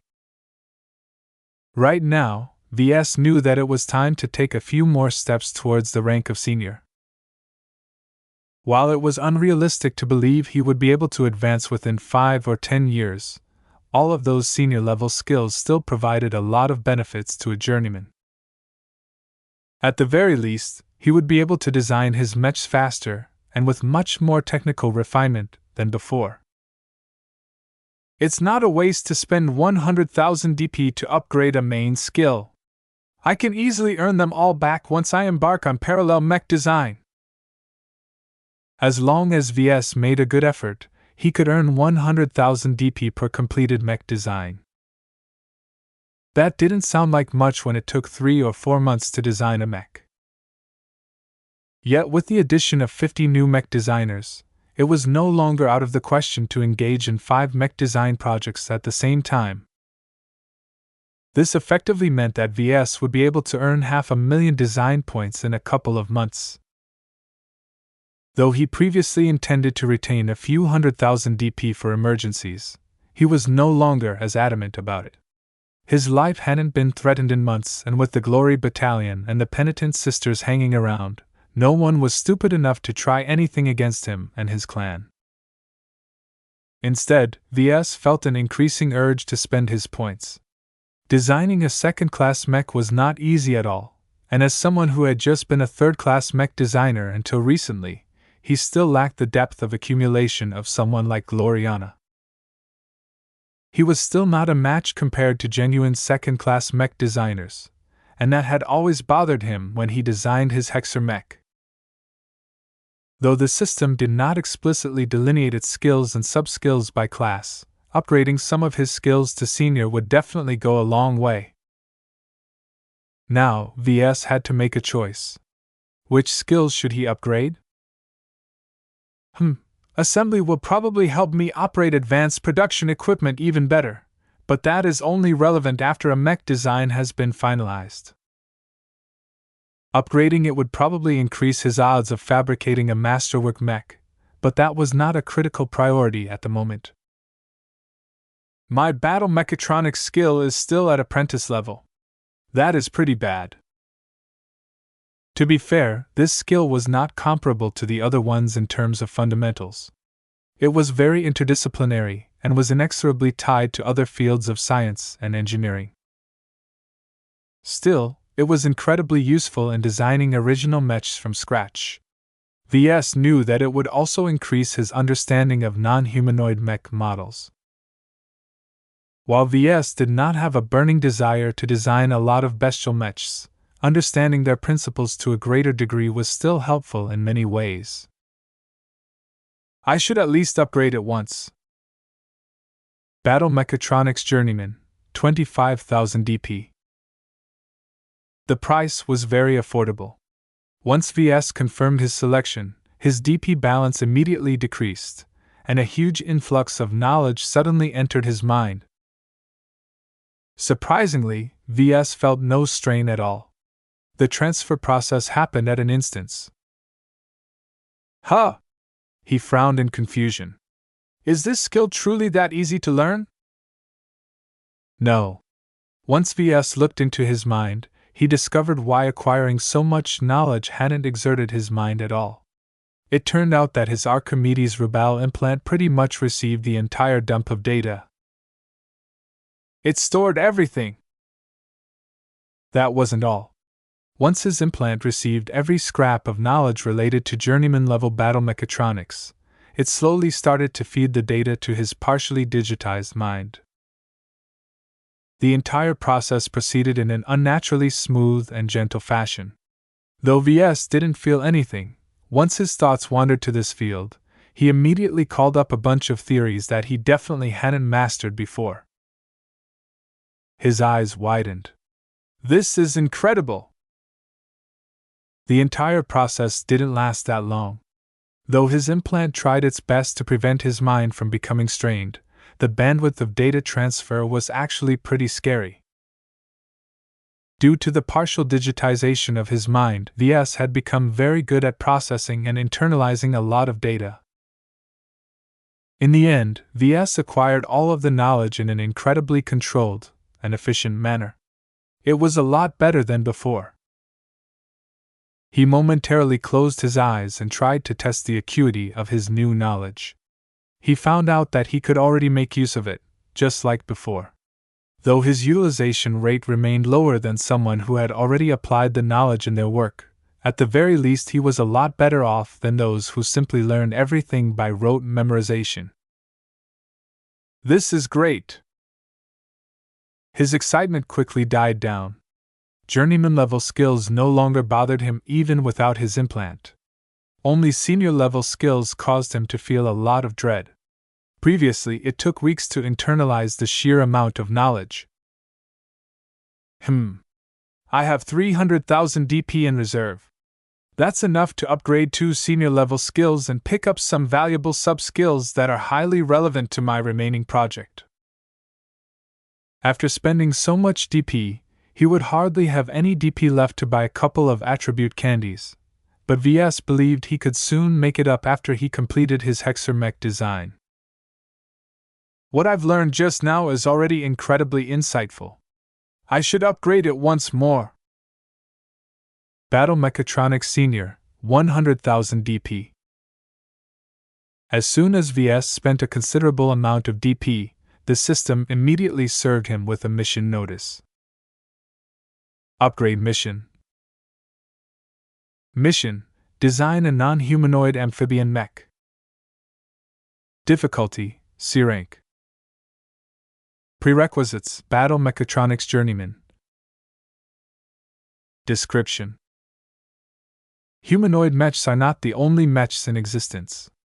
The advantage of machines is that they are not constrained by a specific form. In many cases, mechs that differ from the human aesthetic can adapt to a specific battlefield than bipedal mechs with articulating limbs. Design a non-humanoid mech that is suited for battle in an amphibian environment. Fabricate at least one copy of your amphibian mech design and sell it to a customer who makes use of it in an amphibian battle environment. The mech design must be up to standard and exhibit your profound understanding of battle mechatronics. Reward: Battle Mechatronics Senior. His face immediately turned ugly. He didn't forget about the upgrade missions that showed up whenever he wanted to acquire a new senior level skill. He had hoped the system would skip them on account of his strength. At the very least, he hoped to gain an easy mission that he could complete in a matter of days. Sadly, the system was as strict as ever. Depending on its standards, Ves had no choice but to invest months in designing a proper non-humanoid amphibian mech. What a strange mission. I don't even know where to begin. I don't think I have ever designed an amphibian mech. I can count the number of non-humanoid mechs I've designed with a single hand. Battle Mechatronics was all about studying how the form and dimensions of a mech impacted its performance. It was quite important to the design of humanoid mechs, but played a much more important role to the design of bestial mechs. Once he got over the implications of his mission, he moved on to upgrading another main skill. Which one should I choose next? 3 choices came to mind. Electrical engineering, mathematics, and propulsion all attracted him for different reasons. As long as he could elevate his understanding of electrical engineering, a lot of problems related to his current mech design project would no longer trouble him as much. I would have to complete its upgrade mission first, and I don't know how long that will take. Mathematics helped him out in a lot of different fields. Aside from helping him program and configure more elaborate simulations, he would also be able to increase his understanding of highly complex theories related to high technology. This was very relevant to the design of higher classes of mechs. Finally, improving his propulsion skill would no longer hamper the mobility of his mech designs that much. His last couple of space-borne mechs all featured abysmal mobility, which was not a good development. Every skill under his consideration was not only useful right away, but also laid the groundwork for the future. His gaze finally landed on electrical engineering. In terms of immediate utility, this one brought the most practical benefits. System, can I skip the upgrade mission for my next senior level skill? I really don't want to go through all of that trouble. Surprisingly, the system responded to his half-serious query. User diligence is an essential trait to a mech designer. Working hard is a virtue. In consideration of your current needs, the Mech Designer System is prepared to make an accommodation. As long as you agree to exchange 50,000 design points, you may directly pass over the upgrade mission. What? Ves yelled so loudly that he startled both Nita and Lucky. Why didn't you tell me that before, you goddamn system? He had to resist the urge to bang the system comm against the metal crate he was sitting on. If he knew this earlier, he would have made some different choices. Still, this offer came at a good time. While it was very wasteful to spend 50,000 DP to acquire a skill, it all depended on how badly he needed it. As the previous upgrade mission had shown, the system wasn't going to let him off that easily. I can either spend months on designing a weird mech, or I can just skip all of that trouble for the handsome price of 50,000 DP. Ves considered whether he should rather spend that 50,000 DP on a bunch of sub-skills instead. That was his original plan. Yet the more he thought about the integral ways his Hexer mech interacted with energy, the more this upgrade seemed essential. The better question to ask is whether my upcoming Energy Vampire Knight mech is worth this much DP. Even if he didn't achieve a revolutionary result, he was pretty confident that he would be able to earn 100,000 DP. From that perspective, spending an extra 50,000 DP didn't sound like a big deal. Since I know that it will be useful, then let's grab it right away. Electrical Engineering Senior, 150,000 DP, skip upgrade mission. Once he confirmed his choice, a huge amount of design points went down the drain. The system always demanded a price, and it would never pass up the opportunity to take advantage of him. Paying 50,000 DP to skip a mission that he could easily complete with time was probably a huge rip-off in its eyes. Though Ves was aware of what he lost, he believed it was worth it. Sometimes, time was more valuable than all of the DP in his possession. It was just another currency to him. He could easily earn it back in the future. I'm just paying to win. Chapter 2093 Immediate Improvements. The experience of absorbing senior-level electrical engineering was completely novel to Ves. Operating on strange instructions that definitely shouldn't have been part of its programming, his bioimplant processed the huge dump of data in a unique manner. After initially storing it into its vast storage space, the Archimedes rebel then proceeded to feed it to the rest of his mind in a very controlled manner. No headache emerged. No pressure encumbered his thoughts. Ves only noticed a tiny burden. It wasn't until he actively began to go over the subject matter that he discovered a lot of brand new knowledge that he didn't learn before. Just like before, the integration of knowledge throughout his mind also proceeded faster. The true value of partial digitization became apparent. His brain cells had effectively acquired some traits typical to computer processors. As long as they cooperated with the systems of his implant, he could effectively internalize a lot of knowledge at a greater rate. The speed was astounding. It will probably take less than a week for me to truly be able to make use of all of this knowledge. This was amazing. Ves became impressed once again at the capabilities of advanced technology. In fact, he even suspected that the system might have been designed to work in unison with cranial implants to begin with. The pain and unimaginable strain he experienced before was simply a consequence of not bringing the right tool. A rueful smile appeared on his face. Well, whatever the case, I can definitely use my greater understanding of electrical engineering to tune up my remaining mech design. He would have to delay the completion of the first iteration and wait a little longer before testing the first prototype. However, it would be well worth it. He had invested so much in his Hexer mech design already. The weird knight mech with energy siphoning capabilities was more than just a support machine in his opinion. As long as Ves managed to hit all of his goals for this mech design, he could easily elevate it into a revolutionary new addition to the ranks of the Hex army. The Friday men won't know what's coming, he grinned. His upcoming mech would have a profound effect on different people. It was to that effect that Ves had made a lot of additional preparations. He wanted to be sure he could make the mech as special as possible. Once he got off his excitement, he glanced at his remaining points and noticed that he only had 50,000 DP left. Ordinarily, Ves would have stopped by now. His reserves hadn't dipped this low in a long time. He also couldn't acquire any other skills or sub-skills in an instant with his implant working at full tilt to convert all of the data related to electrical engineering into a usable form. However, now that he had his implant, Ves suspected that this might not be a problem anymore. The idea sounded interesting enough to perform a small experiment. Besides, Ves truly felt the need to expand his broad understanding of electrical engineering with more specific sub-skills. His Hexer mech design incorporated so many energy transmission systems that each needed to be handled in a distinctly different way.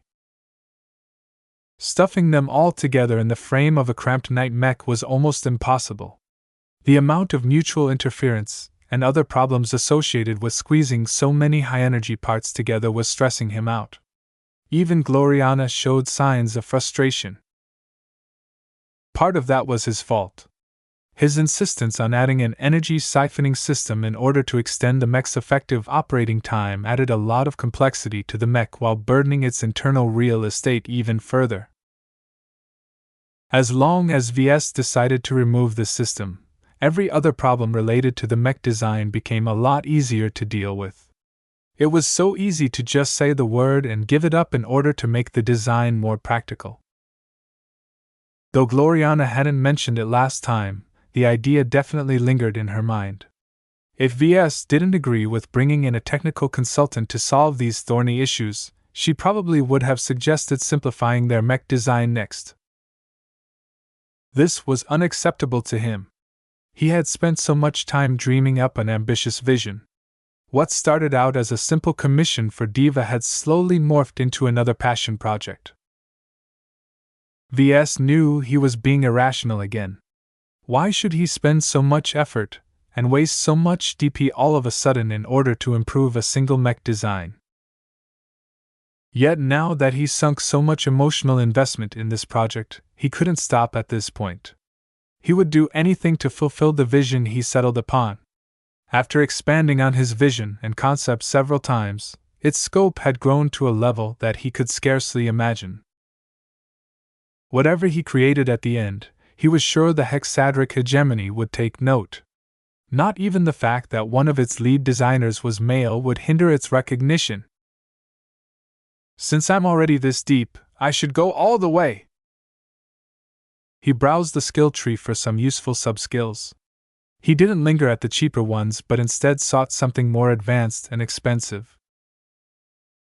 Dense Energy Transmissions I, 20,000 DP. He first selected a sub-skill that added to his knowledge on energy transmission. It stood out from other types of knowledge on energy transmission by the heightened energy levels it dealt with. It was a sub-skill that was geared towards a narrow set of high-performance transmission systems. This is just what I need. As expected, as soon as he acquired this sub-skill, he was able to instruct his implant to shuffle its order. He temporarily paused the integration of senior-level electrical engineering to absorb the abundant amount of knowledge from his new sub-skill first. After that, his implant quickly went back to electrical engineering again. That's handy. Ves next browsed for another sub-skill that could improve his handling on his current mech design. He sought something that would provide him with immediate benefits. Heat-resistant materials I, 20,000 DP. In the end, he went for something that enhanced his understanding of heat-resistant materials. This was an incredibly useful acquisition. Not only did it enhance his understanding of heat sinks, but it also provided him with a much more systematic understanding of the individual heat capacities of other components. More importantly, now that he acquired this sub-skill, he knew how to improve their heat handling of every energy transmission system through some modest but effective solutions. This was a great boon. Even a modest reduction in heat load would make a substantial difference on the battlefield. Ves let out a deep breath. He had spent almost his entire DP reserves. He only retained less than 20,000 DP, which was not enough to purchase a life-saving gadget in the event of a crisis. I don't need to worry about that. In truth, he was making a gamble. He bet that he wouldn't need all of those points. That gave him the confidence of converting his inert design points into something that would be of immediate use. Speaking about immediate use, I can also do something about the internalizing of my latest senior-level skill. It sounded strange to Ves that he acquired this huge upgrade without delay. He had been so used to working for these upgrades that he still couldn't believe the system actually cut him some slack. Of course, in the perspective of the system, it gleefully absorbed a lot of design points that he could have used to redeem something wasteful in its perspective. If VS hadn't given up that extra DP, he could have acquired the second tier of one of his new sub-skills. Forget it. He shook his head. They're pretty high class to begin with. The introductory tier of these sub-skills is already a lot for me to absorb. Before VS left compartment G13, he continued to sit down and explore the manner in which his implant internalized the data dump. After exploring a lot of internal diagnostics, he concluded that his implant was currently acting outside the bounds of its current programming. I knew it! There's no way my Archimedes Rebel can diffuse knowledge in such a sophisticated manner. A thread of fear ran through his mind. The only other explanation was that the system essentially hijacked his implant and inserted some temporary programming in order to establish such a smooth transfer. However, this fear quickly subsided. The system always had access to his mind. VS didn't believe he could hide anything from its powerful means. Was it any surprise that it could directly bypass the various safeguards and protections of his implant? There's no point in dwelling on this matter any further. He turned back to the operation of his implant and finally found a useful setting.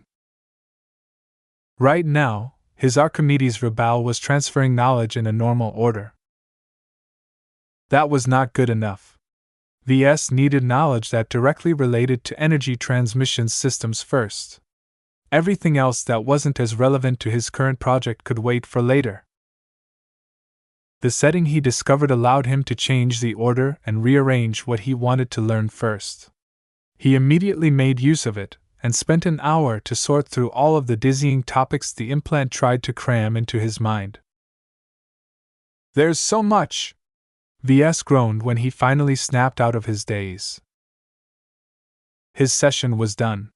He no longer possessed any meaningful DP to spend, so he readily stood up and gestured to Nita and Lucky. We're leaving. As VS returned to the design lab the next day, he looked a lot more confident. His girlfriend already looked impatient. I've waited patiently for you to come up with a solution. I don't know what you have in store, but if it's not sufficient, I'll force my own solution on this project. VS smiled in an intriguing manner and raised his hand. A number of design schematics projected into existence. What is this, VS? Wait a minute. She instantly became absorbed by what she saw. She completely ignored her boyfriend's existence and began to examine all of the schematics.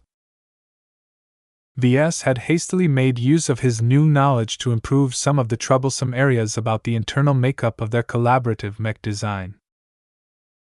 Various problems that dogged the two for weeks had suddenly turned into non-issues after VS applied a tiny portion of his newly acquired knowledge.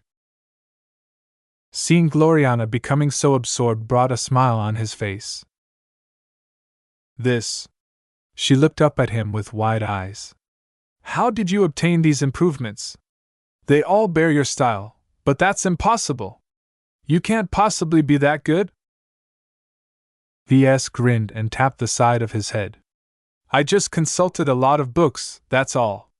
I can study very hard if I want to.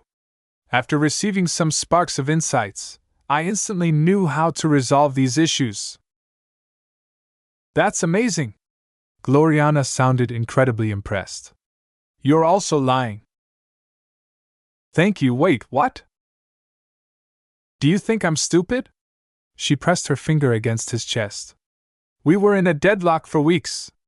I referenced all kinds of books in order to solve these problems, but I still hadn't managed to deal with them. How can someone like you magically wave your hand and come up with much better solutions in a single day? It's impossible. VS panicked a bit. It's true. It's all me. I swear it. I was so afraid that you would insist on simplifying our current mech design that I worked harder than ever before to solve all of these issues. Gloriana narrowed her eyes in suspicion. She briefly turned around and picked up Clixie. Is he lying, Clixie? Meow. Though Gloriana didn't speak cat, she could still interpret Clixie's hiss. I thought so. She nodded with certainty. So spill, Ves. Who's the technical consultant that provided all of these solutions? It's all me. You're not that smart. Chapter 2094 Quality Jump. A mech designer did not suddenly improve all of a sudden. It was impossible. Certainly, incidents of enlightenment frequently occurred where mech designers passed a crucial turning point in their understanding of a specific field.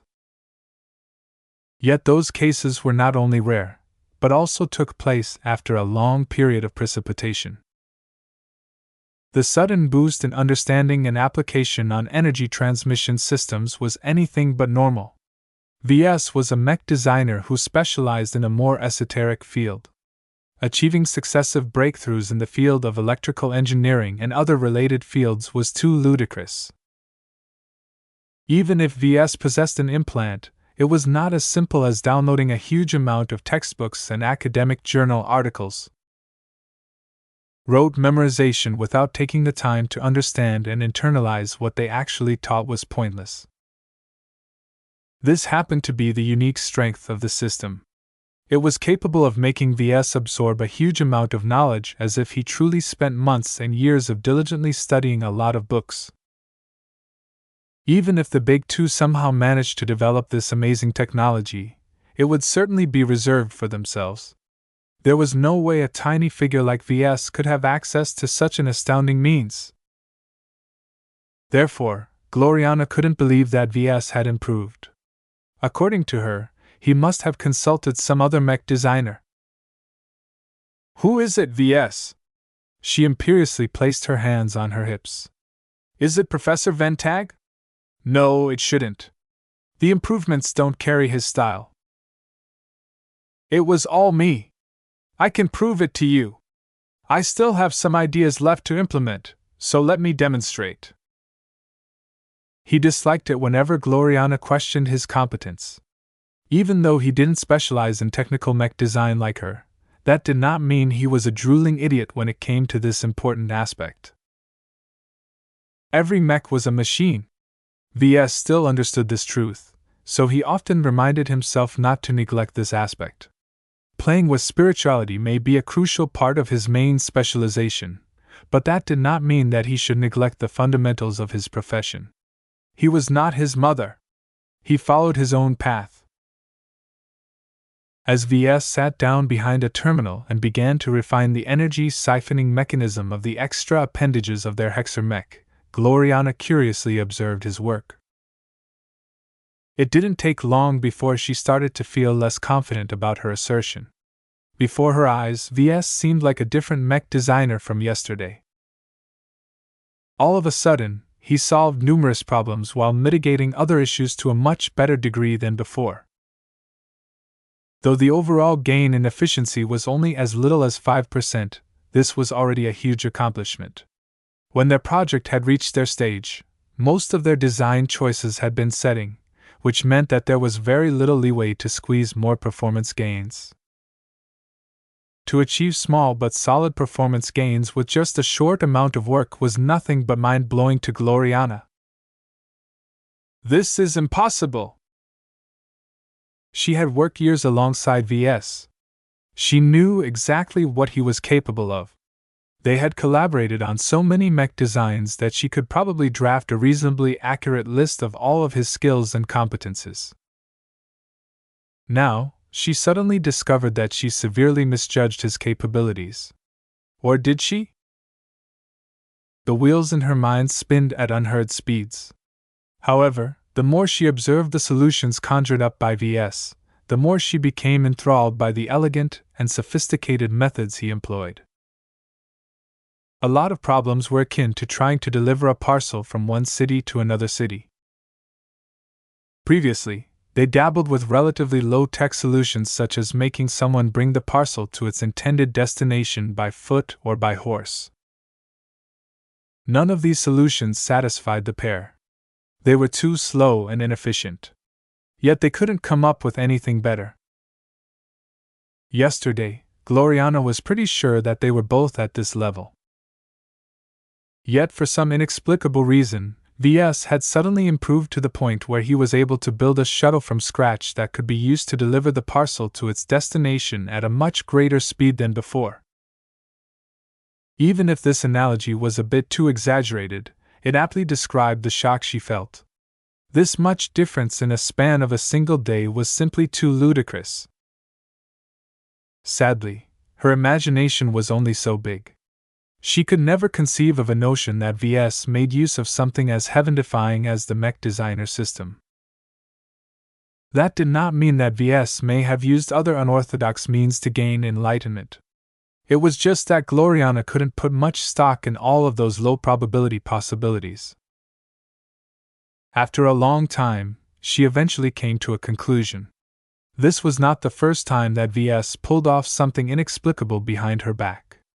She quickly recalled how Ves abruptly showed off a bright warrior design that was considerably more refined and improved than before. Though Gloriana studied her boyfriend's history extensively, there were still a considerable amount of holes in his background. Just like Master Willix, she increasingly suspected that Ves enjoyed a secret relationship with a very competent mech designer. If this Mr. S. had struck again, then everything could be explained. Perhaps this presumed master mech designer had given Ves a lot of relevant points yesterday. That would explain most of the improvements. She looked increasingly more determined. This must be what had happened. As Ves worked on the design, he had kept one eye on his girlfriend. He easily caught the changes in her expression. He tried his best to hold back his grin. From the start, he already knew it would be difficult to explain this sudden jump in competence. It wouldn't be long before he fully digested senior-level electrical engineering. Such a comprehensive jump was too difficult to hide from an observant mech designer like Gloriana. He didn't want his sudden improvement. He didn't spend an enormous amount of DP to let his newly upgraded skill collect dust. He wanted to make immediate use of it to elevate the quality of his subsequent mech designs. In addition, this wasn't the first time he improved so suddenly. Ves wanted to set a pattern where Gloriana wouldn't take much notice of his changes, because he definitely intended to spend his DP in the same manner again in the future. This was why he decided to openly show off his improvements to Gloriana. It didn't matter if he declined to say anything. People like Gloriana tended to make their own conclusions. This was something that Ves had already exploited on other people. As expected, Gloriana looked much more at ease with herself now that she constructed a plausible explanation in her mind. She no longer looked interested in pursuing the matter further, but became fully engrossed at all of the alterations that Ves had made to their mech design. This was another good way to distract her. She always became enthralled by anything that brought a mech design closer to perfection. As long as Ves triggered her obsession, she instantly switched to a one-track mind. Nothing else mattered to her whenever she saw an opportunity to increase her ability to design a better mech. At the end of the day, the Hexer mech design had gained a comprehensive improvement. Ves hadn't even finished yet, but its performance had already become a lot smoother. Due to the nature of his changes, the upper limit of the male Hexer mech hadn't improved all that much. What Ves actually did was to increase the design's internal resilience. He improved the rigor of the internal components, and how they interacted with each other. Their ability to endure a large burden had improved, and they became much less prone to malfunctions or rapid degradation due to all of the dense energy transmissions running through the mech. The heat capacity of the mech had also been improved, though Ves didn't have enough time to push through all of the changes. However, He had shown off enough solutions to make it clear that there was still considerable room for improvement in this aspect. How didn't I think of that? Gloriana gasped. She uttered those words many today. Though VS only picked up 2 sub-skills and internalized just a portion of senior-level electrical engineering, the new knowledge he had at his disposal was still something she hadn't studied herself. One scary aspect about her was that she learned quickly. The next day, as soon as VS was about to resume his design session, Gloriana sat down at the terminal and began to demonstrate her own solution. What? VS widened his eyes. I've been thinking a lot of what you have shown. I think I figured out the essence of your methods. As long as I understand the theory, I can apply the same solution to every other related problem. What VS had shown off the day before was very complicated, but not that diverse. Many of the problems related to the mech design shared the same shortcomings. As long as one of them developed a solution for one problem, they could easily apply the same formula to other related problems. Though VS was surprised at her learning efficiency, he soon accepted it. Now that she became capable of solving the same problems as him, they could both work on improving the mech design. In fact, in many cases, it was Gloriana who came up with the formula and it was VS that borrowed her work. It wasn't often that she was on the receiving side. They proceeded to work on the mech design with gusto over the next week.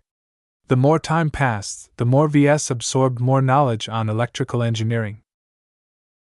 Much of the latter knowledge no longer held any relations to their current mech design, though, so VS hadn't been able to come up with fantastic new solutions. It was already enough. The sheer depth and breadth of senior-level electrical engineering wasn't something that could fit inside a single textbook. VS practically absorbed half a study room's worth of theories, formulas, and other goodies. Applying such a tiny fraction of it onto their current mech design already made a substantial difference. VS believed that the result they achieved was not that different from bringing in a senior mech designer as a consultant. At the end of this design session, VS and Gloriana both became a lot more at ease with their mech. While its overall level of refinement still couldn't match the excellence of a highly optimized Hexer mech design, it was slightly better than the work of most other journeymen. I think our first iteration is ready for prototype testing, VS confidently declared. While Gloriana still wanted to spend some time on optimizing it further, she reluctantly agreed. There was only so much that simulation testing could reveal. It was not a good thing to rely too much on mathematical models and approximations of reality to assume the mech would perform well in any given scenarios. Assumptions had to be tested. That was the custom in the mech industry.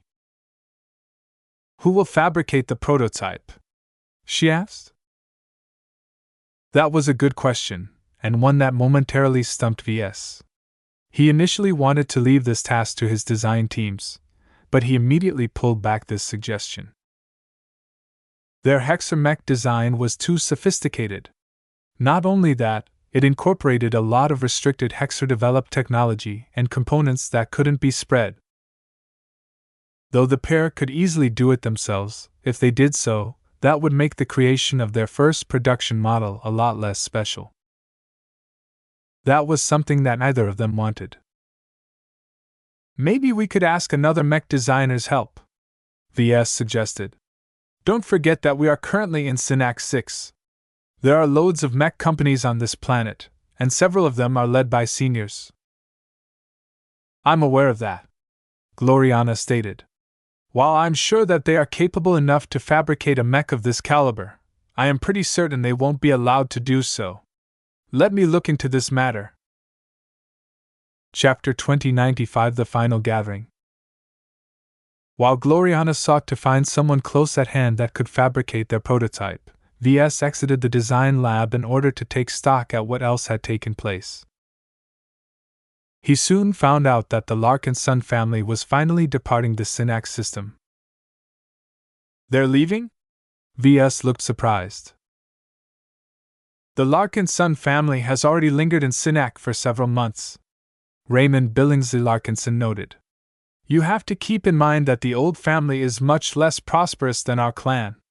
The family's fleet is just a fraction of the size of ours, and their recruitment efforts have been minimal at best. Now that the preparations of our other relatives are complete, they are ready to set off and find their own way. Where does the family plan to go? I'm not sure. Raymond shrugged. Ark hasn't confided in me. I believe he is likely going to wander around in order to accumulate enough money and resources to build up a decent fleet that is capable of traversing to other star sectors. The old family doesn't need to do that. While I haven't been generous towards it, I still let them keep a 1% share in the LMC. With how well the Doom Guard and my other mech models have been selling lately, Ark shouldn't have too many problems procuring the hardware the family needs. The family doesn't want to live off your charity. They are Larkinsons. They want to earn their own keep as much as possible. It's a matter of pride to many of them, and Ark probably thinks that he needs to keep them all sharp.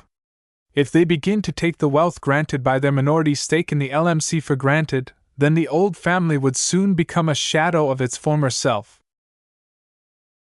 I see. Ark knows the importance of maintaining the readiness of the fighting forces of the family. In his cruel galaxy, the family can't afford to grow weak. Per Angusta ad Augusta, Raymond recited. Your clan may have enshrined this motto, but this has been one of the core principles of the Larkinson family for centuries. A hard worker like Ark definitely knows what is best for his charges. Now that the old family has lost the protection of a state, it has to depend completely on itself. None of the members of the family can afford to slide back during this time. Ves scratched his head.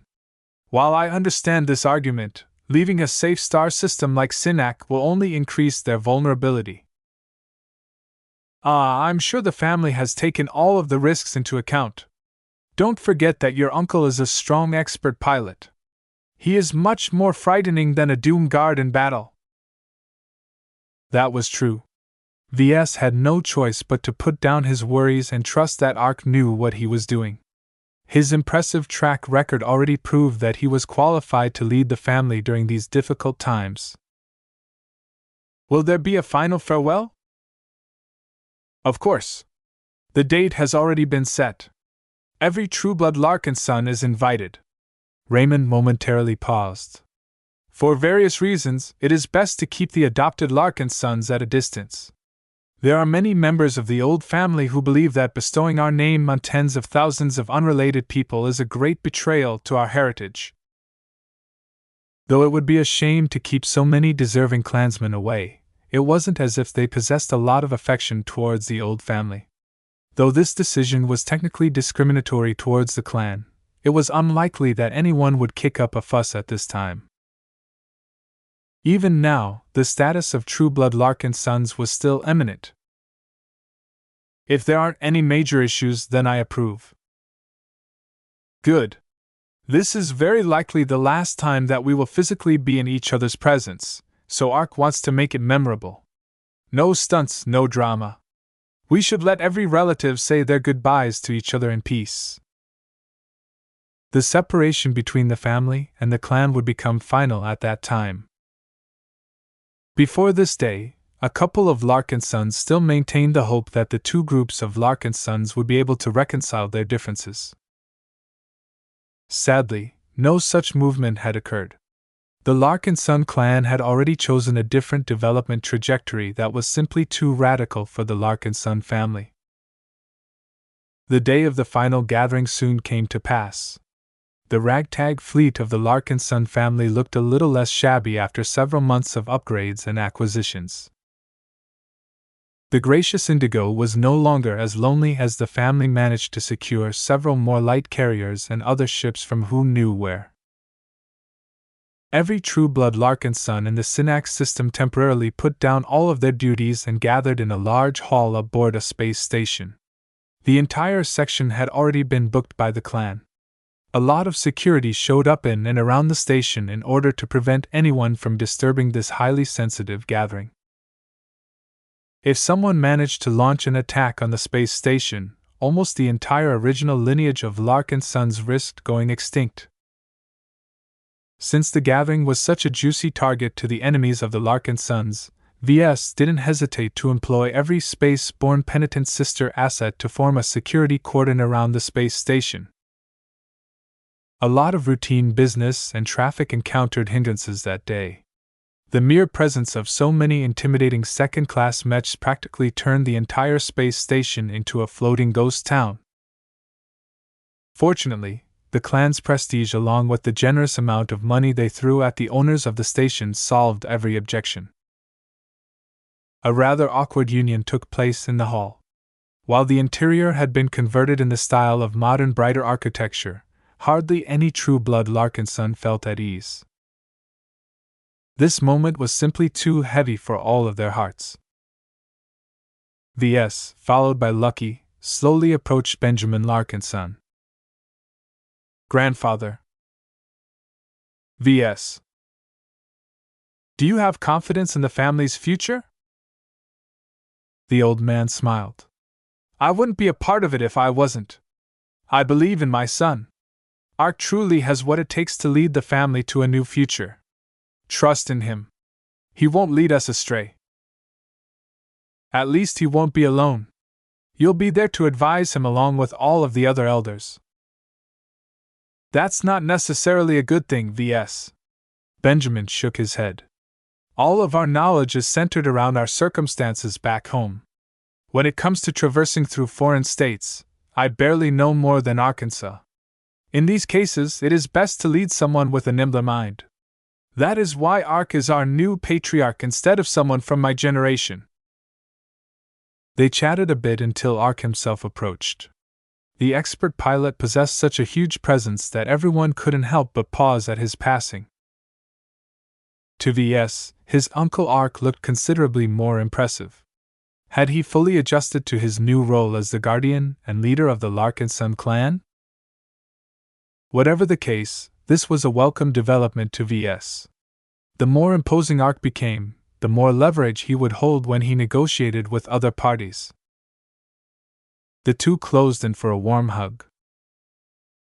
"So this is it," Ves said after they parted from their embrace. "You're finally setting off, is that right?" The older Larkinson nodded. "This is a necessary move.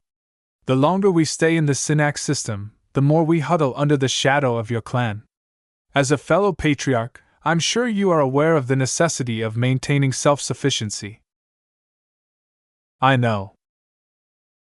The two exchanged some words, but most of what they wanted to say to each other had already been uttered in their previous conversations.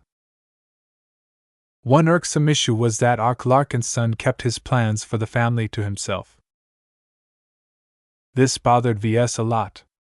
Even though he didn't have much to do with the old family anymore, he still wanted it to thrive in its own way. It was rather strange that Ark didn't explain where he wanted to settle down and what kind of employment opportunities he was looking for. Even with the dividends the old family received from its minority stake in the LMC, it would still take a long time for the members of the family to build up a fleet that could cross over to other star sectors. Ark offered a simple answer to all of these concerns. "We know what we are doing.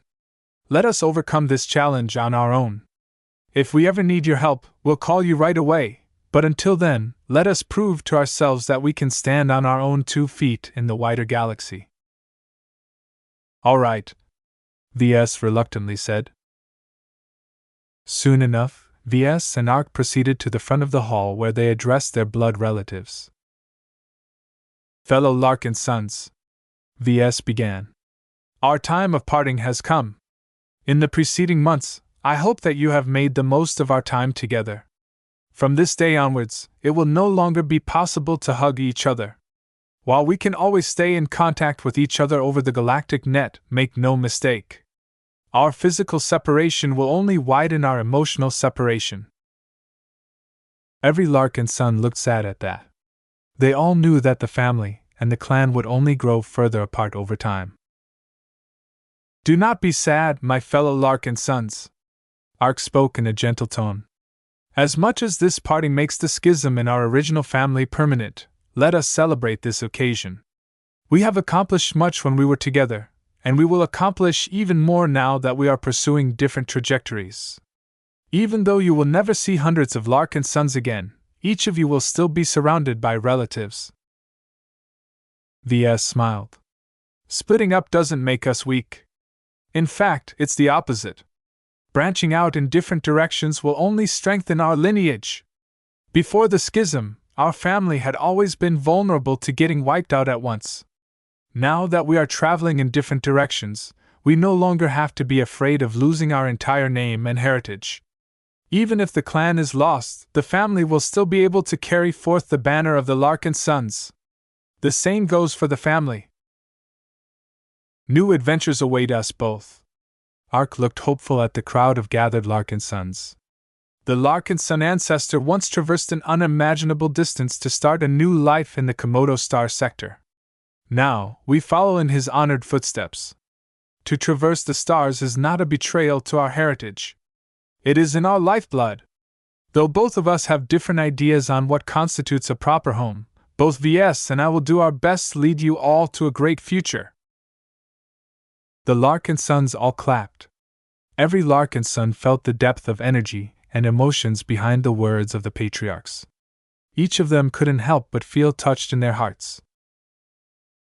As soon as they wrapped up their speeches, the members of the Larkinson family finally boarded their shuttles that would bring them to their ships. Ves and every other member of the clan took their time to approach the relatives they were close to and bid their final goodbyes. I'm leaving, Ves. Melinda spoke. Ves let out a heavy breath. Sometimes I didn't wish this day would come. You can't stop the inevitable. At least we get to part on our own terms. Melinda reached out and ruffled his hair, completely ignoring the fact that Ves was a patriarch of a rising clan. I will miss you, Melinda. There are actually very few Larkinsons who I can truly be myself. It's okay, Ves. She smiled in a bittersweet manner. I will always cherish the childhood memories I have of you. Both of us have grown up, though. As much as we wish to hold on to the past, we should look towards the future instead. Isn't that the point you were trying to make earlier? He nodded. That's true, but that doesn't make this any less difficult. Since Melinda didn't have much time before she had to enter her shuttle, she closed in and hugged him one last time. I'm very proud of you. You have become much greater than I could have ever thought. Your parents would feel proud if they could see you today. You have become a great mech pilot as well. I'm sure you'll do a great job of protecting the family during your journey. When Melinda withdrew, she spoke her final words to him in person. Goodbye, Ves. Goodbye, Melinda. Melinda Larkinson, along with many other members of the Larkinson family, left the hall, putting an end to the fateful gathering. Chapter 2096 Stuck Shares. The departure of the Larkinson family made Synnax 6 much less warm to the true-blood Larkinsons who remained. Many of them had taken advantage of the presence of the old family to meet with their relatives on the other side. Now, it was no longer possible for a member of the old family to have a beer with a member of the clan. The physical separation marked a historic moment where such times would no longer happen.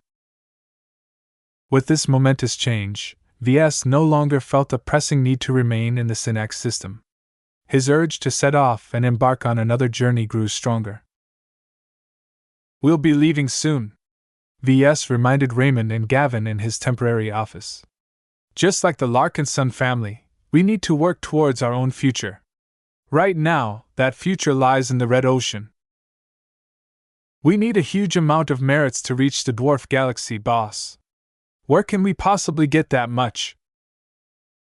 I'm working on that, Benny.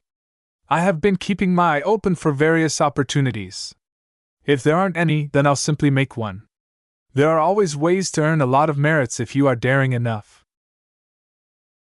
Gavin coughed.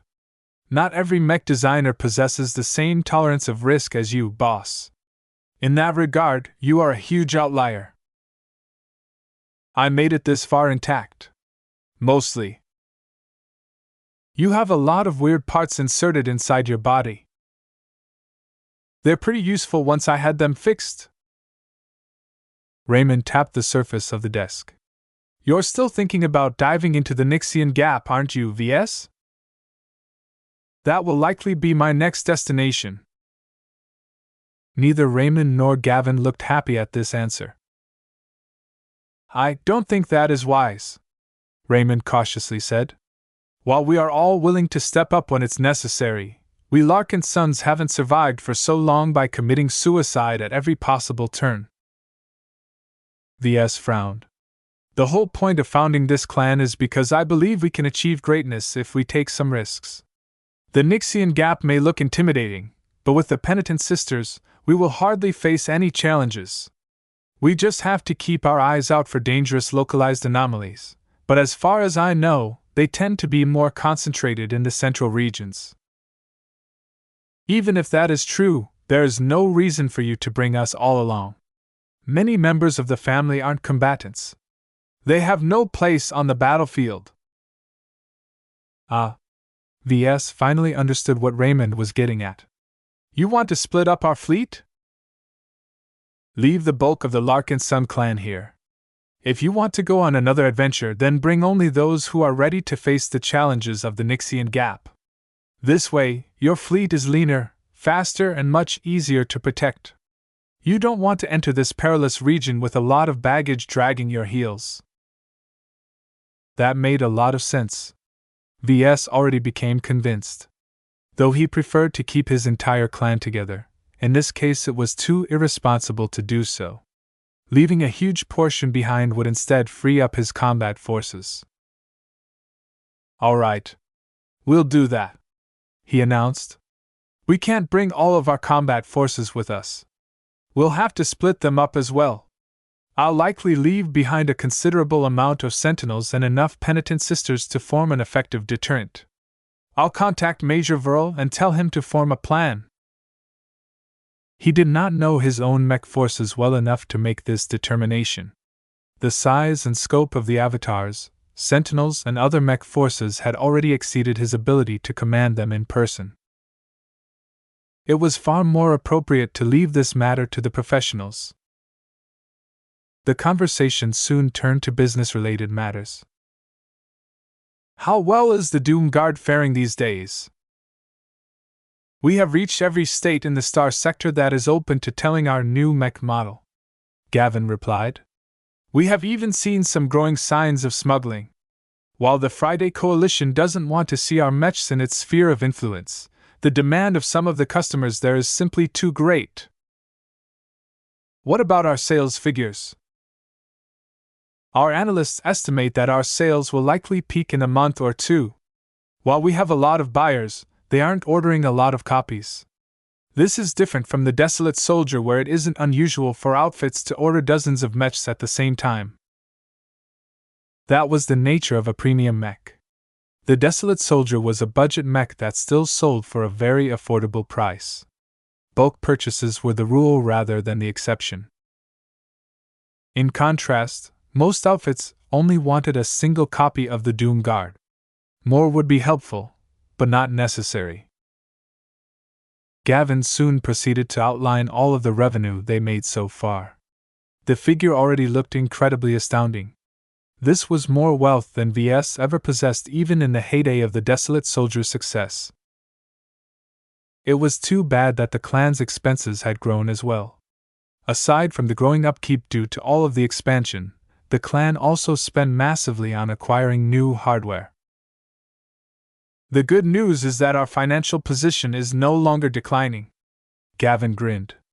The release of the Doom Guard has single-handedly reversed our declining trend. Right now, we can probably sustain ourselves by as much as 7 years if everything remains the same. This provides us with plenty of leeway. Though it was nice to see that the Doom Guard generated so much money, it was far from the 1 trillion hex credits he needed to form an expedition-ready fleet. Raymond added another notable development. Another good news is that the Doom Guard's emergence has breathed new life into our older mech models. As you might expect, sales of mechs with glows that can mitigate or withstand the Doom Guard's glow have skyrocketed. The Aurora Titan model is the primary beneficiary. Though they had already discussed this before, Ves was glad that the defensive Space Knight's lack of mobility didn't hinder it from turning into a hot seller. There was just one issue that Ves suddenly recalled. Wait a moment. Didn't we split up the ownership of the Aurora Titan model with Nora Consolidated? Originally, Ves and Professor Ventag collaborated on the design. Even though Ves did most of the heavy lifting, the assistance of an authentic and highly experienced senior was still of great value. For this reason, they made a deal where the LMC would only gain a fourth of the profits while Nora Consolidated received the remainder. This was a fair deal, especially considering that the professor still lent the strength of his design philosophy to the original design. Ves. Nora Consolidated no longer exists. It's been disbanded. What? He shouldn't have missed such a huge piece of news. It's a consequence of the Battle of Bentheim and the aftermath. Raymond continued. A lot of mech companies and institutions on Bentheim are gone. Nothing remains except for some intangible assets that have mostly lost a lot of value as well. A lot of brighter mech companies have concentrated so much of their assets and business activities on Bentheim that they had nothing left after the Sand War has concluded. Then, what happened to the rights to the Aurora Titan? The amount of administrative and financial messes that ensued after the fall of Bentheim was considerable, Ves. Fortunately, plenty of people in the LMC had been ready for this moment. As soon as the Bright Republic fell into confusion, a number of our people solicited the help of some colluders to purchase the rights from the state on behalf of a shell company. After a lot of arcane transfers which I won't get into, the rights have eventually fallen into our company's hands. That sounds great. Ves smiled, but only briefly. That reminds me, what about our shares? They haven't moved. Raymond shook his head. Trust me, we tried to get them back, but the Bright Republic and the Ilvain Protectorate are still clinging onto the shares in our company as if they are sources of endless wealth. Those goddamn leeches! With all of the chaos and damage the two states had suffered, it became more important than ever for them to tap into sources of revenue. There was no way the two states would fail to recognize the growing earning potential of the LMC. Even though Ves and the LMC had turned hostile against the two states, it wasn't possible to invalidate those shares. The MTA simply wouldn't permit such a brazen move. Ves held both his palms against his face. This persistent hurdle had been haunting him for a while. The mere thought of enriching the states who stabbed in the back made him angry. They didn't deserve a single hex credit from his business activities as far as he was concerned. Yet the truth of the matter was that the LMC obediently transferred the dividends to the two states on time. The Larkinson family only owned 1% of outstanding shares. The Bright Republic owned 7%, while the Ilvain Protectorate owned 9%. This meant that the two states effectively received 16 times as much money as the Larkinson family. Just this fact was enough to make his blood boil. How can we get those shares back? Raymond shook his head. We don't have any leverage, Ves. There is no way we can persuade or intimidate the two states into giving away their cash cows. We can knock on the doors of the MTA in order to ask for arbitration, but history has shown that the meshers always uphold the sanctity of contracts. Can't we issue a lot of new stock to diminish the worth of the shares in their possession? That was one of our first ideas, Ves. Suffice to say, the MTA doesn't look highly on share dilution. There are too many times in the past where mech designers tried to stiff their investors in this manner. Ugh. I feel the same way, VS. Our legal department has actually been waging a small war against the two states. Their lawyers and government officials have made several attempts to appropriate our company and our assets with the help of crooked laws, but fortunately the MTA isn't willing to entertain their requests. As long as we don't enter the states in question, they can't do anything except hold on to the shares they already possess. Those traitors are going too far. VS banged his fist against his desk. There is a way to get those shares back, Gavin suddenly said. Oh? Do tell. What if the two states don't exist anymore? What if there is a way to apply pressure on them, say, threaten to sick a lot of hexers on them if they don't allow us to buy back our shares? That sounded viable. VS looked intrigued. Only a deviant person would come up with such a suggestion. As expected of a Benny. Gavin grit his teeth. It is simply a possibility, boss. We are far from this point. It's a possibility, at least. VS grinned as he started to churn his mind. Yes, I can see it now. The Komodo War will be key. As long as the Hexers gain the upper hand, the Friday men won't be able to shield their client states. The Republic and the Protectorate would suddenly become easy pickings once they lose the protection of their patron. In other words, VS possessed an even greater reason to help the Hexers win the war. As long as they achieved a decisive victory against the Friday men, VS could probably borrow their influence and extort the two recalcitrant states into coughing up their shares. This isn't going to be easy, though, VS quickly muttered. The Komodo War easily involved millions of mechs and thousands of star systems. There was hardly any way for a single individual to make a difference. Nonetheless, VS already knew he had the potential to do so. His upcoming mech design was just his first step. How are our preparations for the special occasion I planned? House Evanson has been very cooperative. They have already helped us identity and secure enough willing participants. You won't be disappointed, boss.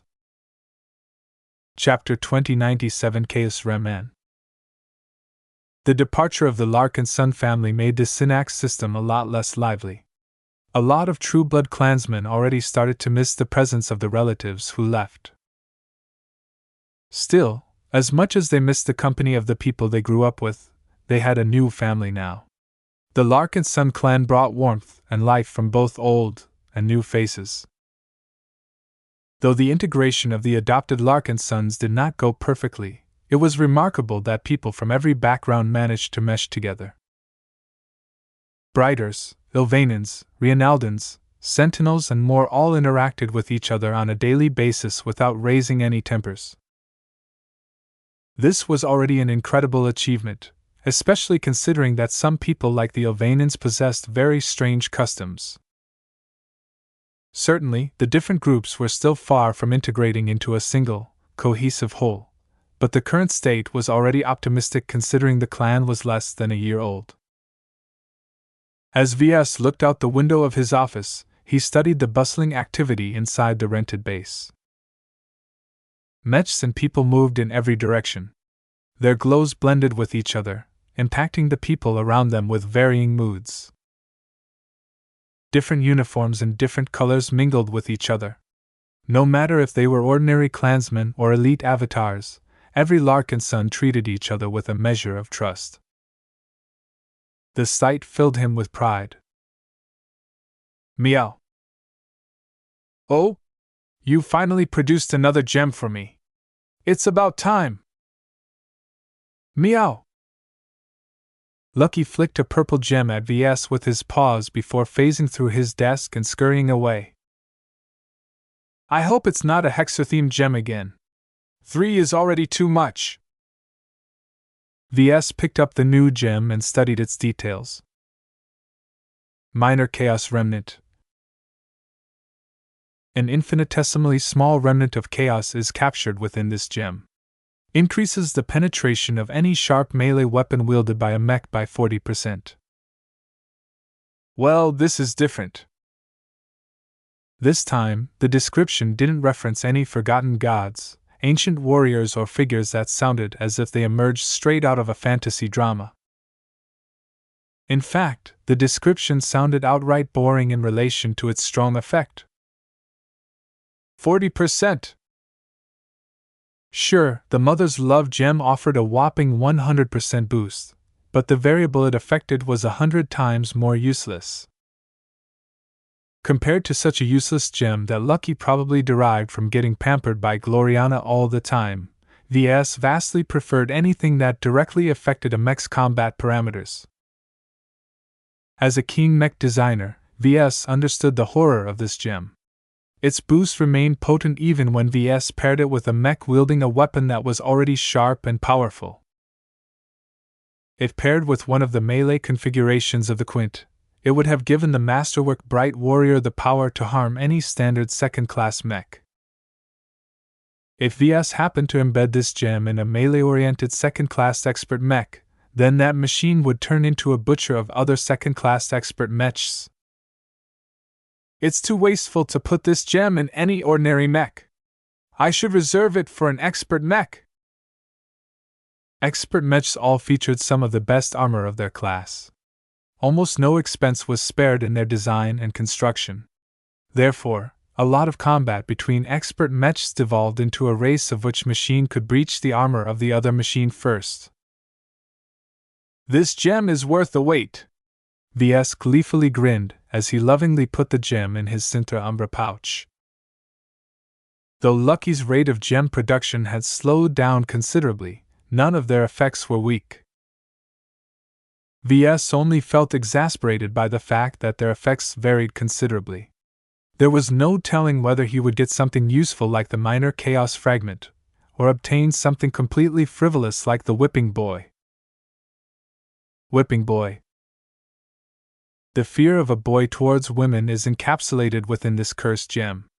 Increases the dread of a mech by 50% to males. Thinking about this abominable gem instantly soured his mood. How in the hell could Lucky's digestion system possibly produce such a frivolous boost? If I put it on a Doom Guard, not a single man will want to get near it. It will have to be handled exclusively by women. If Ves had the option of turning his first copy of the Doom Guard into a masterwork, he would have used this sadistic gem right then and there. It didn't matter if it was wasteful to embed his gem onto a relatively ordinary third-class mech. He just couldn't stand the thought of carrying this gem any further than necessary. I should design more dread-oriented mechs, he muttered darkly. I'll continue designing them until I finally get within reach of creating another masterwork. I'll definitely be able to get rid of this insulting gem. The minor chaos fragment was not the only goodie he received. After a long time, Calabast finally deigned to visit him. She appeared in his office by going through the front door this time. Wearing her black and gray black cat uniform, she stood out immensely from the rest of the Larkinsons. Her womanly figure along with her seductive charm caused a lot of people to turn their heads. When Ves looked at her, he didn't put much stock with what his eyes conveyed. He knew that a trained spy like her always presented a fake facade. He instead studied her with his spiritual senses. It was a pity that Calabast still revealed almost nothing. She was one of the many people who possessed no spiritual potential. That meant that Ves couldn't read her spiritual attributes, nor derive anything solid from her mind. Perhaps the only useful observation he could make with his spiritual system was the strength of her bond with the golden cat. Surprisingly, it looked healthy. This meant that the golden cat fully approved of Calabast, and found no signs of concern. Ves began to wonder if the ancestral spirit developed a warped sense of judgment. He didn't forget that she readily accepted Vincent Ricklin into the clan. Good news, Ves. Calabast greeted as she sauntered over to his desk. My agents have been scouring many of the regional black markets in the Synnax system and beyond. We have found numerous samples of the exotics you've demanded. Instead of sitting down at the chair like a normal person, Calabast instead leaned her butt against the edge of the desk. Ves didn't pay attention to her posture. Instead, he instantly honed in on her statement. What did you obtain? Did you find any F-stones of B-stones? She crossed her arms and looked sideways at Ves. Sorry to disappoint you. That's the bad news. My field agents tried my best to seek out these rare exotics, but they haven't found any traces of them in the areas they could access. It's possible that they are present in more exclusive circles, but we don't have access to them. You'll have to make do with the P-stones we've gathered. How much? And what's their size? Strangely enough, their sizes are all roughly similar to what you have specified. They're around the shape of a human head, but their density, material composition, and visual appearances vary considerably. We've secured 35 rocks that match the properties you've given. 35! That was double the amount of P-stones in his possession. Once he added the new P-stones to his vault, he would have 52 P-stones in total. This is indeed great news, Ves joyously crowed. These exotics are extremely vital to the development and application of my specialty. Don't stop looking for them. The more, the better. Calabast sighed and shook her head. It will be difficult to secure more of them in a short time. Many of these so-called P-stones have accumulated over many years as no one figured out anything special about them. Now that we have snatched them all up, it will take a long time before they are back in stock. As far as I'm aware of, the most if not all of the P-stones originated from the Nixian Gap. I see. Ves already knew the P-stones were relatively scarce. Calabast essentially told him that he shouldn't expect another windfall. What truly disappointed him was the failure to obtain new B-stones and F-stones. The defensive and offensive spiritually reactive exotics were very powerful in their own way. Both of them were necessary to deal with powerful spiritual entities such as Nixie or Cassandra Breyer. If you want, I can instruct my agents to focus more on securing those other two exotics. It might be possible to obtain them if I help agents obtain greater access to the black markets we've visited. What will it cost? Ves asked. Access costs money. We will have to bribe a lot of people. 1 billion hex credits. He winced at that price. While Ves and the Larkinson clan weren't short on money these days, 1 billion hex credits was already a fortune in the hegemony. Our clan already provides the Black Cats with a generous budget. I don't believe you need to spend this much money to do what you say. The Sentinel Kingdom is just a third-rate state. It's impossible for the price of access to be this much. We've been expanding rapidly just like the other organizations under the clan's umbrella. Calabast tapped her nail against the surface of the desk. The budget specified for the Black Cats was based around the assumption that the LMC continued to stagnate. That doesn't apply anymore. Since your Doomguard and some of your other mech models are selling well these days, why not share some of your newfound wealth? After all, you wouldn't neglect your strategic partner, wouldn't you? She spoke those final words in a teasing manner. Ves did not look amused. Fine. You will get your money by the end of the day. Just don't waste it all. I expect to obtain at least one sample of each exotic. I can't promise you anything, but we will do our best, she promised. They soon moved on to another discussion. Are there any threats on the horizon? Ves asked. Not particularly, she answered. Every faction in the Sentinel Kingdom knows better than to mess with you. There is no escape from death if any of them harm the interests of the hegemony. They all know that, so they won't do anything stupid to you. There is hardly benefit of doing so anyway. This state is too far away from the Friday Coalition to curry favor with them. It doesn't make any sense. Though people frequently behaved illogically, Ves didn't think that any of the local factions that could threaten him would commit suicide in this fashion. What if we split up the fleet? I'm sure you know of my intentions of venturing into the Nixian Gap. It'll be okay. If you are that worried about it, I can bolster my own arrangements. Her face turned grave. However, I'm very concerned about your plan to venture into the Gap. I don't have to tell you how risky that can be. Even the MTA has lost ships and mechs inside this region. Ves waved away her concerns. That has only happened in the central regions. As long as we don't travel too deep, we can manage the risks. Did you collect enough intelligence on the Gap? She nodded. I'll transmit all of the information we've obtained that we managed to verify. We have managed to piece together a rather comprehensive map that defines most of the anomalous hotspots and navigational hazards in the periphery. We also managed to form a map of the fixed locations of the more pirate organizations, though don't assume they are 100% accurate. Pirates tend to move around a lot and bases get raised every day due to all of the fighting that takes place. I understand. This is already incredibly helpful.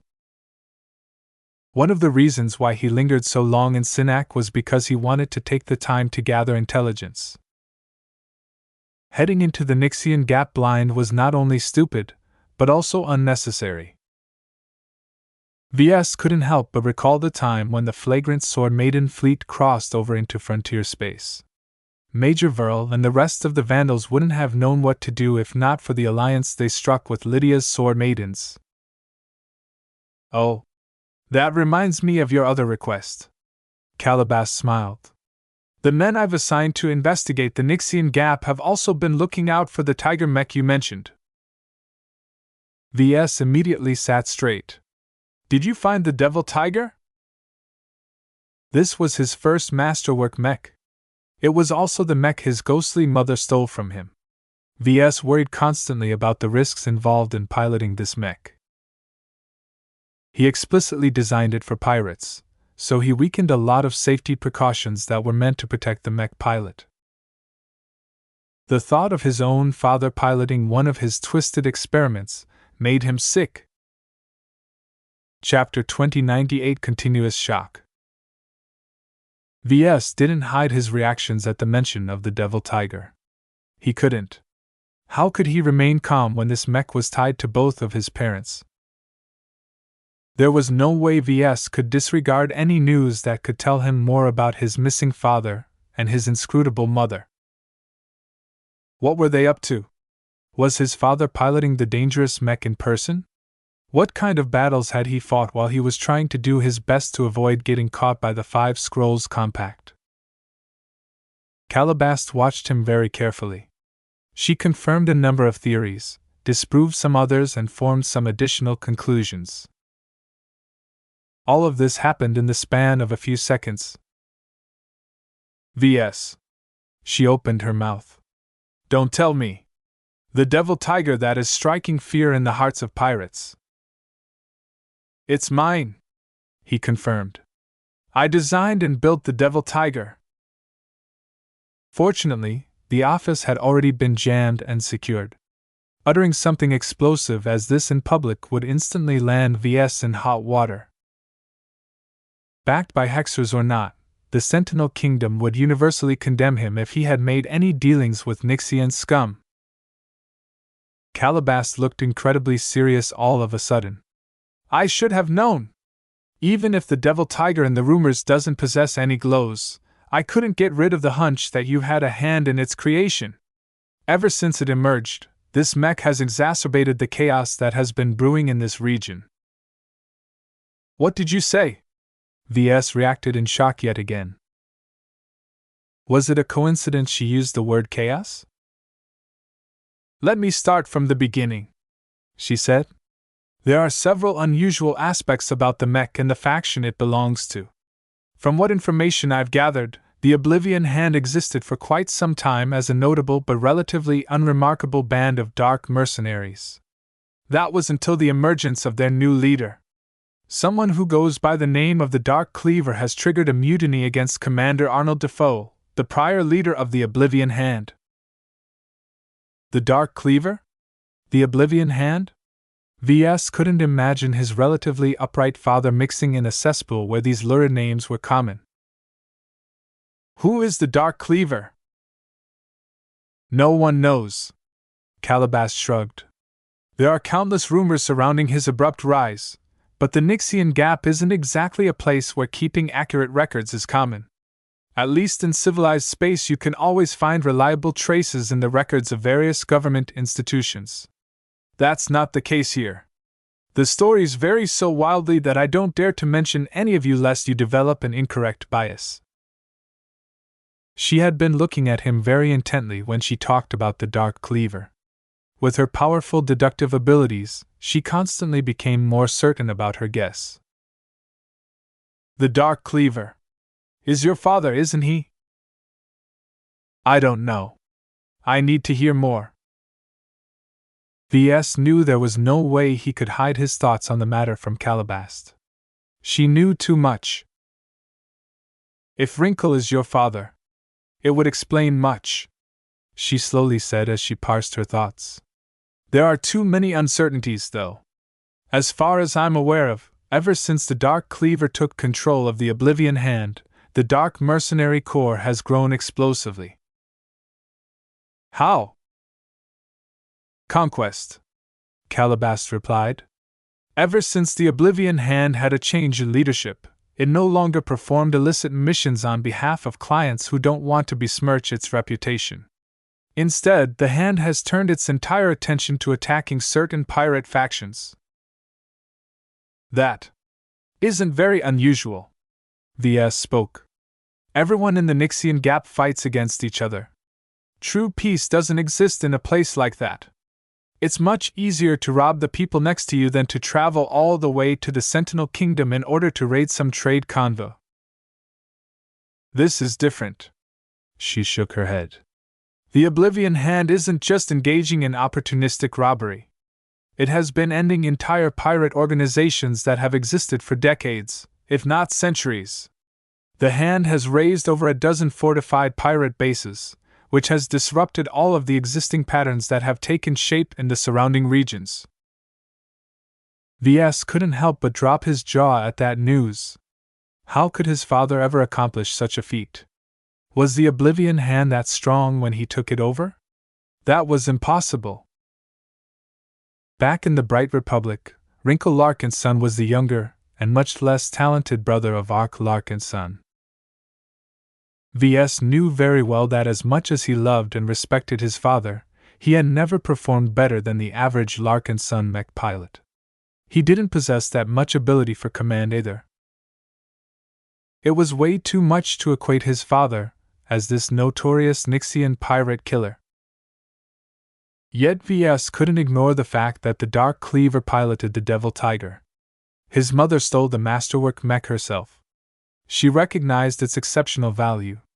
She would never drop this treasure in the hands of a random Nixian. Have you obtained any battle footage of the Oblivion Hand? She shook her head. Footage is always hard to obtain.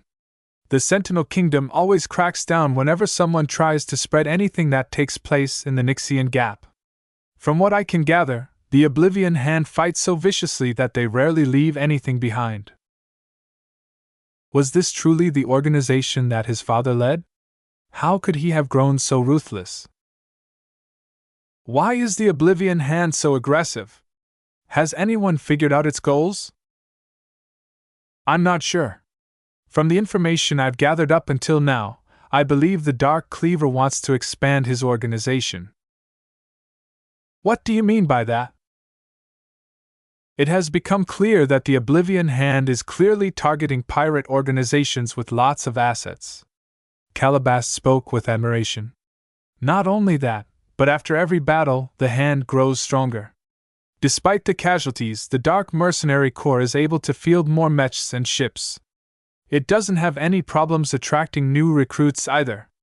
Everyone loves a winner, the Nixians most of all. What is remarkable about the Oblivion Hand is that it has never lost a battle ever since the Dark Cleaver became its new commander. Are you sure? It was impossible to win every time. Too many factors affected the outcome of a battle. Unless someone controlled every variable, setbacks and losses would happen sooner or later. No one knows how the Dark Cleaver does it. Commander Defoe used to be a regular leader who won slightly more often than he lost. The new commander is becoming increasingly more known for achieving guaranteed victories. He has never lost, even against pirate organizations that should have been strong enough to crush the Oblivion Hand in a straight battle. It is not uncommon to hear that the Hand has managed to achieve lopsided victories when outnumbered by at least 3-1. What the hell? Are those rumors even credible? I reacted the same when I first heard about them. Calabast ruefully smiled. However, no matter who you talk to, they all vouch for the Oblivion Hand's string of victories. The leadership vacuum that emerges after the Oblivion Hand has toppled another pirate power is proof of the Hand's accomplishments. These huge fluctuations can't be faked. VS never stopped looking shocked. He received so much explosive news that he never had the opportunity to regain his composure. To think that his father was behind all of these acts was simply too difficult for him to accept. However, once VS thought the matter true, he realized he missed one crucial factor. His mother. If his mother was fighting alongside his father, then these ludicrous tales became a lot more plausible. With her intangibility and her potent spiritual abilities whose depths VS couldn't even fathom, Cynthia Larkinson could perform all kinds of mischief against her targets. She could sneak into a pirate ship or a fortified base without encountering any hindrance. Once inside, his mother could take advantage of her intangible and invisible form to spy on the enemy commanders, assassinate them in their sleep, or steal their command codes. She could also mess with the enemy hardware. She could easily phase through all kinds of solid barriers in order to damage all kinds of critical components. She could disable the FTL drive of a starship in order to prevent her escape. She could tamper with the power reactors of every mech inside a carrier vessel. She could destroy the life support systems so that the occupants of a ship or base would slowly suffocate as they ran out of air to breathe. With so many possibilities, it was no wonder that the organization led by her husband managed to raise such a storm. Perhaps the only concern was the fact that his mother probably had to conserve her energy. Why else did she siphon his spiritual energy each time they met? Her current form of existence must be defective somehow. If not for this constraint, his mother would have probably turned the entire Nixian gap upside down by now. Considering her extraordinary origins, this wasn't an exaggeration in his opinion. Though Calabast thoroughly captured the rapid changes in his expression, she refrained from probing him any further. There were some matters he simply couldn't reveal. Calabast probably understood that, so she appropriately maintained her distance. It had become very clear to her that the reason why VS had become so remarkable was undeniably related to his parents. "Tell me about the Devil Tiger." She looked uncertain. "It's a remarkable mech. It has become just as renowned as its mech pilot. What is strange about the mech is that its initial appearance wasn't all that remarkable. It initially became known as a powerful but fairly manageable tiger mech. And then? Well, just like the Oblivion Hand, each time it showed up again, it became a little stronger. A lot of Nixians have guessed that the Dark Cleaver must have secured the services of a very capable mech designer. The Nixians have already surmised that one of the reasons why the Oblivion Hand is so aggressive is because the Dark Cleaver is eager to upgrade his mech through plunder." That made a lot of sense. Due to the asthma system that VS incorporated in the Devil Tiger, it had become a self-evolving mech. People just had to feed any exotic or other powerful material to the mech. The pure asthmas, which consisted of very high-quality nanomachines, slowly processed these materials into substitute asthmas. Most of the structure of the Devil Tiger consisted of this derivative substance. The quality of the substitute asthmas was directly proportional to the quality of the materials being fed to the mech. It had been several years since Ves made the Devil Tiger. If the Oblivion Hand had been fighting as often as Calabas claimed, then his father would have definitely fed all kinds of goodies to the Devil Tiger. "What is the current state of the Devil Tiger? How strong has it grown?" he asked in an eager tone. "From what I have heard, it has become an expert mech." "What?" Ves reacted with shock for the umpteenth time today. "The Oblivion Hand has spread the news itself. Their leader, the Dark Cleaver, has become an expert pilot. This alone has caused a lot of Nixian pirates and mercenaries to join his banner. Expert pilots are very rare in the Nixian Gap, and every single one of them are prominent leaders in the pirate community." This was too much for Ves to absorb. His father, an expert pilot? Impossible. His father served in the Mech Corps for such a long time without any signs of breaking through. His father even fought in some of the same bloody battles as his brother Ark, but nothing happened in the end. Yet after recalling that expert pilots all emerged due to empowering their willpower with spirituality, Ves suddenly froze. In his previous experiments, Ves managed to turn William Urbish into an expert candidate. This proved that it was possible to artificially advance a mech pilot to a higher stage. If Ves could do so, then what stopped his mother from attempting the same? Perhaps to her, turning someone into an expert pilot was just a matter of investing enough spiritual energy. That might have explained why she had been so eager to siphon his spiritual energy last time. A sense of confusion radiated from his mind. He already felt he couldn't recognize his mother anymore. Would his father be the same? Did this enigmatic Dark Cleaver even bore any relation to the father who raised him back in Cloudy Curtain? Chapter 2099 Affection. It took a long time until Calabas left for Ves to regain his composure. He couldn't help it. He had a very hard time associating the tales that Calabas spun with his father. There was no way his father was that good of a mech pilot and leader. If the father in his memories ended up in the Nixian Gap, he would have kept his head down. Certainly, a highly trained and experienced mech pilot who was also a Larkin son would easily be able to show his worth. Yet that was not enough to make any waves. Ves always imagined that his father was constantly on the run. Perhaps he might have been able to lead a small organization due to his overall level of competence, but he never expected his father to make it this far in such a short time. Even with his mother helping him every step of the way, his father still must have braved a lot of danger to get this far. After all, the pirate organizations he fought against were all local overlords who repelled many challengers over the years. None of them were weak. He sighed and looked at Lucky, who was lounging on his lap. Can you imagine my father and mother terrorizing the Nixian Gap? Meow. I don't know either. According to Calabas, the pirate organizations the Oblivion Hand has hit are only moderately strong. So far, the Dark Cleaver hasn't hit the biggest overlords yet. Hopefully, he won't overestimate himself. If he's only out to plunder men, mechs, and resources, then he should stick to targeting the weaker players. The problem was that Ves failed to ascertain his father's intentions. Though he readily acknowledged that the Devil Tiger and the Oblivion Hand had benefited enormously from all of the plunder, the local pirate factions were definitely unwilling to lose their foundations. Ves worried considerably about the backlash coming from the pirate community.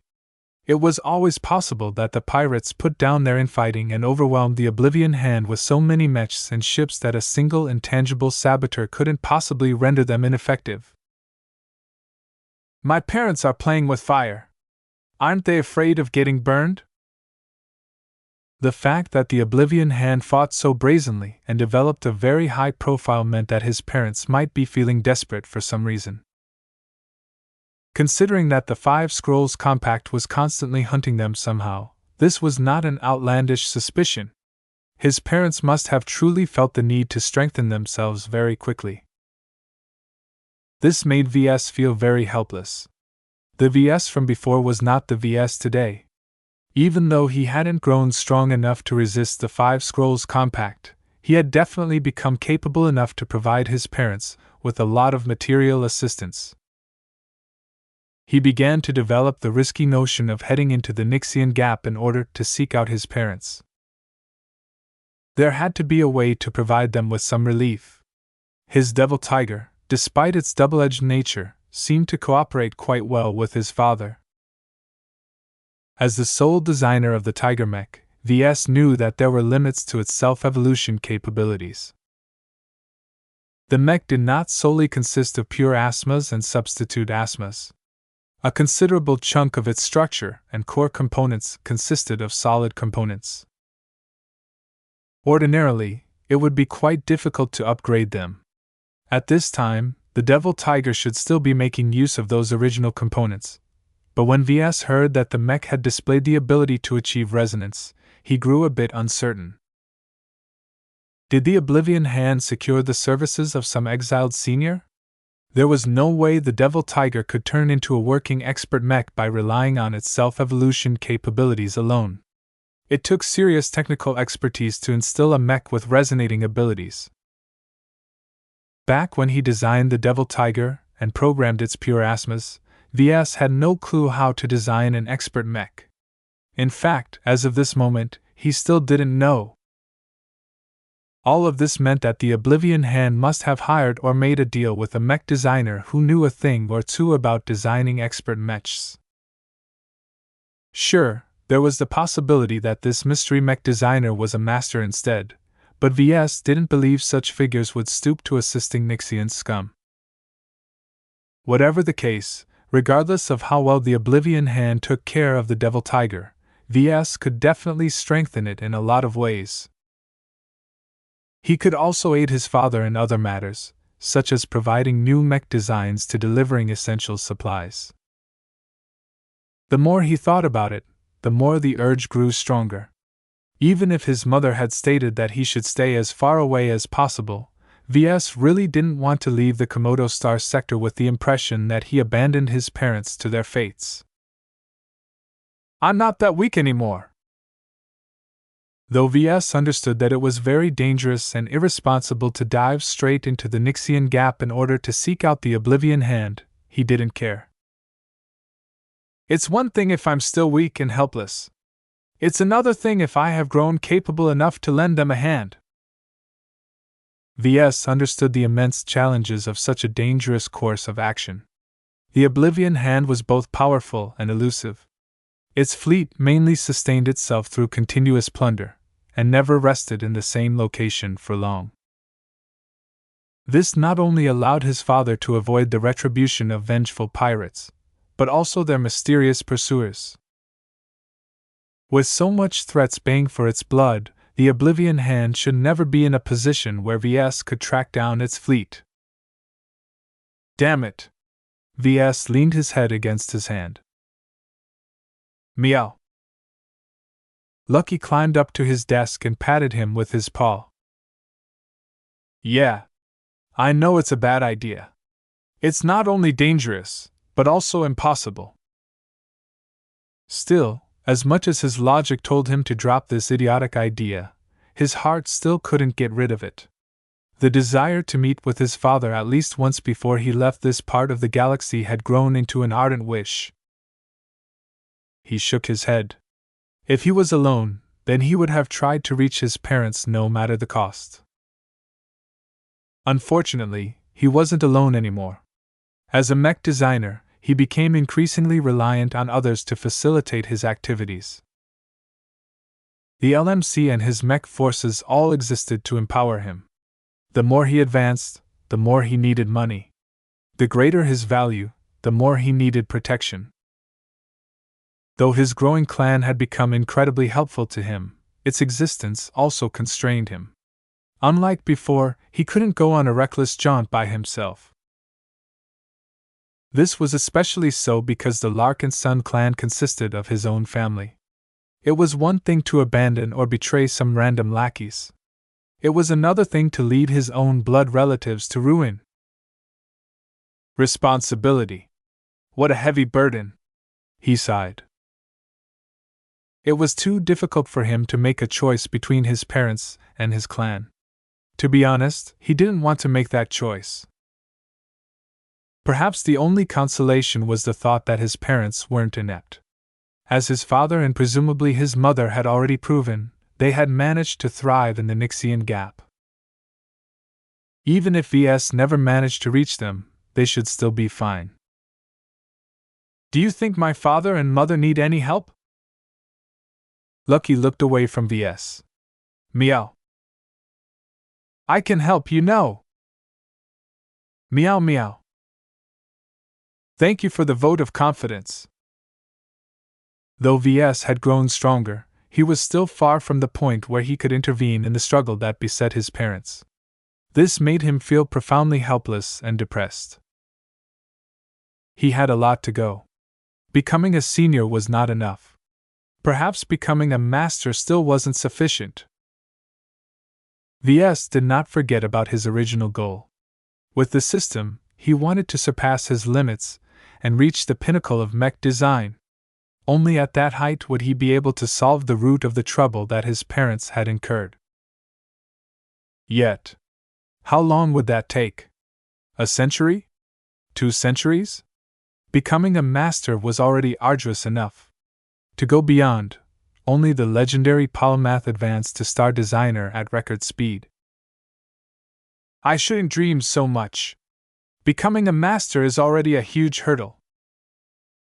As much as the Mech Designer System provided him with an unimaginable amount of advantages, Ves still needed to rely on himself to advance his design philosophy. A few hours went by. Ves calmly sorted out his thoughts and threw away any fanciful notions from his mind. No matter how confident he was in his abilities, reality was too difficult to overcome.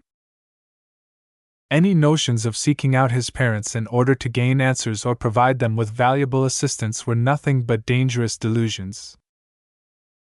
Many times, Ves liked to listen to his heart rather than his mind. However, this time was different. With so many responsibilities weighing him down, he couldn't afford to ruin his entire clan in order to pursue his selfish goals. This must be what my parents are thinking as well, he muttered. My mother specifically told me that she doesn't want me to get dragged into her mess. She wanted to protect him and allow him to live his own life. It sounded a bit strange that his mother acted so uncharacteristically motherly at him, but Ves believed in her sincerity. This was how a parent was supposed to act. This was how responsible people were supposed to act. Ves eventually decided to clear his mind by leaving his office. He had been lingering around enough in this empty and isolated room. As he stepped out into the base, he received a lot of greetings. As the clan patriarch, he earned the acknowledgement of every clansman, whether they were true blood or adopted. He wandered around aimlessly for a while. Though his appearance was enough to startle the clansmen in the vicinity, it wasn't enough to raise a commotion. He soon encountered a familiar face. Tusa Billingsley Larkinson was standing in front of a crowd of teenage Larkinsons. Ves even recognized the young teenage form of Lainey Larkinson among the kids. Think very carefully before you decide to specialize in light mechs. Although piloting them is my greatest joy, they are not for everyone. Far from it. You either love them or hate them. There is no middle ground. Each time to enter the cockpit and deploy into battle, you are dancing with death. Unlike ranged mechs, light mechs have to get up close to the enemy. Unlike medium mechs, light mechs can't take a lot of hits. Light mechs are fast though, right, teacher? Tusa laughed in a good-natured manner. Incredibly so. If you love speed, you'll love light mechs. While it's too soon for you mech cadets to decide upon your specializations, You can already determine for yourself whether they suit your talent and inclination. How do we do that? Another mech cadet asked.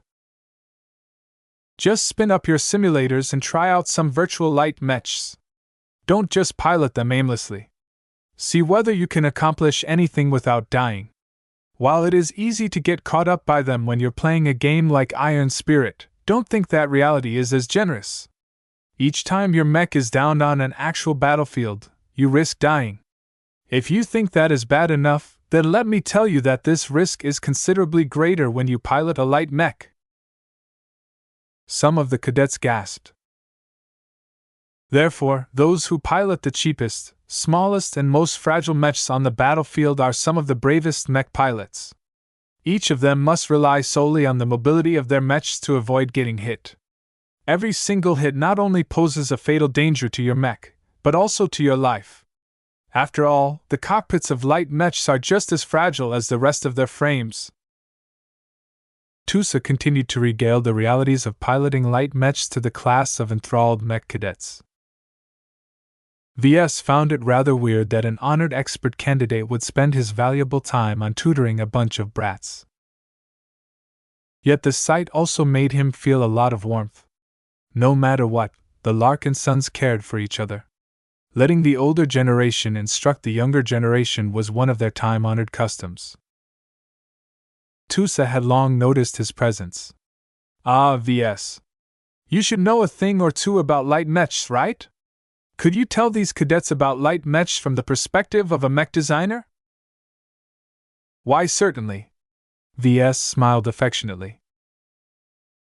Chapter 2100 Flying Solo. When Gloriana promised to tackle the problem on how to test the prototype, Ves expected a lot of difficulty. However, it didn't take a long time before she approached him with a smile. The first prototypes are being fabricated and are about to be tested very soon, she chirped. Everything will be taken care of. A senior will personally preside over the fabrication of all of the machines. They'll be sent to a renowned testing ground very soon, which will quickly and thoroughly explore every limit of our Hexer-Knight mech. Ves looked surprised. I thought your search would take longer.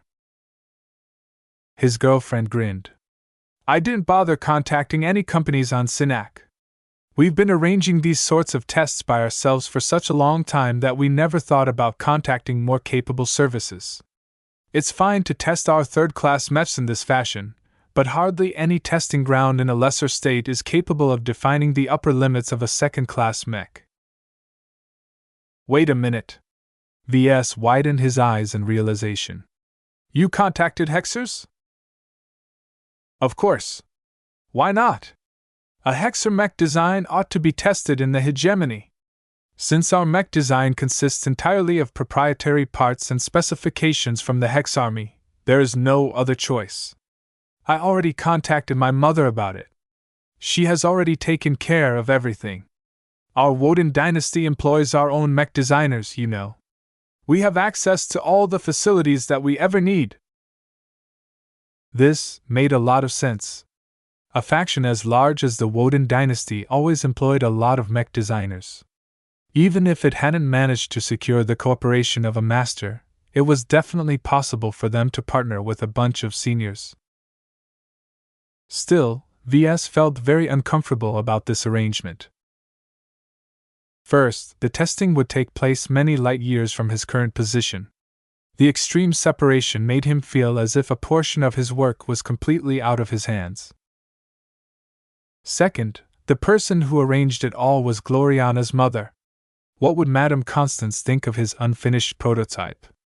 Though its design was 96 or 97% finished, she might develop an undeserved bias despite its unfinished state.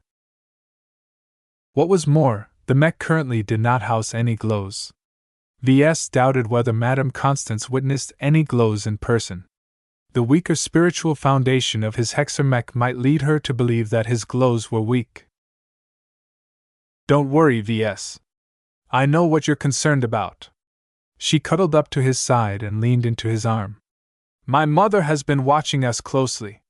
She knows our prototypes are only previews of what is to come.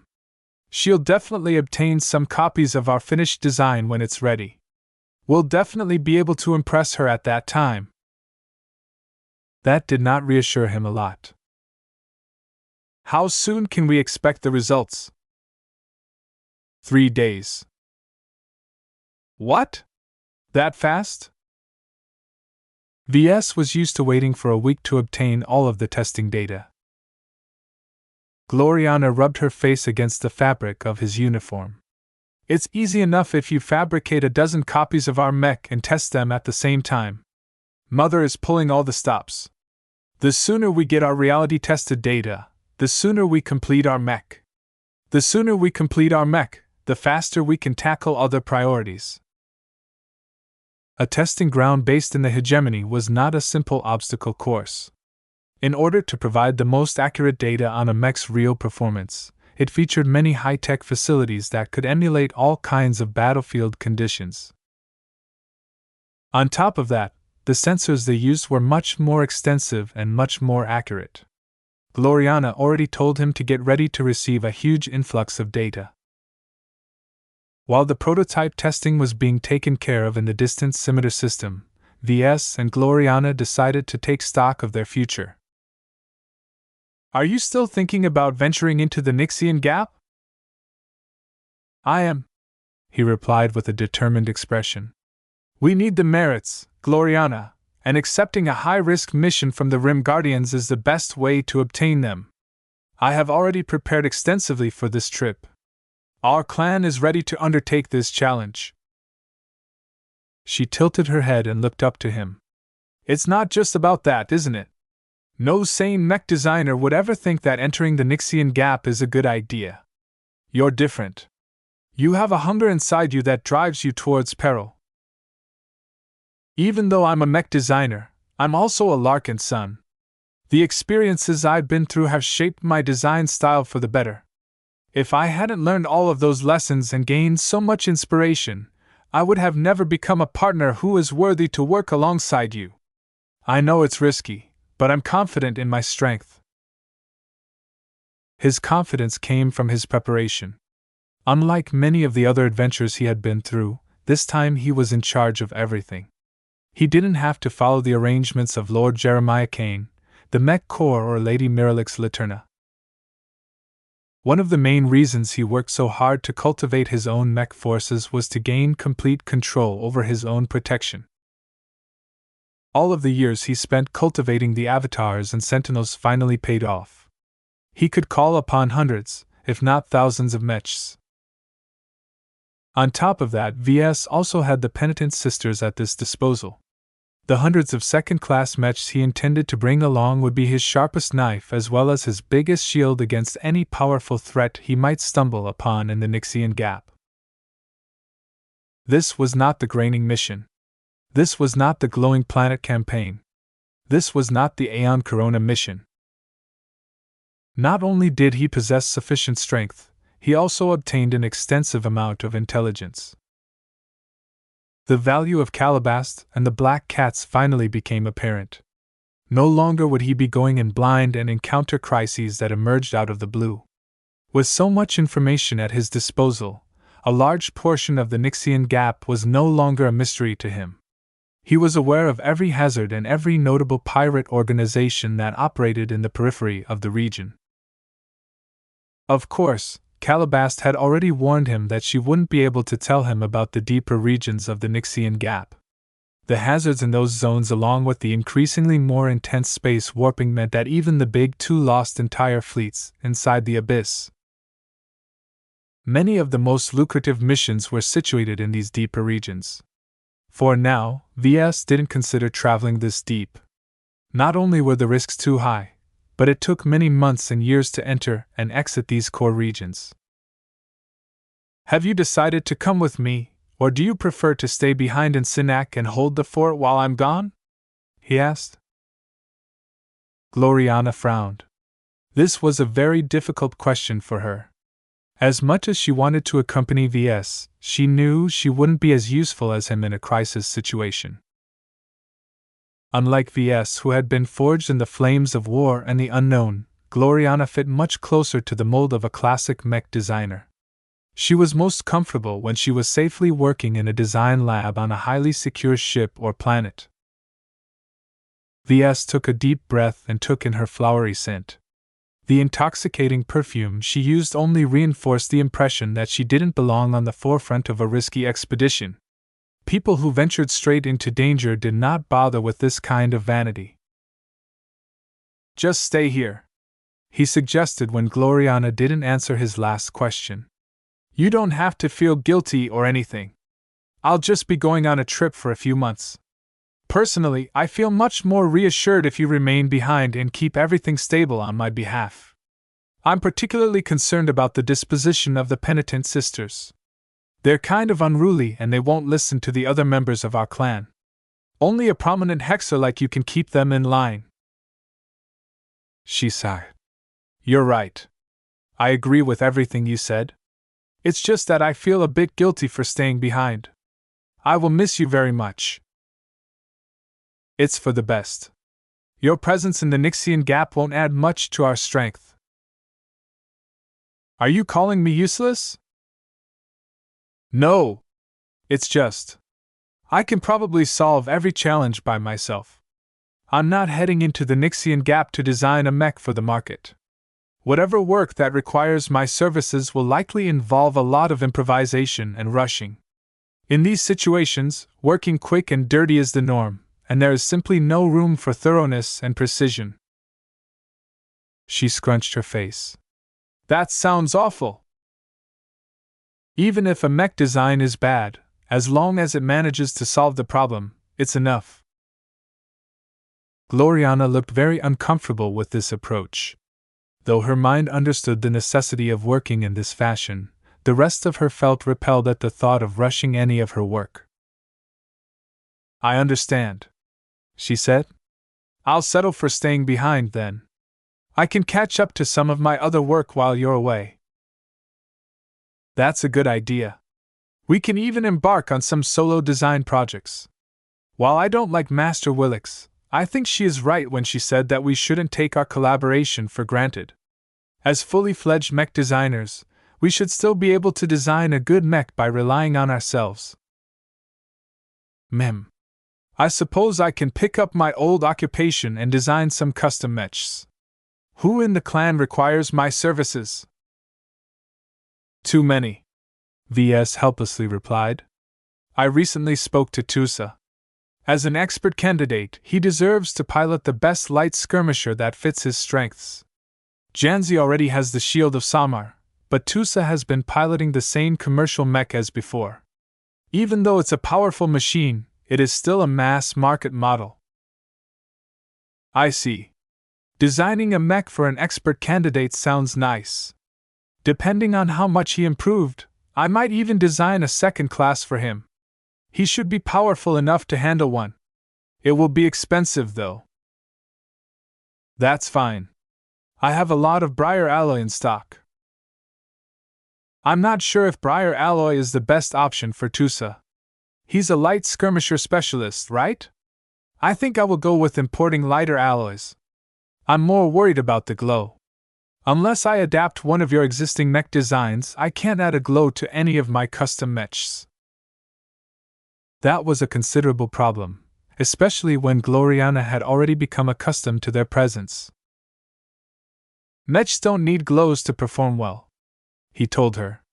"As much as I would like to help you by contributing to your design at the start, it won't entirely be your work anymore.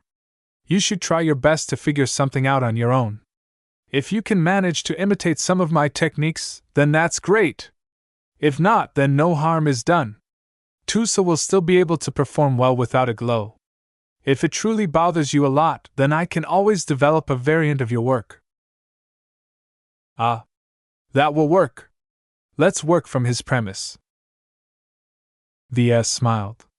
"The same goes for me. If I ever design a mech that isn't relevant to the mission, then I expect you to go over it and perfect it. This way, we can gain a good understanding of our individual strengths." After several years of designing mechs together, The thought of going solo sounded rather novel. As proud young journeymen, they shouldn't be too afraid that they would botch their own designs. By the way, what's this I hear about some huge ceremony? It's a surprise.